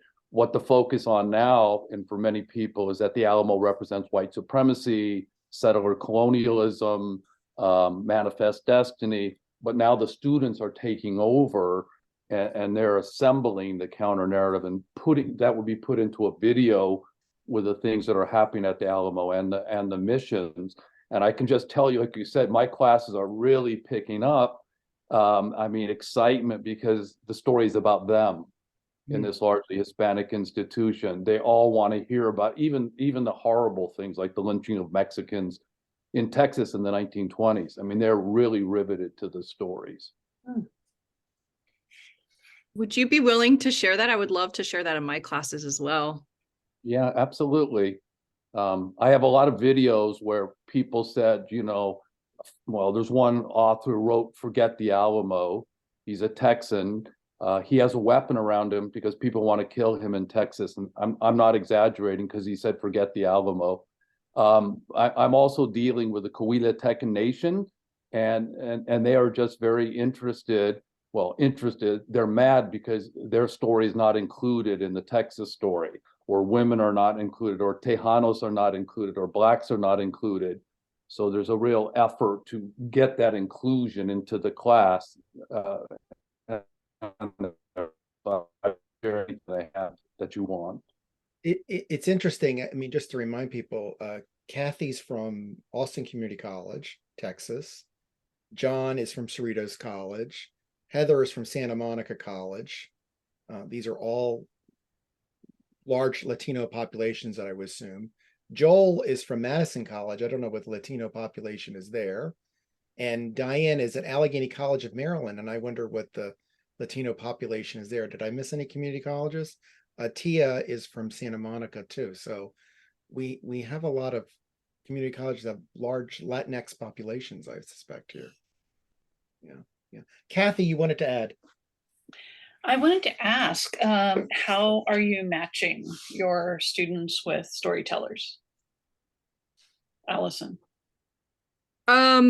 It's basically, I've recorded a lot of these audio, and then I've re-edited them to turn them into stories plus context.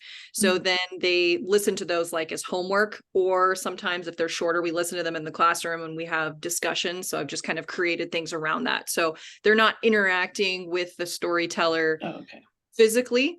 They could, and then that's some of it, is that some of them are still professors or staff here. And so one of the women, she's a counselor, and so then they're like, oh, now I feel like I know Jean a little bit better. Now I feel more comfortable, reaching out for counseling and asking for help.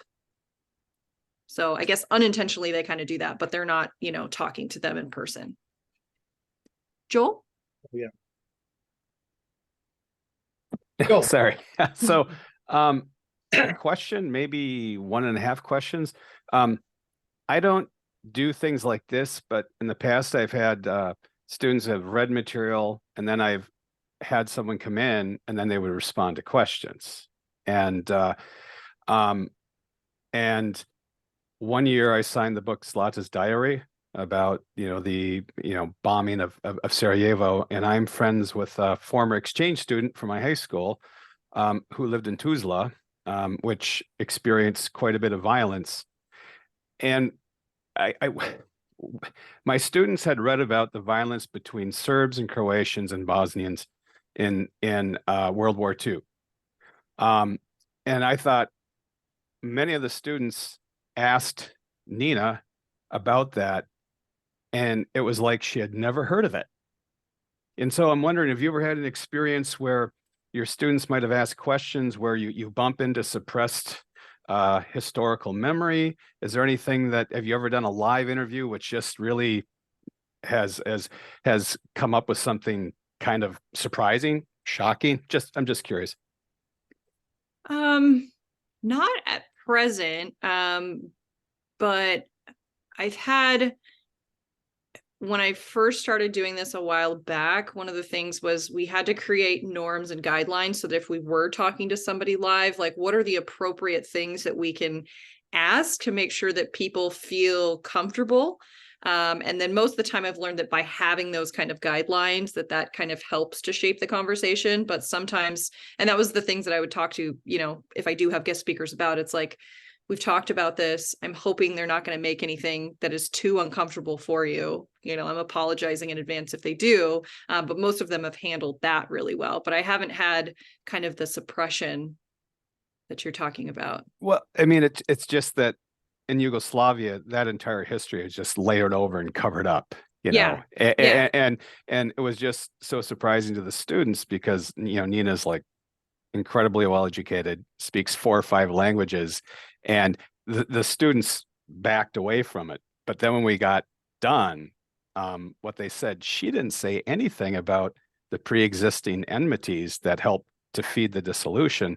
And so I thought it was kind of interesting where the guests' reticence, sort of like led them to, boy, what's going on there? How many other people are there who are experiencing the same thing? So yeah, I mean, they were very polite, but it was just really intriguing to see how you can cling to a narrative. Well, everything was going great, and then it all went to hell, and because of Milosevic in 1990. And I think that serves as a really great teaching moment for your students, right? Where everybody's having this collective like, aha, what's happening here? Because this is what we're reading about. And this is, we're seeing some kind of disconnect, basically. So I think that can be a really powerful teaching moment for you.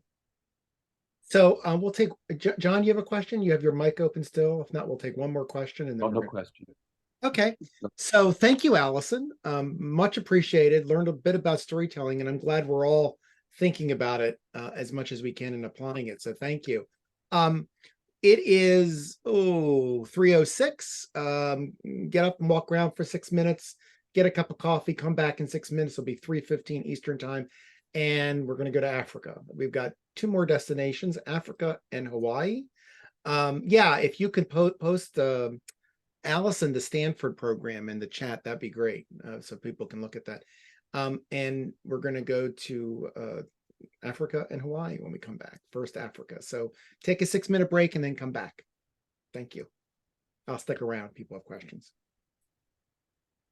Thank you, Allison. Thank you.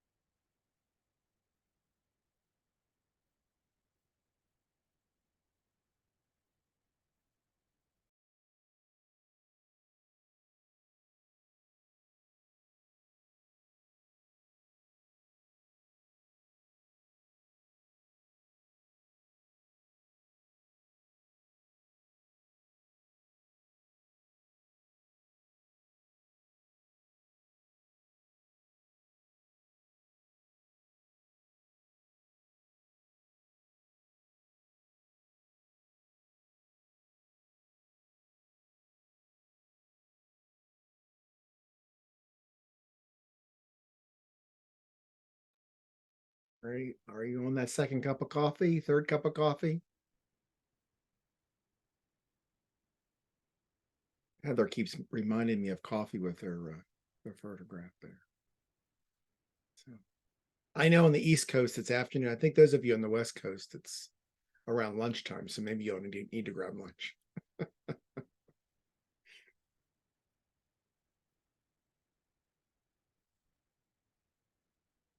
I think Allison just posted about the program in Stanford. Yeah, Stanford's done some interesting program. They had a human rights program for a couple of years too, that invited community college faculty to participate. I don't know if that program is connected to that, but I know a number of faculty who went through that community college human rights program that was offered through Stanford. And I know that program was, I think people from around the US could apply, not just California. So I don't know about this program. So great opportunity. Naupess, are you there?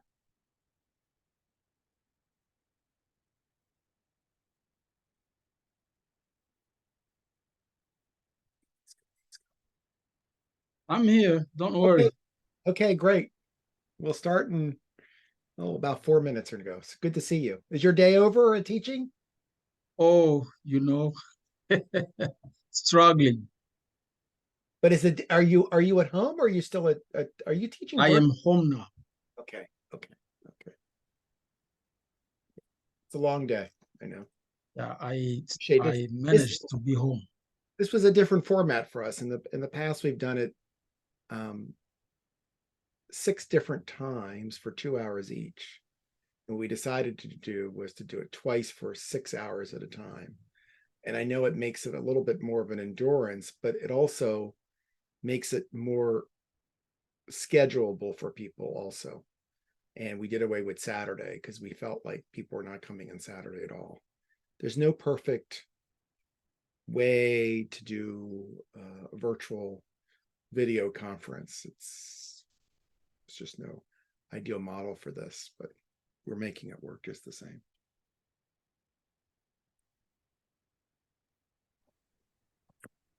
Dave, can I ask you a really trivial question?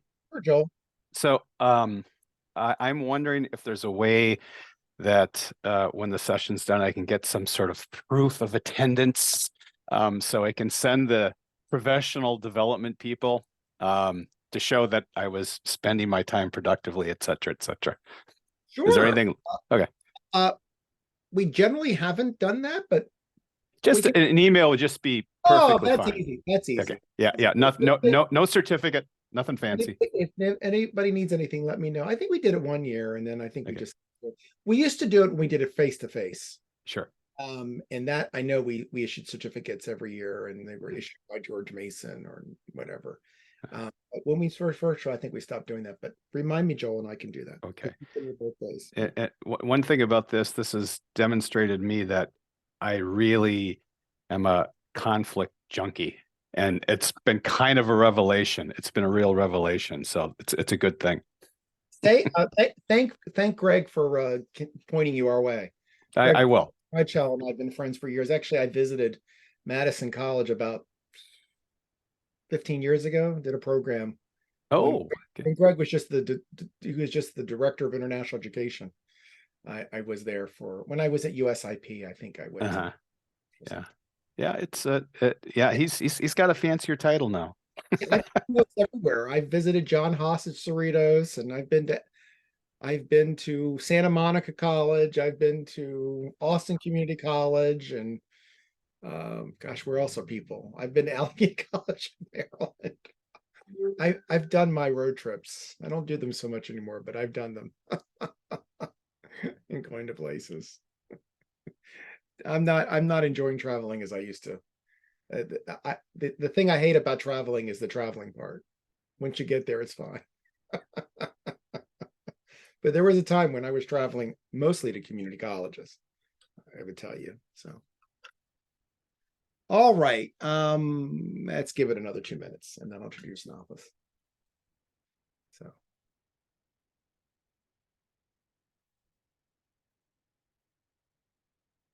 Diane. Let's see, Diane's there. I'm here. Did some of your students show up today? I don't recognize any of the names. Are any of them your students? They were here earlier. David Denola. Hi, David. Okay, so you've got some students here. Wonderful. Jolie, Jody. So remind them that we'll be needing them next July. I will. That's when we're going to do the next simulation. Will be in July. We have to push it back only because we're doing it in the summer. That's when George Mason wants to do it, and somehow the academic semester pushed back a week. So we'll be doing it the second week of July. So have them. Will, do you have a moment to explain it like in a minute to them? I mean, I can explain it right now if they're there. Who's there? Jody, Jolie, and David. Yeah, so Jody, David, and Julie. Yep. There's an article. I posted the article, Diane, that you can share that with them. The Forge Center runs a 3-day humanitarian simulation where graduate students act as members of an NGO in a conflict humanitarian crisis. They show up. They've already been enrolled. They arrive in this fictitious country called Costero. We need role players who play different aspects of civil society, but mostly we need internally displaced persons. So Allegheny College students play internally displaced people who arrive.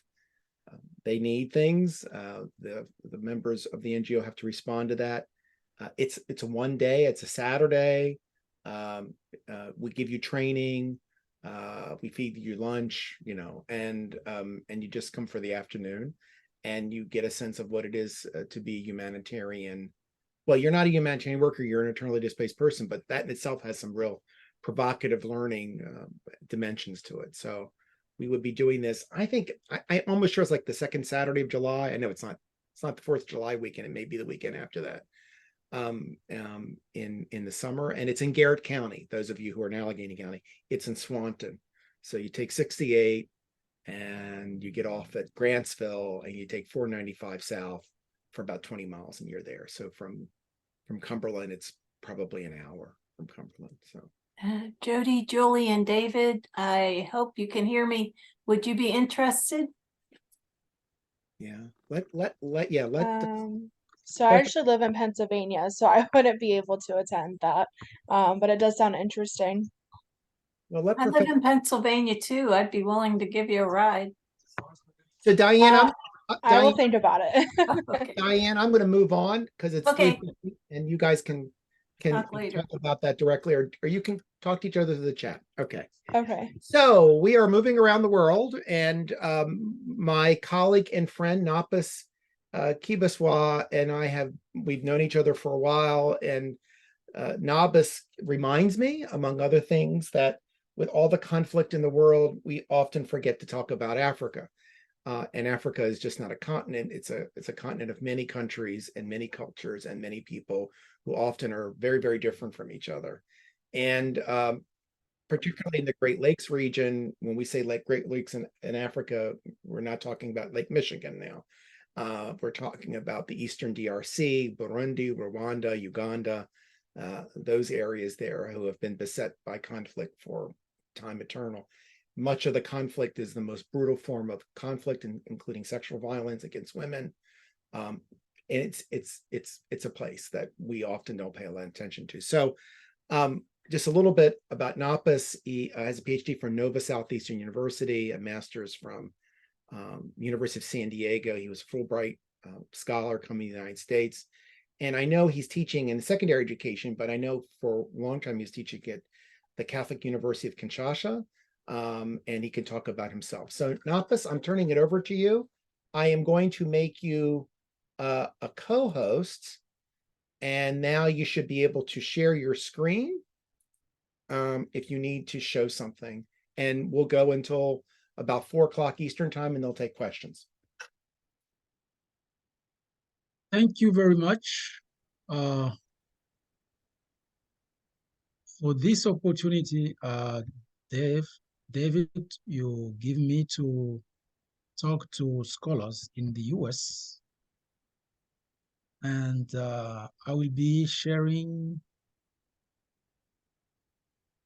I may be moving back and forth between two kind of slides. I don't know if people can see what is on the screen now. Yes. Yeah, so I'm trying to talk about the peace building in the unstable Africa's Great Lakes region. I will be a bit superficial, but enough to make people understand what is happening there. At least people know who are acting there, why they are acting, and what we can do, where we can start to do something to stop the situation, the worst situation women, children, the elderly are undergoing there. So my goal is to raise the awareness about the situation in the Africa's Great Lake region.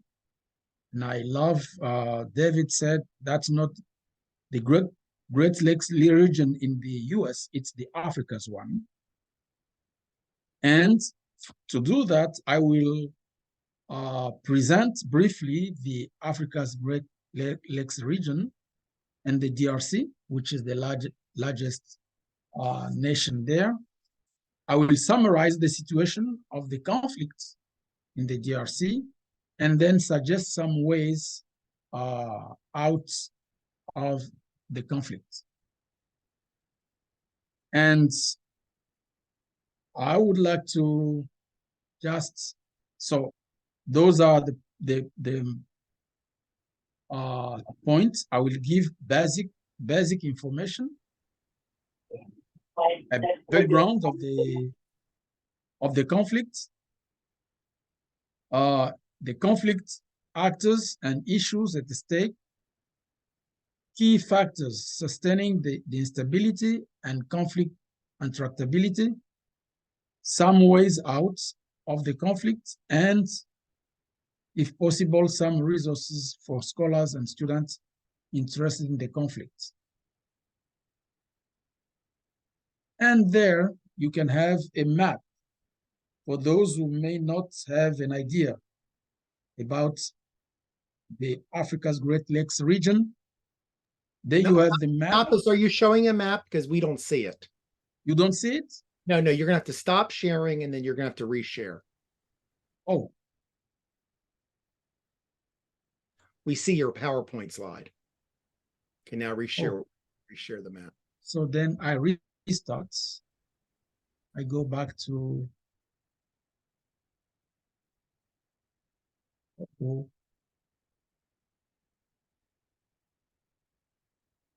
I'm lost. Pull it up on your browser and then okay, let's see. Here I am. And this is the map. Let's share it. Can you see it now? Good. So that's a bit, that's not a good one. I will maybe if possible, but here you have an idea. And let me say this. The concept of Africa's Great Lakes region has evolved from the reality of being countries being around Great Lakes region to encompass other nations politically. For instance, you can see here, you have here one of the Congos, because we have two Congos, and the Congo I'm talking about is this one, the largest one, Democratic Republic of the Congo, but you have also a Congo here, a small one, which is like a small gun. So you see that it's very far from Great Lakes region. These lakes are the lakes that are called Great Lakes region, Great Lakes, sorry, you have Lake Albert, Lake Victoria, Lake Tanganyika, and somewhere there you have another lake, which is there, Victoria, and like to come and very far, you have other lakes like Moero and Banguelo. So when the concept was created, it was created by President Mobutu of the Congo when it was named Zaire, and it had only 3 countries: the Zaire, Democratic Republic of the Congo today, Rwanda, and Burundi. Those were the foundational countries of the Great Lakes region, because they are around these Great Lakes of Africa there. But politically, the concept has been applied on 11 nations beyond the 3 initial. So 11 nations are now called countries of the Great Lakes region, and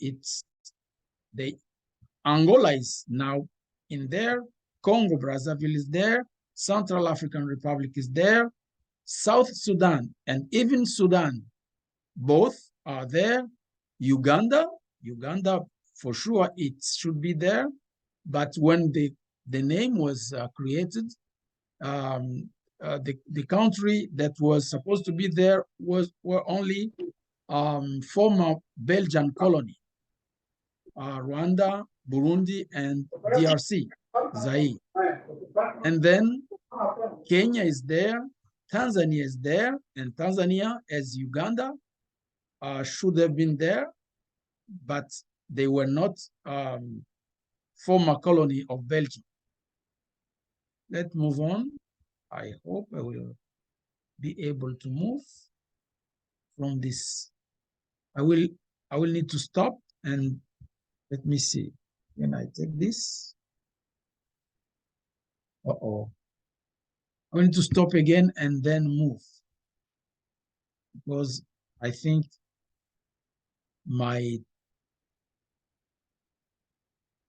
I'm not good at maneuvering in this. I need to go my presentation.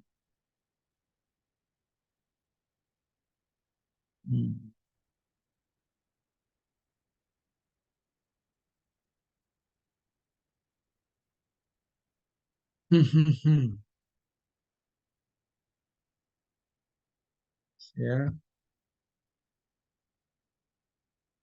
Is it still there? Are you trying? Okay. There you go. Now you see Okay. something. Okay, now you're So, sharing. yeah, this is another map that gives almost all the countries of the African Great Lakes region. All countries I was referring to, and again, this is another map of the Africa's Great Lakes region. And then, as I said, I want to give a bit a background of the conflict in the Democratic Republic of the Congo. The conflict, the war in the Democratic Republic of the Congo broke out in the context of, in the aftermath of the 1994 genocide in Rwanda. Rwanda, which was at that time the epicenter of instability in the region. And Rwanda was started being ruled by a winning extremist Tutsi who came to power and put another government led first by a Hutu president and then by a Tutsi. And then at that time, there was an enduring sympathy to Tutsi victims of the 1994 genocide in Rwanda. So a continual support to Rwanda and favorable attitude toward the DRC. The DRC, which was the country where Hutu who killed Tutsi in Rwanda fled, and that was a demand from the UN, especially France and the United States. And the Congo was a vassal state, and it is still, until today, a quasi-colony of Rwanda since 1997. And the other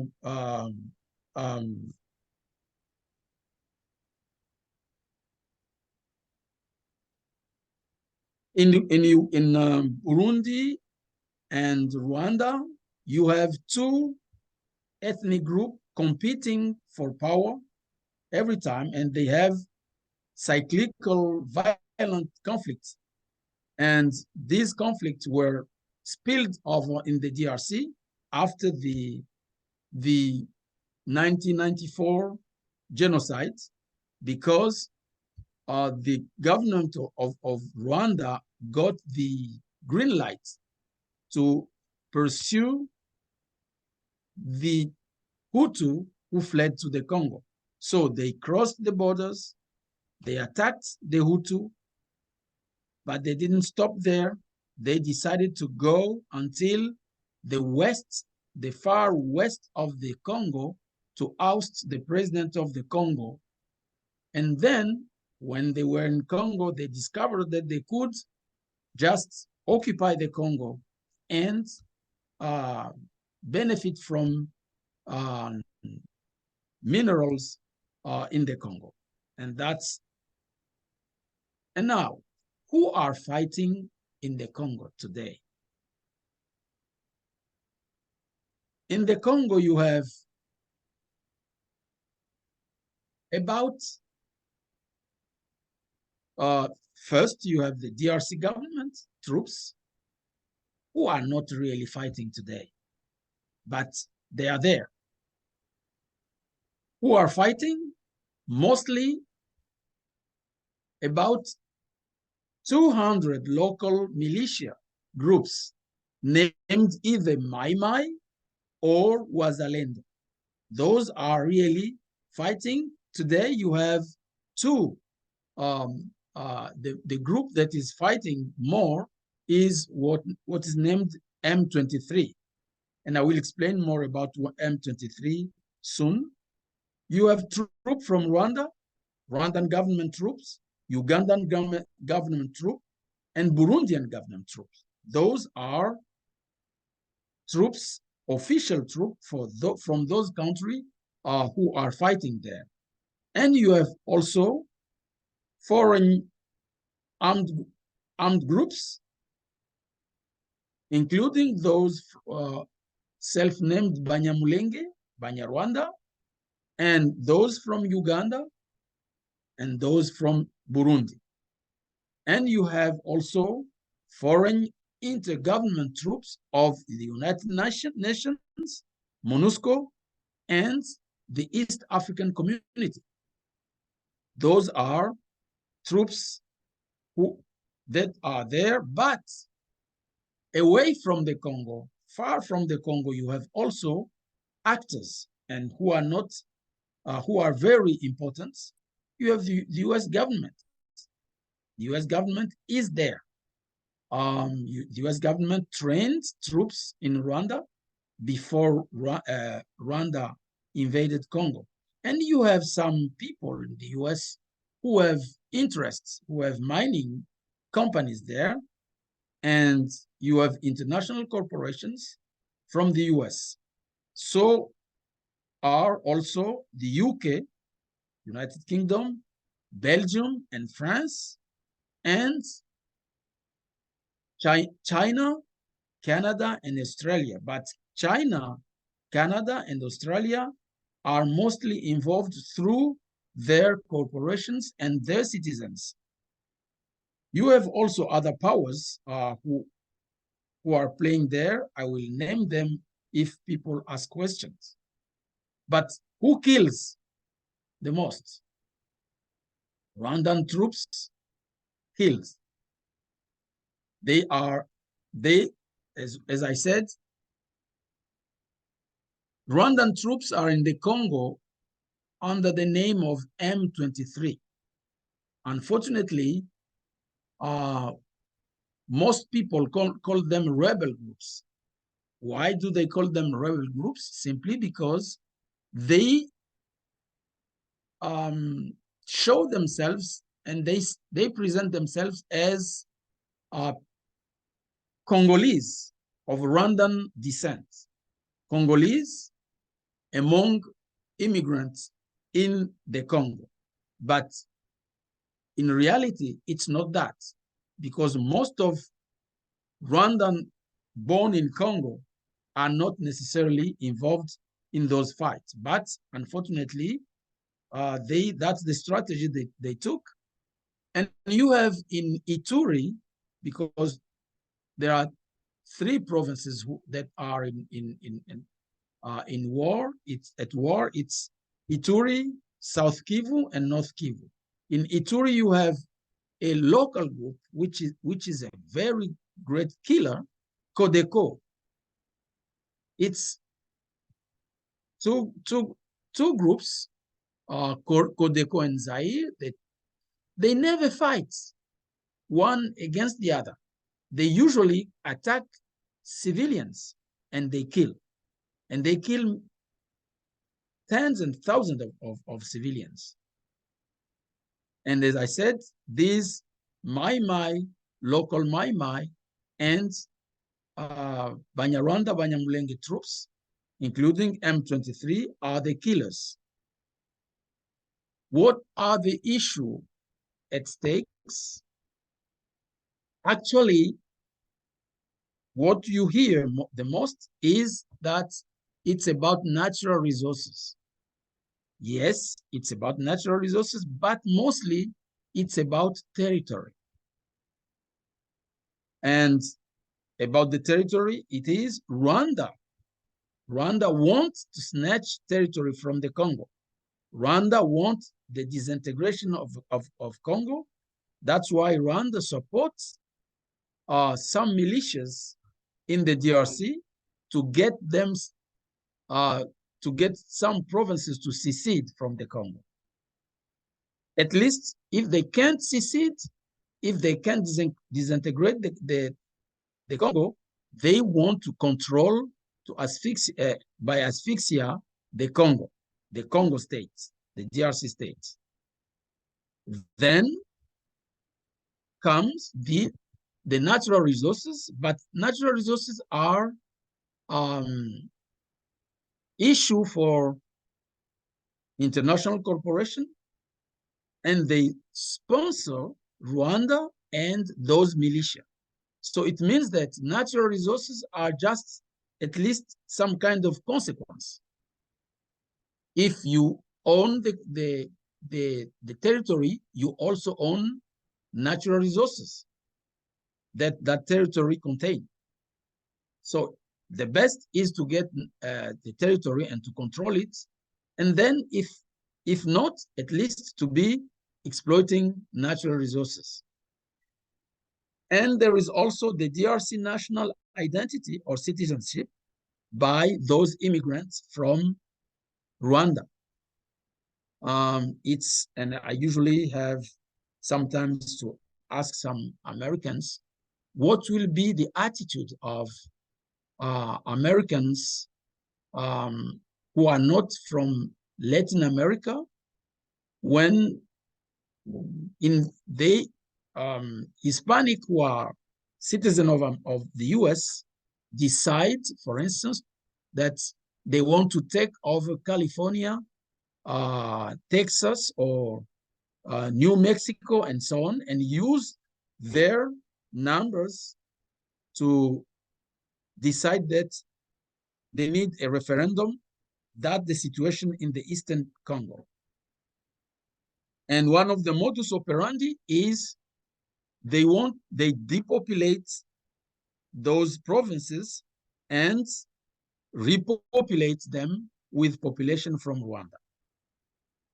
So why do they kill? They kill, they intently destroy local or native population in total or in parts, which is genocide. But nobody's taking care of that. They they are repopulating the areas by Banyarwanda population, as I've already said. They want to carve out new Rwanda-controlled states in the Eastern Congo. And the key driving factors of the conflict, of course, from my research I conducted at Nova Southeastern for my doctoral studies, I was testing theories from Stefan van Evera from the MIT. Ethno-nationalism is one of the driving forces of conflict in the Congo. And according to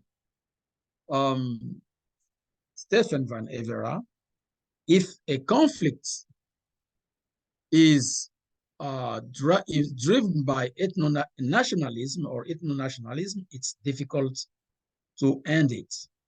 It's one of the enduring conflicts, the intractable conflict by nature.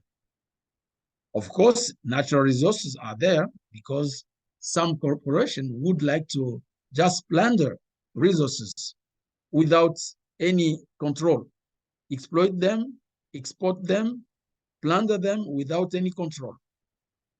Also, the alleged pursuit and fight against extremist Hutu who fled to Congo, the genocidaires, as we call them in French. The word is becoming an English word also. There is a lack of effective leadership in the Congo. You don't have a good governance in the Congo, and that's and there is a rampant corruption that makes Rwanda control the situation. You have also lack of international scholars' interests on the DRC violence. And we can take also some the structural condition, the fact that Rwanda and Congo, Rwanda and Burundi and Uganda are neighbor. It's difficult. It's easier for rebel groups, so-called rebel groups, to operate without any problem. And there is an easy war manpower, though those refugees from Rwanda in the DRC and all the unemployed people, they can be recruited and start waging war. One of the most, as I've already said, it's an ethnocentric Tutsi regimes and policies in Rwanda and Uganda. By the way, when war started in Congo in 1996, it was essentially because Rwanda, Uganda, and Burundi were led by Tutsi ethnic leaders and governments. So that component of the situation, ethnic identity, is a major part of the conflict there. And the condoning attitude of the world's major powers.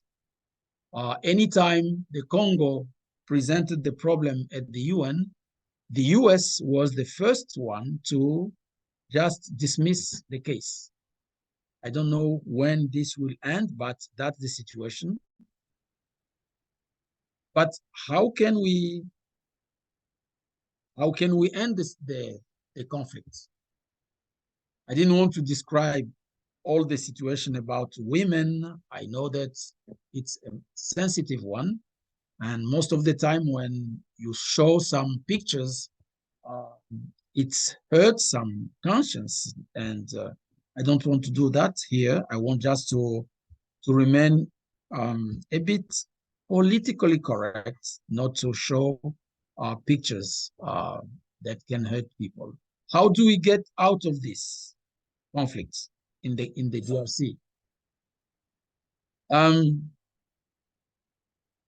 In my opinion, because I know that the DRC has a MONUSCO, which are the troops from the UN that cost more than $1 billion a year. It is there since 1999, and instead of seeing the conflict end, unfortunately, the conflict is always going on. And then, in my opinion, the DRC need to to negotiate with one of the major powers. It may be the US in my suggestions, but others say the DRC need to negotiate with China. Others say to negotiate with Russia. And then with that major power, that will be like the suzerain, and the Congo will be its vassal states. And then with that major power, we need to undertake state building reforms, sharp building reforms, and peace building actions to reverse each of the structural and contingent factors that are driving the conflicts. We need to install and restore and strengthen core basic government services all over the country. You don't have enough public services in the DRC around all over the country. You have places where you don't see any soldier, you don't see any policeman, you don't see any official services. You just find, especially at the northeast and the eastern DRC, you don't meet the government there. People operate the way they want. Those who want some Chinese come and they just get some officials where they come and they start exploiting mining in the eastern DRC where they want. So because there is no state in the DRC, we need to address the cyclical immigration of Banyarwanda. It means population from Rwanda into the DRC, because they are those who are who get guns from Rwanda and start operating freely without any problems, and they create militia. And then you have local people, indigenous, who also decide to start arming themselves, and war starts between them. The government not being there, so they can thrive, continue working, doing what they want. We need to compel Rwanda and Burundi to address the Hutu and Tutsi ethno-political rivalry, and because they have somehow imported in Congo the genocidal hatred and ideology. And now, as I said before, the epicenter of the instability went from Rwanda to Congo. Another we need to do is to acknowledge genocide and other mass atrocities committed in DRC, and to condemn all perpetrators and accomplices. And that when you mention that, you have problems with the US, you have problems with the UK, you have problems with Australia, you have problem with Canada, because those who are operating in the Congo have got green light from major powers. And when the UN itself publish regular reports that say troops from Rwanda have led, they say that can be named genocide. At least they are mass atrocities that can be crime against humanity and crime of war. So they need to be prosecuted, but to do that, there need to be an international tribunal or any kind of jurisdiction that can hold accountable all genocide and mass atrocity perpetrators and all their accomplices in DRC and elsewhere. Apply targeted sanctions to states and individuals involved, warlords and accomplices, because that can discourage them to continue doing what they are doing. If we don't do that, nothing will happen.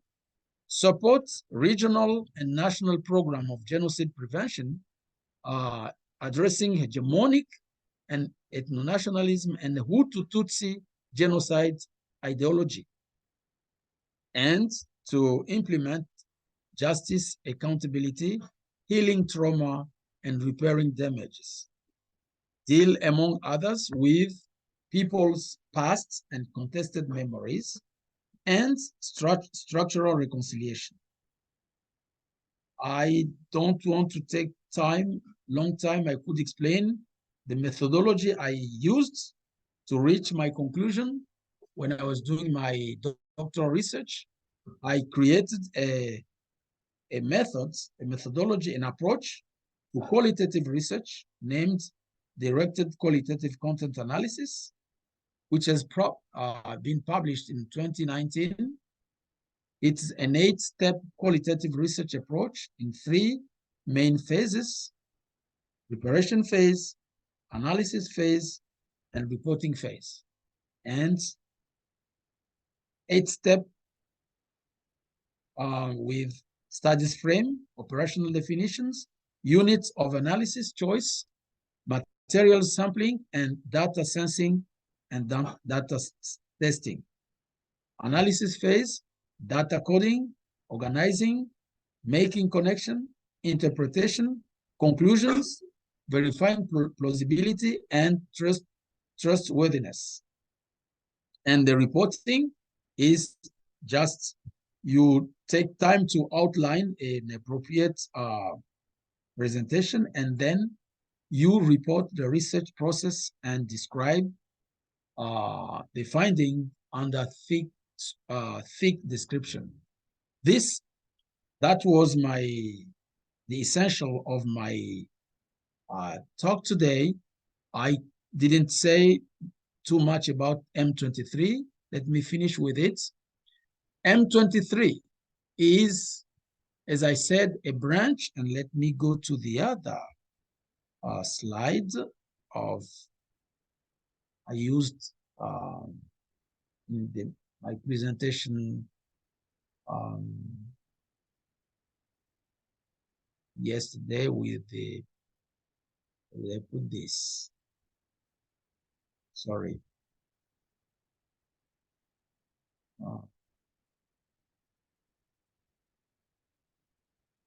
The M23 was created by Rwanda in 2012, and it was defeated by the DRC and MONUSCO, the forces from the UN.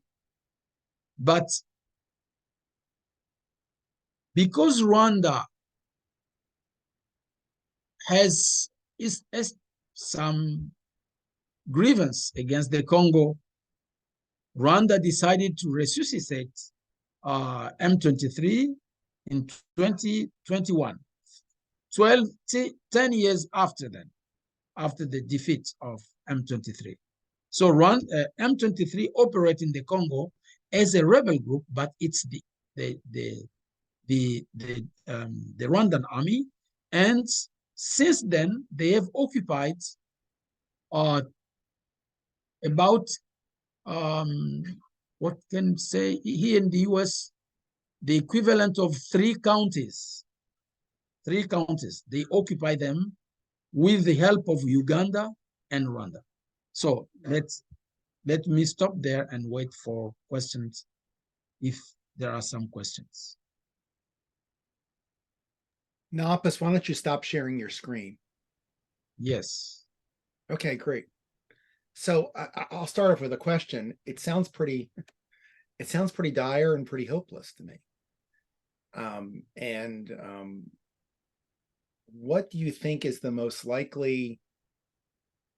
I often think about the low-hanging fruit, the thing that is most likely to change in the short term to advance peace. I mean, where is there some movement right now, rather than the things that are harder to expect? You said, what can we expect? What are things that should give me hope right now? What movement is taking place in the DRC that's moving in the right direction? You know, for people who are in the US and the West in general, they would say, okay, election is a good move. As the country is in the move toward election, that's a good move. As you know, that as a conflict resolver, election is never necessarily the solution. With election, you can just start another period of bloodshed conflicts. That was our experience in Afghanistan. We want to force and get everybody right away, right? In the West, people may say, okay, election in December, because election are scheduled in December, that's a good move. No, for me, as I said, if the Congo doesn't have a protector because it has no army, the Congo has no army, the army of the Congo is occupied by Rwandan troops. The chief of staff of the army of the Congo once was the General James Kabarebe, who is minister in Rwanda today. He was Minister of Defense of Rwanda after being chief of staff of the army of the Congo. And he placed many commanders and many officers who are commanding troops in the Congo. So we don't have an army.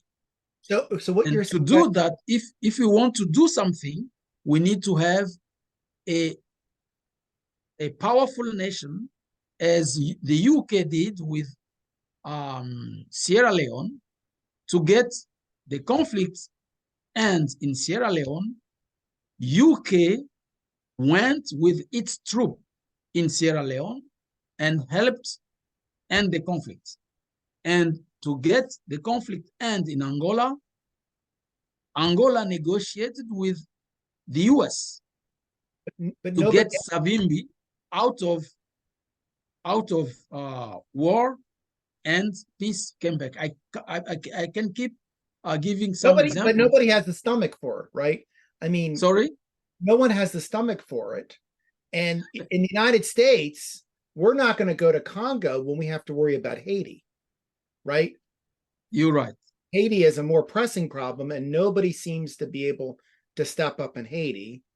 The Congo, from an American standpoint, is where's the national interest? Oh, let me show one. Tell me where the national, just tell us, where's the national interest for Americans? Do you know that for America to win Japan, it needed uranium, and it's with uranium from the Congo that America won the war by bombarding Japan, Nagasaki, and Hiroshima. And until today, the US needs minerals there. And Americans do not know when, and that's the worst part of it, if Congo decide to go with China, then America will kill leaders in Congo, as it killed Lumumba, as it killed Laurent Kabila. That's so they don't want to help Congo. This is where our national interests are. Yes. Those and electric vehicles. National security. Right. Because if the US control the Congo, for me, I would offer the Congo as one of the states of the US and just take mineral, but develop the country.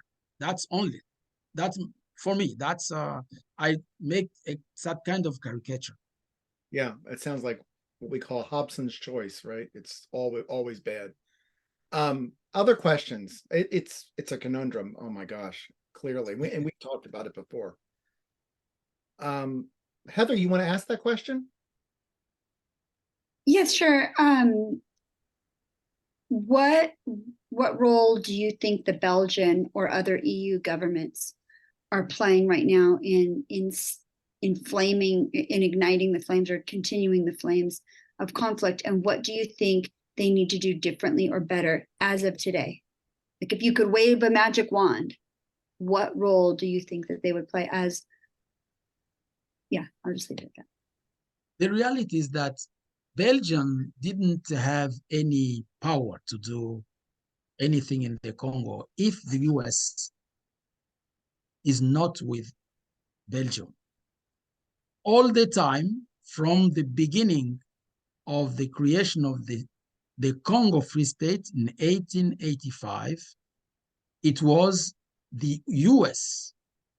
The US was the first to recognize the Congo Free State, the first power, and in 1960, the US was also the first to help the Congo stay together as a nation. Belgium has not enough power to do it. And it had to come to Washington, D.C. to negotiate with the US to get rid of Lumumba. So even if we say that Belgium killed